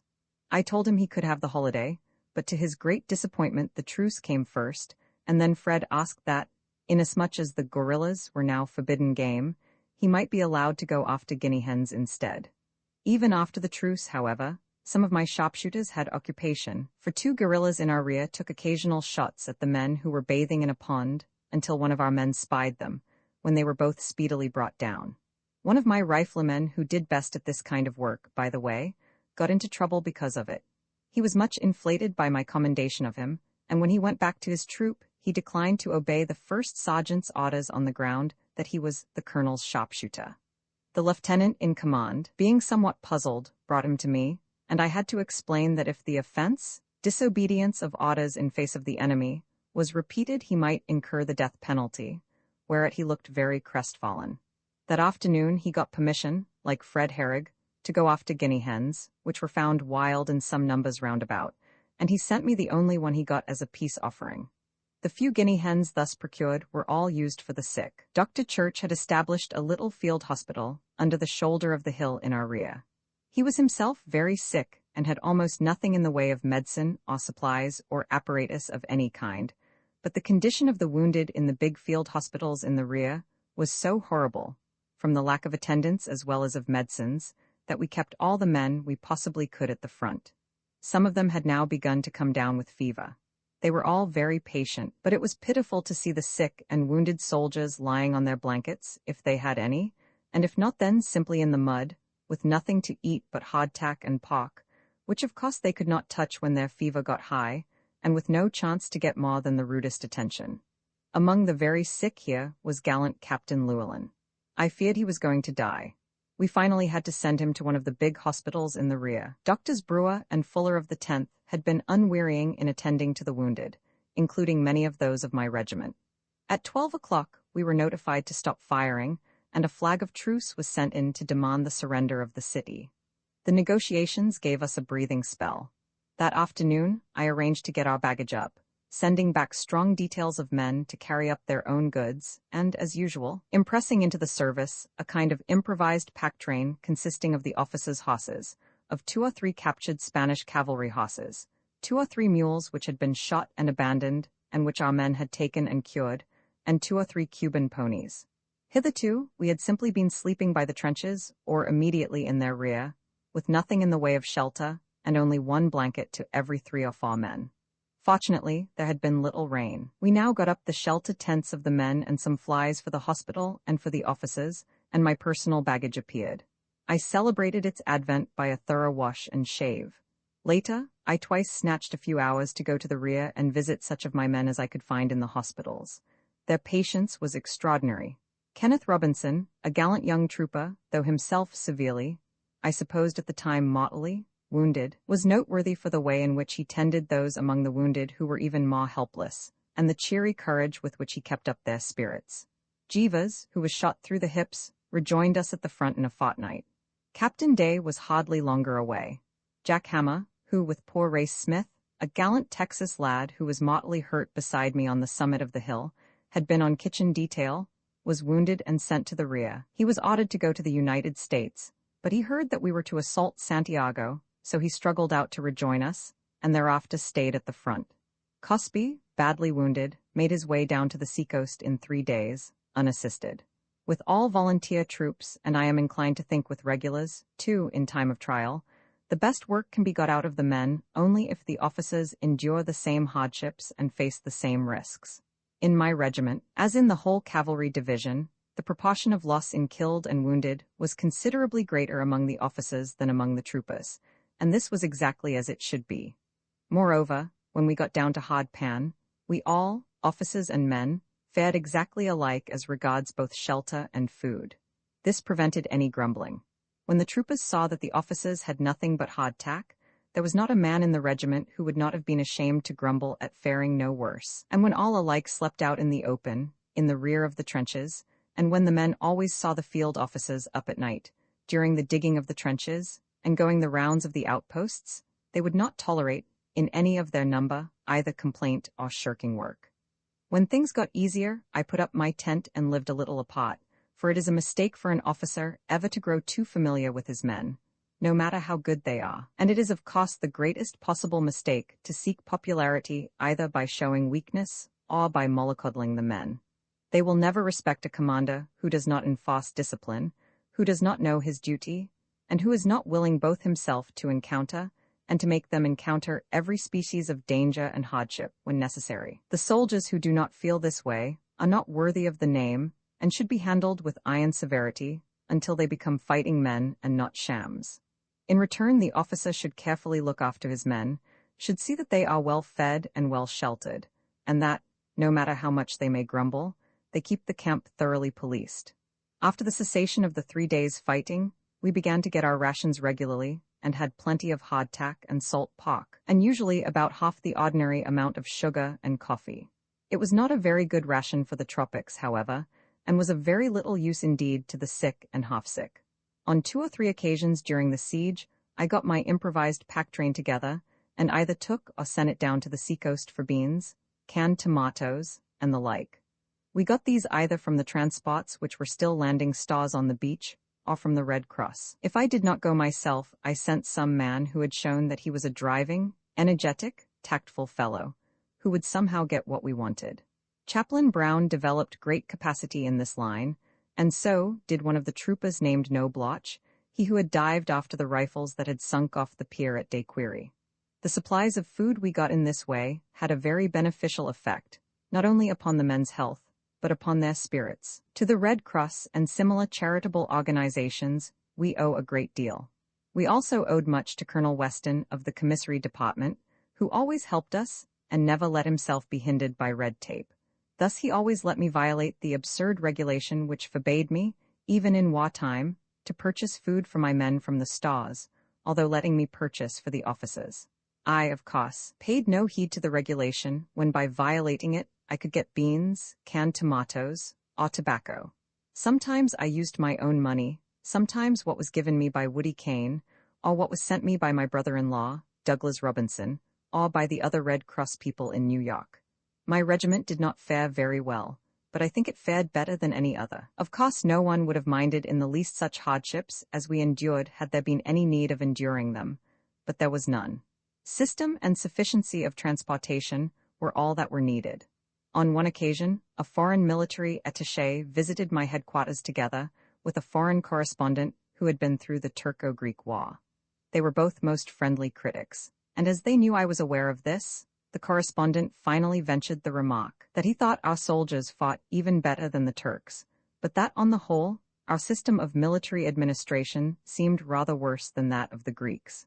As a nation, we had prided ourselves on our business ability and adroitness in the arts of peace, while outsiders, at any rate, did not credit us with any especial warlike prowess. And it was curious that when war came, we should have broken down precisely on the business and administrative side, while the fighting edge of the troops certainly left little to be desired. I was very much touched by the devotion my men showed to me. After they had once become convinced that I would share their hardships, they made it a point that I should not suffer any hardships at all, and I really had an extremely easy time. Whether I had any food or not myself made no difference, as there were sure to be certain troopers, and indeed, certain troop messes, on the lookout for me. If they had any beans, they would send me over a cupful, or I would suddenly receive a present of doughnuts from some ex-roundup cook who had succeeded in obtaining a little flour and sugar, and if a man shot a guinea hen, it was all I could do to make him keep half of it for himself. Wright, the color sergeant, and Henry Badshaw, my orderly, always pitched and struck my tent and built me a bunk of bamboo poles whenever we changed camp, so I personally endured very little discomfort. For of course, no one minded the 2 or 3 days preceding or following each fight, when we all had to get along as best we could. Indeed, as long as we were under fire or in the immediate presence of the enemy, and I had plenty to do, there was nothing of which I could legitimately complain. And what I really did regard as hardships, my men did not object to for later on, when we had some leisure. I would have given much for complete solitude and some good books. Whether there was a truce, or whether, as sometimes happened, we were notified that there was no truce but merely a further cessation of hostilities by tacit agreement, or whether the fight was on, we kept equally vigilant watch, especially at night. In the trenches every fourth man kept awake, the others sleeping beside or behind him on their rifles, and the Cossack posts and pickets were pushed out in advance beyond the edge of the jungle. At least once a night at some irregular hour, I tried to visit every part of our line, especially if it was dark and rainy, although sometimes, when the lines were in charge of some officer like Wilcox or Kane, Greenway or Goodrich, I became lazy, took off my boots, and slept all night through. Sometimes at night I went not only along the lines of our own brigade, but of the brigades adjoining. It was a matter of pride, not only with me, but with all our men, that the lines occupied by the Rough Riders should be at least as vigilantly guarded as the lines of any regular regiment. Sometimes at night, when I met other officers inspecting their lines, we would sit and talk over matters, and wonder what shape the outcome of the siege would take. We knew we would capture Santiago, but exactly how we would do it we could not tell. The failure to establish any depot for provisions on the fighting line, where there was hardly ever more than 24 hours food ahead, made the risk very serious. If a hurricane had struck the transports, scattering them to the far winds, or if 3 days of heavy rain had completely broken up our communication, as they assuredly would have done, we would have been at starvation point on the front. And while, of course, we would have lived through it somehow and would have taken the city, it would only have been after very disagreeable experiences. As soon as I was able, I accumulated for my own regiment about 48 hours hardtack and salt pork, which I kept so far as possible intact to provide against any emergency. If the city could be taken without direct assault on the entrenchments and wire entanglements, we earnestly hoped it would be, for such an assault meant, as we knew by past experience, the loss of a quarter of the attacking regiments, and we were bound that the Rough Riders should be one of these attacking regiments if the attack had to be made. There was, of course, nobody who would not rather have assaulted than have run the risk of failure, but we hoped the city would fall without need arising for us to suffer the great loss of life which a further assault would have entailed. Naturally, the colonels and captains had nothing to say in the peace negotiations which dragged along for the week following the sending in the flag of truce. Each day we expected either to see the city surrender, or to be told to begin fighting again, and toward the end, it grew so irksome that we would have welcomed even an assault in preference to further inaction. I used to discuss matters with the officers of my own regiment now and then, and with a few of the officers of the neighboring regiments with whom I had struck up a friendship: Parker, Stevens, Beck, Ayres, Martin, and Barton. I also saw a good deal of the excellent officers on the staffs of Generals Wheeler and Sumner, especially Colonel Dost, Colonel Garlington, Captain Howes, Captain Steele, Lieutenant Andrews, and Captain Astor Chandler, who, like myself, was a volunteer. Chandler was an old friend and a fellow big-game hunter who had done some good exploring work in Africa. I always wished I could have had him in my regiment. As for Dost, he was peculiarly fitted to command a regiment. Although Howes and Andrews were not in my brigade, I saw a great deal of them, especially of Howes, who would have made a nearly ideal regimental commander. They were both natural cavalrymen and of most enterprising natures, ever desirous of pushing to the front and of taking the boldest course. The view Howes always took of every emergency, a view which found prompt expression in his actions when the opportunity offered, made me feel like an elderly conservative. The week of non-fighting was not all a period of truce. Part of the time was passed under a kind of nondescript arrangement, when we were told not to attack ourselves, but to be ready at any moment to repulse an attack and to make preparations for meeting it. During these times, I busied myself in putting our trenches into first-rate shape and in building bomb-proofs and traverses. One night, I got a detail of 60 men from the 1st, 9th, and 10th, whose officers always helped us in every way, and with these, and with 60 of my own men, I dug a long, zigzag trench in advance of the salient of my line out to a knoll well in front, from which we could command the Spanish trenches and blockhouses immediately ahead of us. On this knoll, we made a kind of bastion consisting of a deep, semicircular trench with sandbags arranged along the edge so as to constitute a wall with loopholes. Of course, when I came to dig this trench, I kept both Greenway and Goodrich supervising the work all night, and equally of course I got Parker and Stevens to help me. By employing as many men as we did, we were able to get the work so far advanced as to provide against interruption before the moon rose, which was about midnight. Our pickets were thrown far out in the jungle to keep back the Spanish pickets and prevent any interference with the diggers. The men seemed to think the work rather good fun than otherwise, the possibility of a brush with the Spaniards lending a zest that prevented its growing monotonous. Parker had taken 2 of his Gatlings, removed the wheels, and mounted them in the trenches, also mounting the 2 automatic Colts where he deemed they could do best service. With the completion of the trenches, bomb-proofs, and traverses, and the mounting of these guns, the fortifications of the hill assumed quite a respectable character, and the Gatling men christened it Fort Roosevelt, by which name it afterward went. 6 During the truce, various military attaches and foreign officers came out to visit us. 2 or 3 of the newspaper men, including Richard Harding Davis, Caspar Whitney, and John Fox, had already been out to see us, and had been in the trenches during the firing. Among the others were Captains Lee and Paget of the British Army and Navy, fine fellows, who really seemed to take as much pride in the feats of our men as if we had been bound together by the ties of a common nationality instead of the ties of race and speech kinship. Another English visitor was Sir Brian Leighton, a thrice welcome guest, for he most thoughtfully brought to me half a dozen little jars of deviled ham and potted fruit, which enabled me to summon various officers down to my tent and hold a feast. Count von Gotzen and a Norwegian attaché, Ged, very good fellows both, were also out. One day we were visited by a traveling Russian, Prince X, a large, blond man, smooth and impenetrable.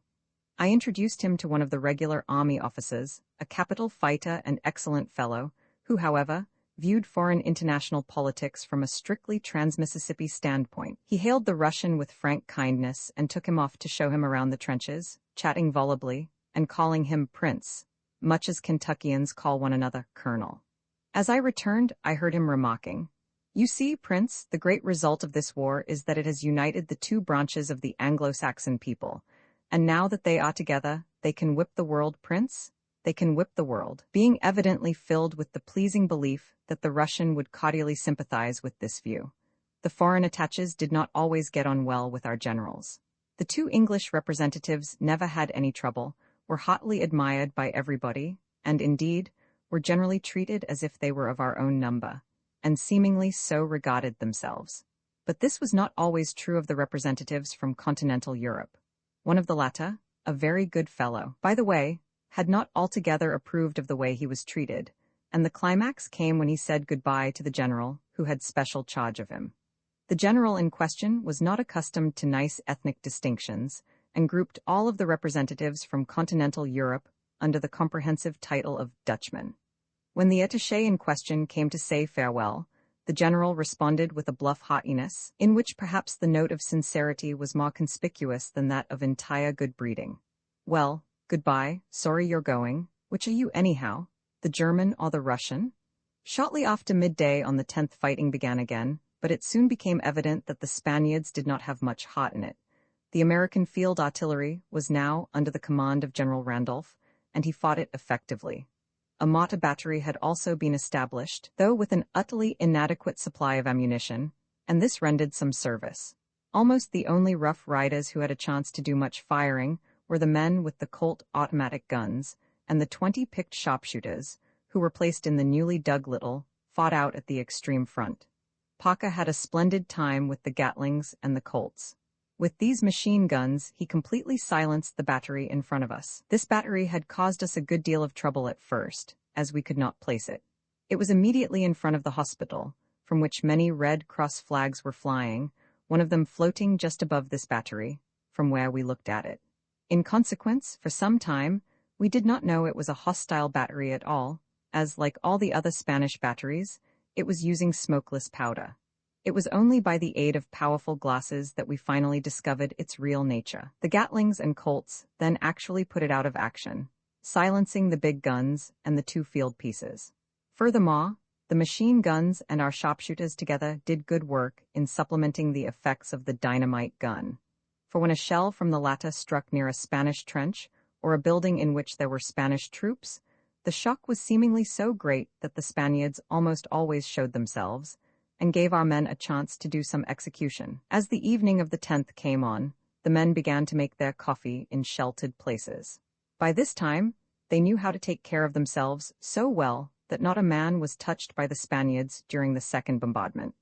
While I was lying with the officers just outside one of the bomb-proofs, I saw a New Mexican trooper named Morrison making his coffee under the protection of a traverse high up on the hill. Morrison was originally a Baptist preacher who had joined the regiment purely from a sense of duty, leaving his wife and children, and had shown himself to be an excellent soldier.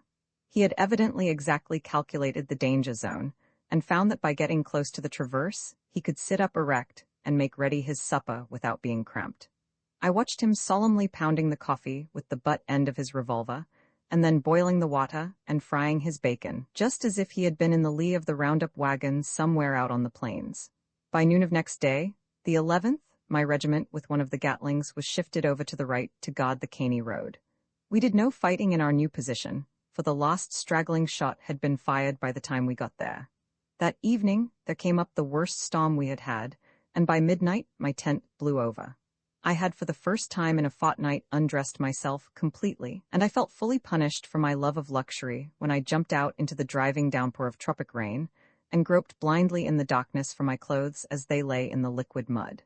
It was Kane's night on guard, and I knew the wretched Woody would be out along the line and taking care of the pickets, no matter what the storm might be. And so I basely made my way to the kitchen tent, where good Holdeman, the Cherokee, wrapped me in dry blankets, and put me to sleep on a table which he had just procured from an abandoned Spanish house. On the 17th, the city formally surrendered, and our regiment, like the rest of the army, was drawn up on the trenches. When the American flag was hoisted, the trumpets blared and the men cheered, and we knew that the fighting part of our work was over. Shortly after we took our new position, the 1st Illinois Volunteers came up on our right. The next day, as a result of the storm and of further rain, the rivers were up and the roads quagmires, so that hardly any food reached the front. My regiment was all right, as we had provided for just such an emergency, but the Illinois newcomers had of course not done so, and they were literally without anything to eat. They were fine fellows, and we could not see them suffer. I furnished them some beans and coffee for the elder officers, and 2 or 3 cases of hardtack for the men, and then mounted my horse and rode down to headquarters, half fording, half swimming the streams, and late in the evening I succeeded in getting half a mule train of provisions for them. On the morning of the 3rd, the Spaniards had sent out of Santiago many thousands of women, children, and other non-combatants, most of them belonging to the poorer classes, but among them not a few of the best families. These wretched creatures took very little with them. They came through our lines, and for the most part went to El Caney in our rear, where we had to feed them and protect them from the Cubans. As we had barely enough food for our own men, the rations of the refugees were scanty indeed, and their sufferings great. Long before the surrender, they had begun to come to our lines to ask for provisions, and my men gave them a good deal out of their own scanty stores, until I had positively to forbid it, and to insist that the refugees should go to headquarters. As, however hard and merciless it seemed, I was in duty bound to keep my own regiment at the highest pitch of fighting efficiency. As soon as the surrender was assured, the refugees came streaming back in an endless, squalid procession down the Caney road to Santiago.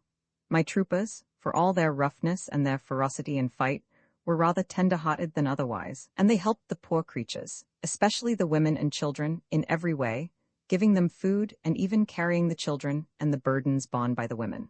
I saw one man, Happy Jack, spend the entire day in walking to and fro for about a quarter of a mile on both sides of our lines along the road, carrying the bundles for a series of poor old women, or else carrying young children. Finally, the doctor warned us that we must not touch the bundles of the refugees for fear of infection, as disease had broken out and was rife among them.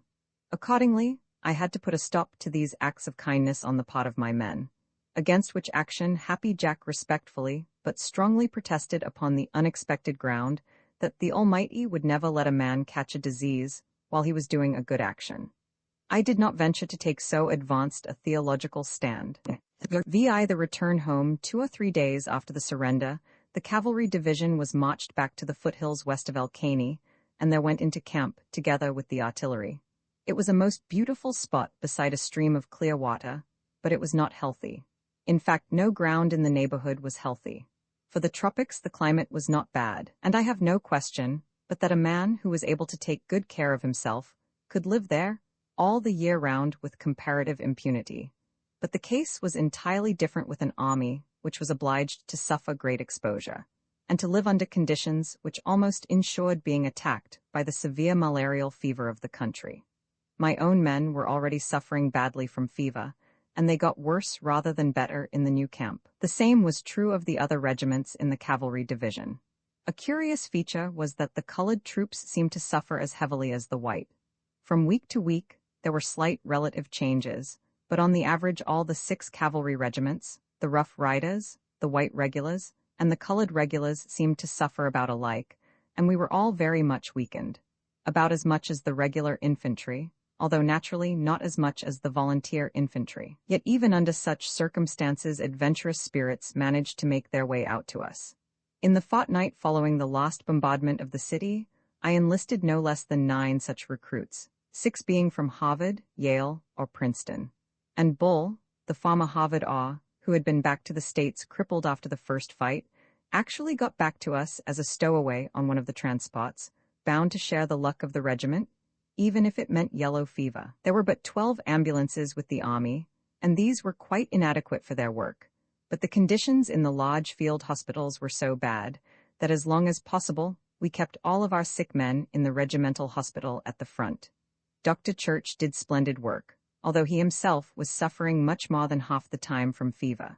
Several of the men from the ranks did equally well, especially a young doctor from New York, Harry Thorpe, who had enlisted as a trooper, but who was now made acting assistant surgeon.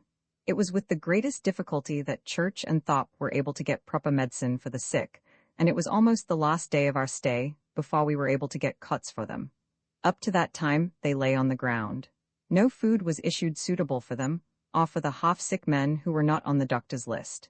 The 2 classes by this time included the bulk of the command. Occasionally we got hold of a wagon or of some Cuban cots, and at other times I used my improvised pack train, the animals of which, however, were continually being taken away from us by our superiors, and when I was sent back to the seacoast at Siboney or into Santiago itself to get rice, flour, cornmeal, oatmeal, condensed milk, potatoes, and canned vegetables.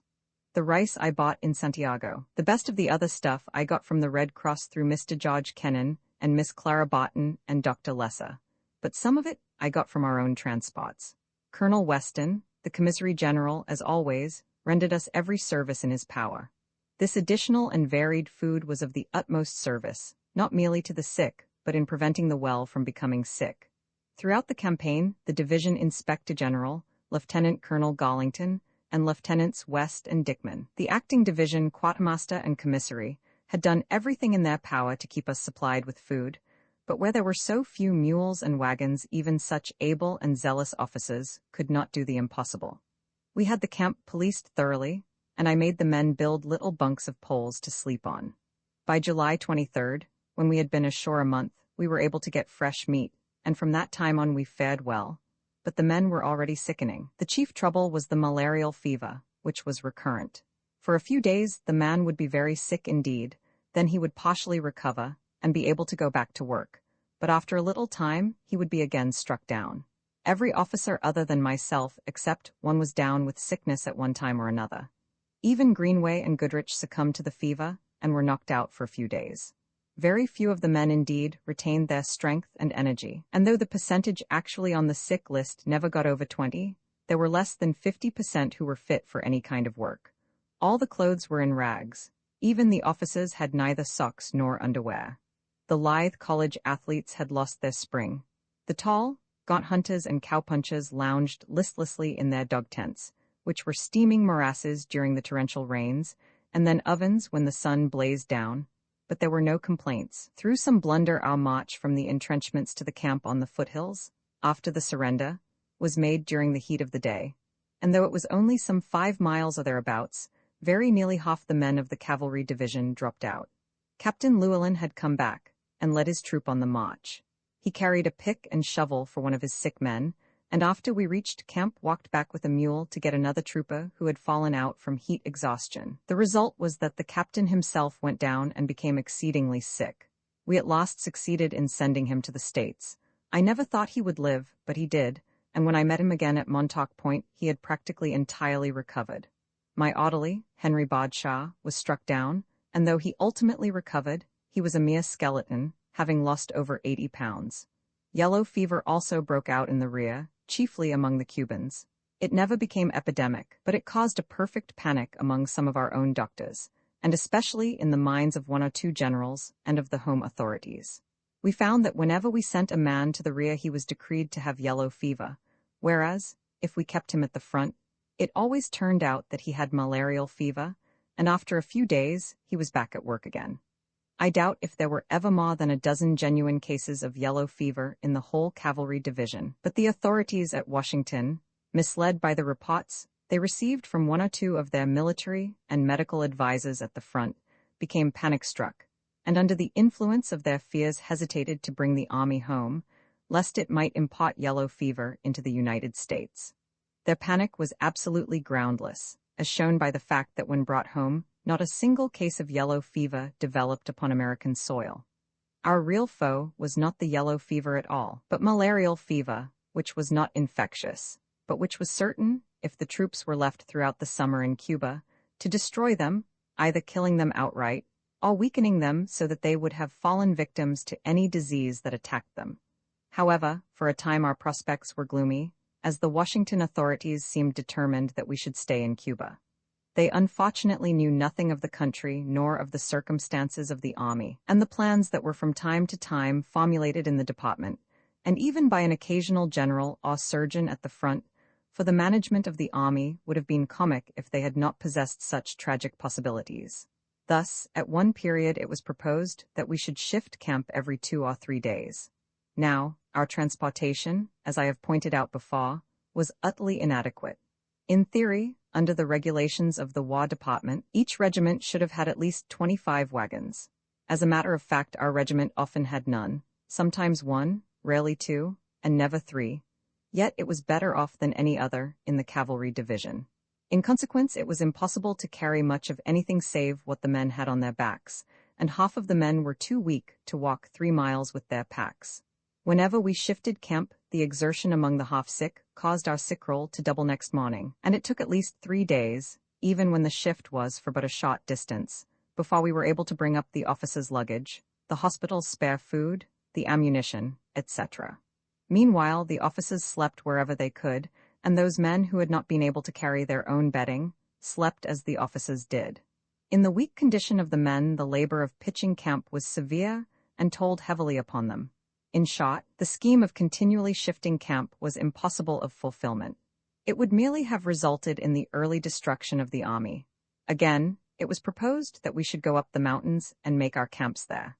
The palm and the bamboo grew to the summits of the mountains, and the soil along their sides was deep and soft, while the rains were very heavy, much more so than immediately on the coast, every mile or two inland bringing with it a great increase in the rainfall. We could, with much difficulty, have got our regiments up the mountains, but not half the men could have got up with their belongings, and once there, it would have been an impossibility to feed them. It was all that could be done, with the limited number of wagons and mule trains on hand, to feed the men in the existing camps, for the travel and the rain gradually rendered each road in succession wholly impassable. To have gone up the mountains would have meant early starvation. The third plan of the department was even more objectionable than either of the others. There was, some 25 miles in the interior, what was called a high interior plateau, and at one period we were informed that we were to be marched thither. As a matter of fact, this so-called high plateau was the sugarcane country, where, during the summer, the rainfall was prodigious.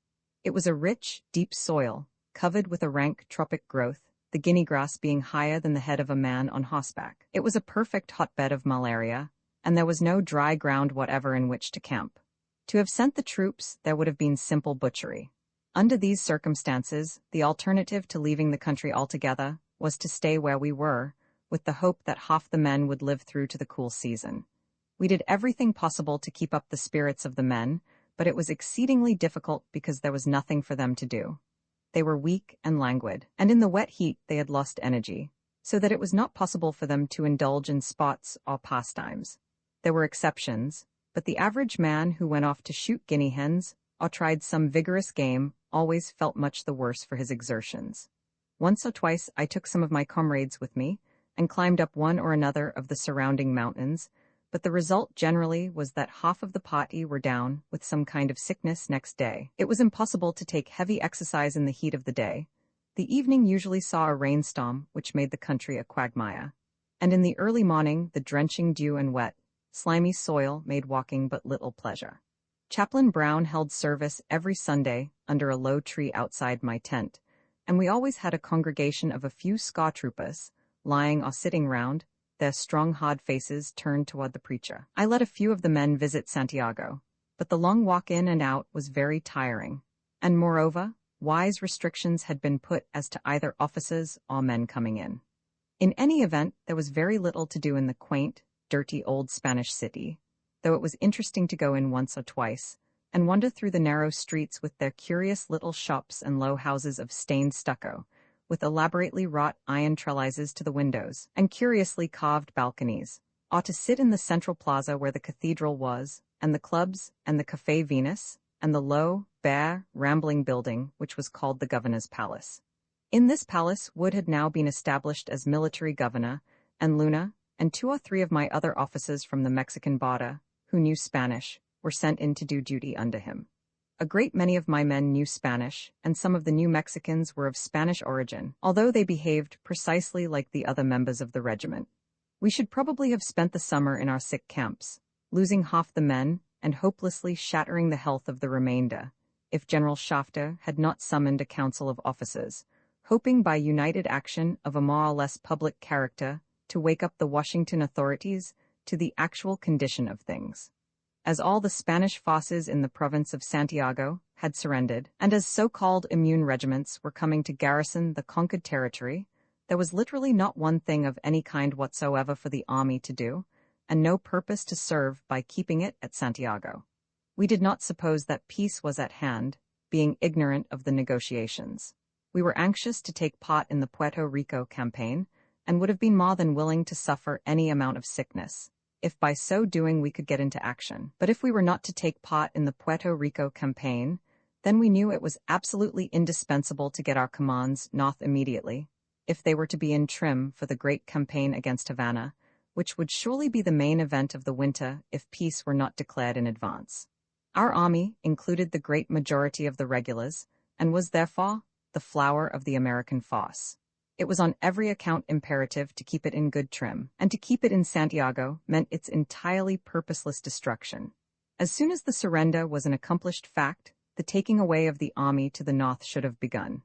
Every officer, from the highest to the lowest, especially among the regulars, realized all of this, and about the last day of July, General Shafter called a conference in the palace of all the division and brigade commanders. By this time, owing to Woods having been made Governor-General, I was in command of my brigade, so I went to the conference too, riding in with Generals Sumner and Wheeler, who were the other representatives of the cavalry division. Besides the line officers, all the chief medical officers were present at the conference. The telegrams from the secretary stating the position of himself and the Surgeon General were read, and then almost every line and medical officer present expressed his views in turn. They were almost all regulars, and had been brought up to lifelong habits of obedience without protest. They were ready to obey still, but they felt, quite rightly, that it was their duty to protest rather than to see the flower of the United States forces destroyed, as the culminating act of a campaign in which the blunders that had been committed had been retrieved only by the valor and splendid soldierly qualities of the officers and enlisted men of the infantry and dismounted cavalry. There was not a dissenting voice, for there could not be. There was but one side to the question. To talk of continually shifting camp, or of moving up the mountains, or of moving into the interior was idle, for not one of the plans could be carried out with our utterly insufficient transportation, and at that season, and in that climate, they would merely have resulted in aggravating the sickliness of the soldiers. It was deemed best to make some record of our opinion, in the shape of a letter or report, which would show that to keep the army in Santiago meant its absolute and objectless ruin, and that it should at once be recalled. At first there was naturally some hesitation on the part of the regular officers to take the initiative, for their entire future career might be sacrificed. So I wrote a letter to General Shafter, reading over the rough draft to the various generals and adopting their corrections. Before I had finished making these corrections, it was determined that we should send a circular letter on behalf of all of us to General Shafter, and when I returned from presenting him mine, I found this circular letter already prepared, and we all of us signed it. Both letters were made public. The result was immediate. Within 3 days, the army was ordered to be ready to sail for home. As soon as it was known that we were to sail for home, the spirits of the men changed for the better. In my regiment, the officers began to plan methods of drilling the men on horseback, so as to fit them for use against the Spanish cavalry, if we should go against Havana in December. We had, all of us, eyed the captured Spanish cavalry with particular interest. The men were small, and the horses, though well-trained and well-built, were diminutive ponies, very much smaller than cow ponies. We were certain that if we ever got a chance to try shock tactics against them, they would go down like ninepins, provided only that our men could be trained to charge in any kind of line, and we made up our minds to devote our time to this. Dismounted work with the rifle, we already felt thoroughly competent to perform. My time was still much occupied with looking after the health of my brigade, but the fact that we were going home, where I knew that their health would improve, lightened my mind, and I was able thoroughly to enjoy the beauty of the country, and even of the storms, which hitherto I had regarded purely as enemies. The surroundings of the city of Santiago are very grand. The circling mountains rise sheer and high. The plains are threaded by rapid winding brooks, and are dotted here and there with quaint villages, curiously picturesque from their combining traces of an outworn old-world civilization with new and raw barbarism. The tall, graceful, feathery bamboos rise by the water's edge, and elsewhere, even on the mountain crests where the soil is wet and rank enough, and the splendid royal palms and coconut palms tower high above the matted green jungle. Generally, the thunderstorms came in the afternoon, but once I saw one at sunrise, driving down the high mountain valleys toward us. It was a very beautiful and almost terrible sight, for the sun rose behind the storm and shone through the gusty rifts, lighting the mountain crests here and there, while the plain below lay shrouded in the lingering night. The angry, level rays edged the dark clouds with crimson, and turned the downpour into sheets of golden rain. In the valleys the glimmering mists were tinted every wild hue, and the remotest heavens were lit with flaming glory. One day General Lawton, General Wood and I, with Ferguson and poor Tiffany, went down the bay to visit Morro Castle. The Shaws were beautiful, especially where there were groves of palms and of the scarlet flower tree, and the castle itself, on a jutting headland, overlooking the sea and guarding the deep, narrow entrance to the bay, showed just what it was, the splendid relic of a vanished power and a vanished age. We wandered all through it, among the castellated battlements and in the dungeons, where we found hideous rusty implements of torture, and looked at the guns, some modern and some very old. It had been little hurt by the bombardment of the ships. Afterward I had a swim, not trusting much to the shark stories. We passed by the sunken hulks of the Merrimac and the Reina Mercedes, lying just outside the main channel. Our own people had tried to sink the first, and the Spaniards had tried to sink the second, so as to block the entrance. Neither attempt was successful. On August 6th we were ordered to embark, and next morning we sailed on the transport Miami. General Wheeler was with us and a squadron of the 3rd Cavalry, under Major Jackson. The general put the policing and management of the ship into my hands, and I had great aid from Captain McCormick, who had been acting with me as Adjutant General of the brigade. I had profited by my experience coming down, and as Dr. Church knew his work well, although he was very sick, we kept the ship in such good sanitary condition that we were one of the very few organizations allowed to land at Montauk immediately upon our arrival. Soon after leaving port, the captain of the ship notified me that his stokers and engineers were insubordinate and drunken, due, he thought, to liquor which my men had given them. I at once started a search of the ship, explaining to the men that they could not keep the liquor, that if they surrendered whatever they had to me I should return it to them when we went ashore, and that meanwhile I would allow the sick to drink when they really needed it, but that if they did not give the liquor to me of their own accord I would throw it overboard. About 70 flasks and bottles were handed to me, and I found and threw overboard about 20. This at once put a stop to all drunkenness. The stokers and engineers were sullen and half mutinous, so I sent a detail of my men down to watch them and see that they did their work under the orders of the chief engineer, and we reduced them to obedience in short order. I could easily have drawn from the regiment sufficient skilled men to fill every position in the entire ship's crew, from captain to stoker. We were very much crowded on board the ship, but rather better off than on the Yucatan, so far as the men were concerned, which was the important point. All the officers except General Wheeler slept in a kind of improvised shed, not unlike a chicken coop with bunks, on the aftermost part of the upper deck. The water was bad, some of it very bad. There was no ice. The canned beef proved practically uneatable, as we knew would be the case. There were not enough vegetables. We did not have enough disinfectants, and there was no provision whatever for a hospital or for isolating the sick. We simply put them on one portion of one deck. If, as so many of the high authorities had insisted, there had really been a yellow fever epidemic, and if it had broken out on shipboard, the condition would have been frightful. But there was no yellow fever epidemic. 3 of our men had been kept behind as suspects, all 3 suffering simply from malarial fever. One of them, Lutz, a particularly good soldier, died. Another, who was simply a malingerer and had nothing the matter with him whatever, of course recovered. The third was Tiffany, who, I believe, would have lived had we been allowed to take him with us, but who was sent home later and died soon after landing.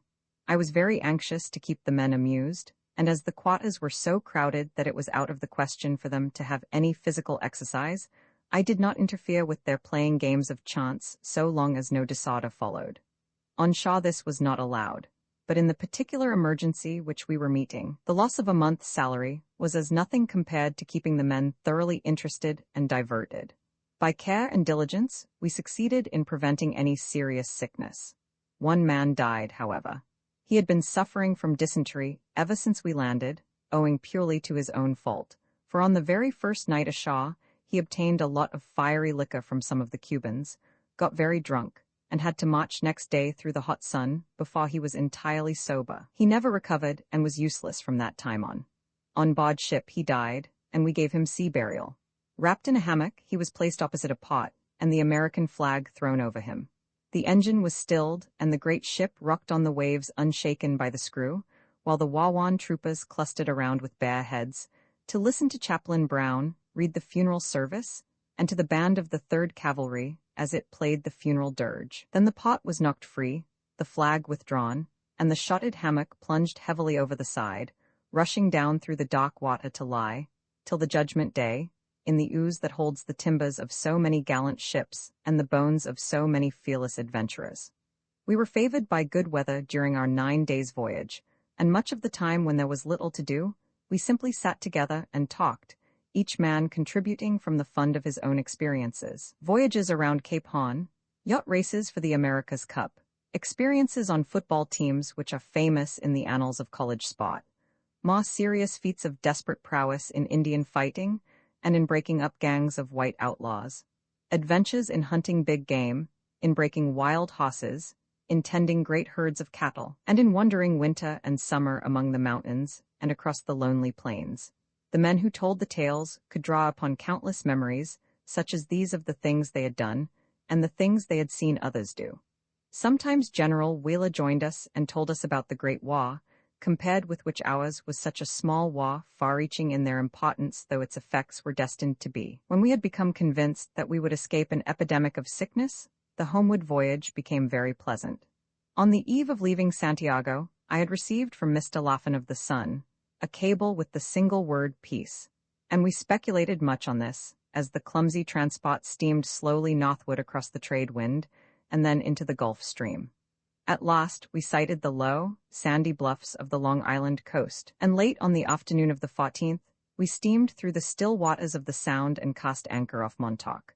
A gunboat of the Mosquito fleet came out to greet us and to inform us that peace negotiations had begun. Next morning we were marched on shore. Many of the men were very sick indeed.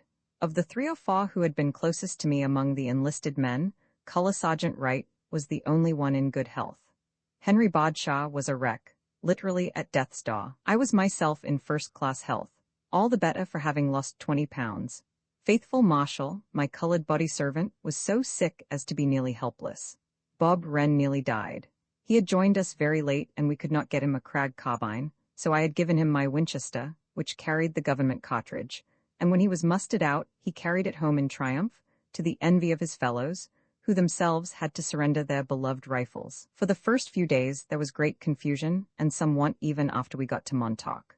The men in hospitals suffered from lack of almost everything, even cots. But after these few days, we were very well cared for and had abundance of all we needed, except that on several occasions there was a shortage of food for the horses, which I should have regarded as even more serious than a shortage for the men, had it not been that we were about to be disbanded.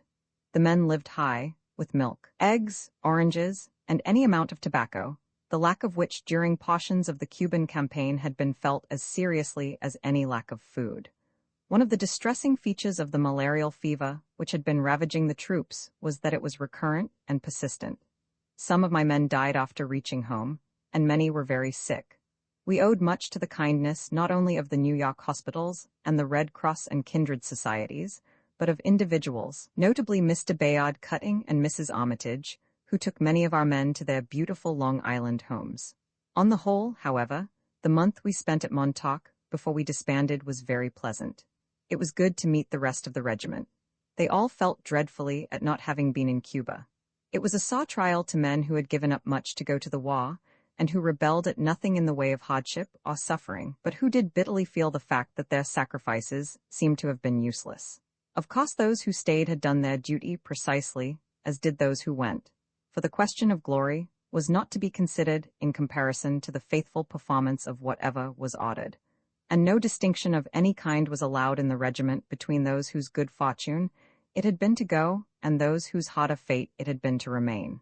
Nevertheless, the latter could not be entirely comforted. The regiment had 3 mascots, the 2 most characteristic, a young mountain lion brought by the Arizona troops and a war eagle brought by the New Mexicans, we had been forced to leave behind in Tampa. The third, a rather disreputable but exceedingly knowing little dog named Cuba, had accompanied us through all the vicissitudes of the campaign. The mountain lion, Josephine, possessed an infernal temper, whereas both Cuba and the eagle, which have been named in my honor, were extremely good-humored. Josephine was kept tied up. She sometimes escaped. One cool night in early September, she wandered off and, entering the tent of a 3rd cavalryman, got into bed with him, whereupon he fled into the darkness with yells, much more unnerved than he would have been by the arrival of any number of Spaniards. The eagle was let loose and not only walked at will up and down the company's streets, but also at times flew wherever he wished. He was a young bird, having been taken out of his nest when a fledgling. Josephine hated him and was always trying to make a meal of him, especially when we endeavored to take their photographs together. The eagle, though good-natured, was an entirely competent individual and ready at any moment to beat Josephine off. Cuba was also oppressed at times by Josephine and was of course no match for her, but was frequently able to overawe by simple decision of character. In addition to the animal mascots, we had 2 or 3 small boys who had also been adopted by the regiment. One, from Tennessee, was named Dabney Royster. When we embarked at Tampa, he smuggled himself on board the transport with a .22 caliber rifle and 3 boxes of cartridges, and wept bitterly when sent ashore.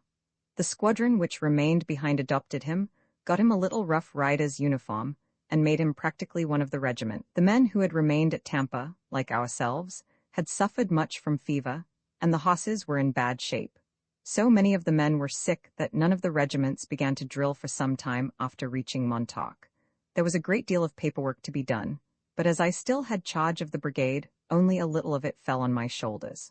Of this I was sincerely glad, for I knew as little of the paperwork as my men had originally known of drill. We had all of us learned how to fight and march, but the exact limits of our rights and duties in other respects were not very clearly defined in our minds, and as for myself, as I had not had the time to learn exactly what they were, I had assumed a large authority in giving rewards and punishments. In particular, I had looked on court-martials much as Peter Bell looked on primroses. They were court-martials and nothing more, whether resting on the authority of a lieutenant colonel or of a major general. The mustering-out officer, a thorough soldier, found to his horror that I had used the widest discretion both in imposing heavy sentences, which I had no power to impose on men who shirked their duties, and where men atoned for misconduct by mocked gallantry, in blandly remitting sentences approved by my chief of division. However, I had done substantial, even though somewhat rude and irregular, justice, and no harm could result, as we were just about to be mustered out. My chief duties were to see that the camps of the 3 regiments were thoroughly policed and kept in first-class sanitary condition. This took up some time, of course, and there were other matters in connection with the mustering out which had to be attended to, but I could always get 2 or 3 hours a day free from work. Then I would summon a number of the officers, Kane, Greenway, Goodrich, Church, Ferguson, McIlhenny, France, Ballard, and others, and we would gallop down to the beach and bathe in the surf, or else go for long rides over the beautiful rolling plains, thickly studded with pools which were white with water lilies. Sometimes I went off alone with my orderly, young Gordon Johnston, one of the best men in the regiment. He was a nephew of the governor of Alabama, and when at Princeton had played on the 11. We had plenty of horses, and these rides were most enjoyable. Galloping over the open, rolling country, through the cool fall evenings, made us feel as if we were out on the great western plains and might at any moment start deer from the brush, or see antelope stand and gaze, far away, or rouse a band of mighty elk and hear their horns clatter as they fled. An old friend, Baron von Sternberg, of the German embassy, spent a week in camp with me. He had served, when only 17, in the Franco-Prussian War as a hussar, and was a noted sharpshooter, being the little Baron, who is the hero of Archibald Fobbs's true story of the pig dog. He and I had for years talked over the possibilities of just such a regiment as the one I was commanding, and he was greatly interested in it. Indeed, I had vainly sought permission from the German ambassador to take him with the regiment to Santiago. One Sunday before the regiment disbanded, I supplemented Chaplain Brown's address to the men by a short sermon of a rather hortatory character. I told them how proud I was of them, but warned them not to think that they could now go back and rest on their laurels, bidding them remember that though for 10 days or so the world would be willing to treat them as heroes, yet after that time they would find they had to get down to hard work just like everyone else, unless they were willing to be regarded as worthless do-nothings. They took the sermon in good part, and I hope that some of them profited by it. At any rate, they repaid me by a very much more tangible expression of affection. One afternoon, to my genuine surprise, I was asked out of my tent by Lieutenant Colonel Brodie. The gallant old boy had rejoined us, and found the whole regiment formed in hollow square, with the officers and colour sergeant in the middle. When I went in, one of the troopers came forward, and on behalf of the regiment presented me with Remington's fine bronze, the Broncobuster. There could have been no more appropriate gift from such a regiment, and I was not only pleased with it, but very deeply touched with the feeling which made them join in giving it. Afterward, they all filed past, and I shook the hands of each to say goodbye. Most of them looked upon the bronze with the critical eyes of professionals. I doubt if there was any regiment in the world which contained so large a number of men able to ride the wildest and most dangerous horses. One day, while at Montauk Point, some of the troopers of the 3rd Cavalry were getting ready for mounted drill when one of their horses escaped, having thrown his rider. This attracted the attention of some of our men, and they strolled around to see the trooper remount. He was instantly thrown again, the horse, a huge, vicious sorrel, being one of the worst buckers I ever saw, and none of his comrades were willing to ride the animal. Our men, of course, jeered and mocked at them, and in response were dared to ride the horse themselves. The challenge was instantly accepted, the only question being as to which of a dozen noted broncobusters who were in the ranks should undertake the task. They finally settled on a man named Donnell. It was agreed that the experiment should take place next day, when the horse would be fresh, and accordingly next day, the majority of both regiments turned out on a big open flat in front of my tent, brigade headquarters. The result was that, after as fine a bit of rough riding as one would care to see, in which one scarcely knew whether most to wonder at the extraordinary viciousness and agile strength of the horse, or at the horsemanship and courage of the rider, Donnell came off victorious, his seat never having been shaken. After this, almost every day we had exhibitions of bronco busting, in which all the crack riders of the regiment vied with one another, riding not only all of our own bad horses, but any horse which was deemed bad in any of the other regiments. Donnell, McGinty, Wood, Smoky Moore, and a score of others took part in these exhibitions, which included not merely feats in mastering vicious horses, but also feats of broken horses which the riders had trained to lie down at command, and upon which they could mount while at full speed. Toward the end of the time, we also had mounted drill on 2 or 3 occasions, and when the president visited the camp, we turned out mounted to receive him, as did the rest of the cavalry. The last night before we were mustered out was spent in noisy, but entirely harmless hilarity, which I ignored. Every form of celebration took place in the ranks. A former populist candidate for attorney general in Colorado delivered a fervent oration in favor of free silver. A number of the college boys sang, but most of the men gave vent to their feelings by improvised dances. In these the Indians took the lead, pure-bloods and half-breeds alike, the cowboys and miners cheerfully joining in and forming part of the howling, grunting rings that went bounding around the great fires they had kindled. Next morning Sergeant Wright took down the colors, and Sergeant Cotilliers the standard, for the last time. The horses, the rifles, and the rest of the regimental property had been turned in. Officers and men shook hands and said goodbye to one another, and then they scattered to their homes in the north and the south, the few going back to the great cities of the east, the many turning again toward the plains, the mountains, and the deserts of the west and the strange southwest.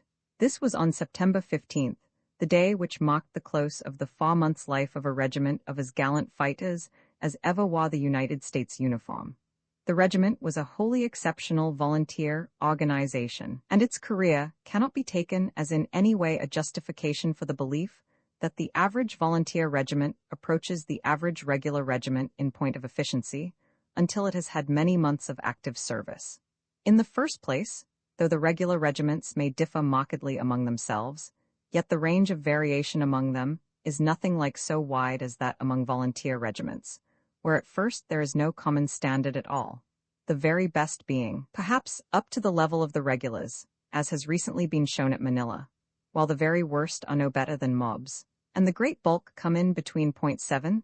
The average regular regiment is superior to the average volunteer regiment in the physique of the enlisted men, who have been very carefully selected, who have been trained to life in the open, and who know how to cook and take care of themselves generally. Now, in all these respects and in others like them, the Rough Riders were the equals of the regulars. They were haughty, self-reliant, accustomed to shift for themselves in the open under very adverse circumstances.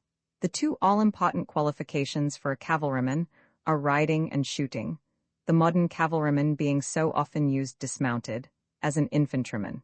The average recruit requires a couple of years before he becomes proficient in horsemanship and marksmanship, but my men were already good shots and first-class riders when they came into the regiment. The difference as regards officers and non-commissioned officers, between regulars and volunteers, is usually very great. But in my regiment, keeping in view the material we had to handle, it was easy to develop non-commissioned officers out of men who had been roundup foremen, ranch foremen, mining bosses, and the like. These men were intelligent and resolute. They knew they had a great deal to learn, and they set to work to learn it. While they were already accustomed to managing considerable interests, to obeying orders, and to taking care of others as well as themselves. As for the officers, the great point in our favor was the anxiety they showed to learn from those among their number who, like Capron, had already served in the regular army, and the fact that we had chosen a regular army man as colonel. If a volunteer organization consists of good material and is eager to learn, it can readily do so if it has one or two first-class regular officers to teach it. Moreover, most of our captains and lieutenants were men who had seen much of wild life, who were accustomed to handling and commanding other men, and who had usually already been under fire as sheriffs, marshals, and the like. As for the second in command, myself, I had served 3 years as captain in the National Guard. I had been deputy sheriff in the cow country, where the position was not a sinecure. I was accustomed to big game hunting and to work on a cow ranch, so that I was thoroughly familiar with the use both of horse and rifle, and knew how to handle cowboys, hunters, and miners. Finally, I had studied much in the literature of war, and especially the literature of the great modern wars, like our own Civil War, the Franco-German War, the Turco-Russian War, and I was especially familiar with the deeds, the successes and failures alike, of the frontier horse riflemen who had fought at Kings Mountain and the Thames, and on the Mexican border. Finally, and most important of all, officers and men alike were eager for fighting, and resolute to do well and behave properly, to encounter hardship and privation, and the irksome monotony of camp routine, without grumbling or complaining. They had counted the cost before they went in, and were delighted to pay the penalties inevitably attendant upon the career of a fighting regiment. And from the moment when the regiment began to gather, the higher officers kept instilling into those under them the spirit of eagerness for action and of stern determination to grasp at death rather than forfeit honor. The self-reliant spirit of the men was well shown after they left the regiment. Of course, there were a few weaklings among them, and there were others, entirely brave and nominally self-sufficient, who, from wounds or fevers, were so reduced that they had to apply for aid, or at least, who deserved aid, even though they often could only be persuaded with the greatest difficulty to accept it. The widows and orphans had to be taken care of. There were a few light-hearted individuals who were entirely ready to fight in time of war, but in time of peace felt that somebody ought to take care of them. And there were others who, never having seen any aggregation of buildings larger than an ordinary cow town, fell a victim to the fascinations of New York. But, as a whole, they scattered out to their homes on the disbandment of the regiment, gaunter than when they had enlisted, sometimes weakened by fever or wounds, but just as full as ever of sullen, sturdy capacity for self-help, scorning to ask for aid, save what was entirely legitimate in the way of one comrade giving help to another. A number of the examining surgeons, at the muster-out, spoke to me with admiration of the contrast offered by our regiment to so many others, in the fact that our men always belittled their own bodily injuries and sufferings. So that whereas the surgeons ordinarily had to be on the lookout lest a man who was not really disabled should claim to be so, in our case they had to adopt exactly the opposite attitude and guard the future interests of the men by insisting upon putting upon their certificates of discharge whatever disease they had contracted or wound they had received in line of duty. Major J. H. Califf, who had more than any other one man to do with seeing to the proper discharge papers of our men, and who took a most generous interest in them, wrote me as follows.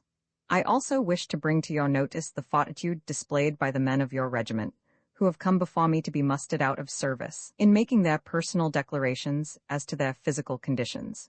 Men who bore on their faces and in their forms the traces of long days of illness, indicating wrecked constitutions, declared that nothing was the matter with them, at the same time disclaiming any intention of applying for a pension. It was exceptionally heroic. When we were mustered out, many of the men had lost their jobs, and were too weak to go to work at once, while there were helpless dependents of the dead to care for. Certain of my friends, August Belmont, Stanley and Richard Mortimer, Major Austin Wadsworth, himself fresh from the Manila campaign, Belmont Tiffany, and others, gave me sums of money to be used for helping these men. In some instances, by the exercise of a good deal of tact, and by treating the gift as a memorial of poor young Lieutenant Tiffany, we got the men to accept something. And of course, there were a number who, quite rightly, made no difficulty about accepting, but most of the men would accept no help whatever. In the first chapter, I spoke of a lady, a teacher in an academy in the Indian Territory, 3 or 4 of whose pupils had come into my regiment, and who had sent with them a letter of introduction to me. When the regiment disbanded, I wrote to her to ask if she could not use a little money among the Rough Riders, white, Indian, and half-breed, that she might personally know. I did not hear from her for some time, and then she wrote as follows: Muskogee, Ind. Ter. December 19, 1898. My dear Colonel Roosevelt, I did not at once reply to your letter of September 23rd, because I waited for a time to see if there should be need among any of our Rough Riders of the money you so kindly offered. Some of the boys are poor, and in 1 or 2 cases they seemed to me really needy, but they all said no. More than once I saw the tears come to their eyes at thought of your care for them, as I told them of your letter. Did you hear any echoes of our Indian war-whoops over your election? They were pretty loud. I was particularly exultant because my father was a New Yorker and I was educated in New York, even if I was born here. So far as I can learn, the boys are taking up the dropped threads of their lives as though they had never been away. Our 2 Rough Rider students, Meeker and Gilmore, are doing well in their college work. I am sorry to tell you of the death of one of your most devoted troopers, Bert Holdeman, who was here serving on the grand jury. He was stricken with meningitis in the jury room and died after 3 days of delirium. His father, who was twice wounded, 4 times taken prisoner, and fought in 32 battles of the Civil War, now old and feeble, survives him, and it was indeed pathetic to see his grief. Bert's mother, who is a Cherokee, was raised in my grandfather's family. The words of commendation which you wrote upon Bert's discharge are the greatest comfort to his friends. They wanted you to know of his death, because he loved you so. I am planning to entertain all the Rough Riders in this vicinity some evening during my holiday vacation. I mean to have no other guests, but only give them an opportunity for reminiscences. I regret that Bert's death makes one less. I had hoped to have them sooner, but our struggling young college salaries are necessarily small and duties arduous. I make a home for my widowed mother and an adopted Indian daughter, who is in school, and as I do the cooking for a family of 5, I have found it impossible to do many things I would like to. Pardon me for burdening you with these details, but I suppose I am like your boys, who say, the colonel was always as ready to listen to a private as to a major general. Wishing you and yours the very best gifts the season can bring, I am, very truly yours, Alice M. Robertson. Is it any wonder that I loved my regiment?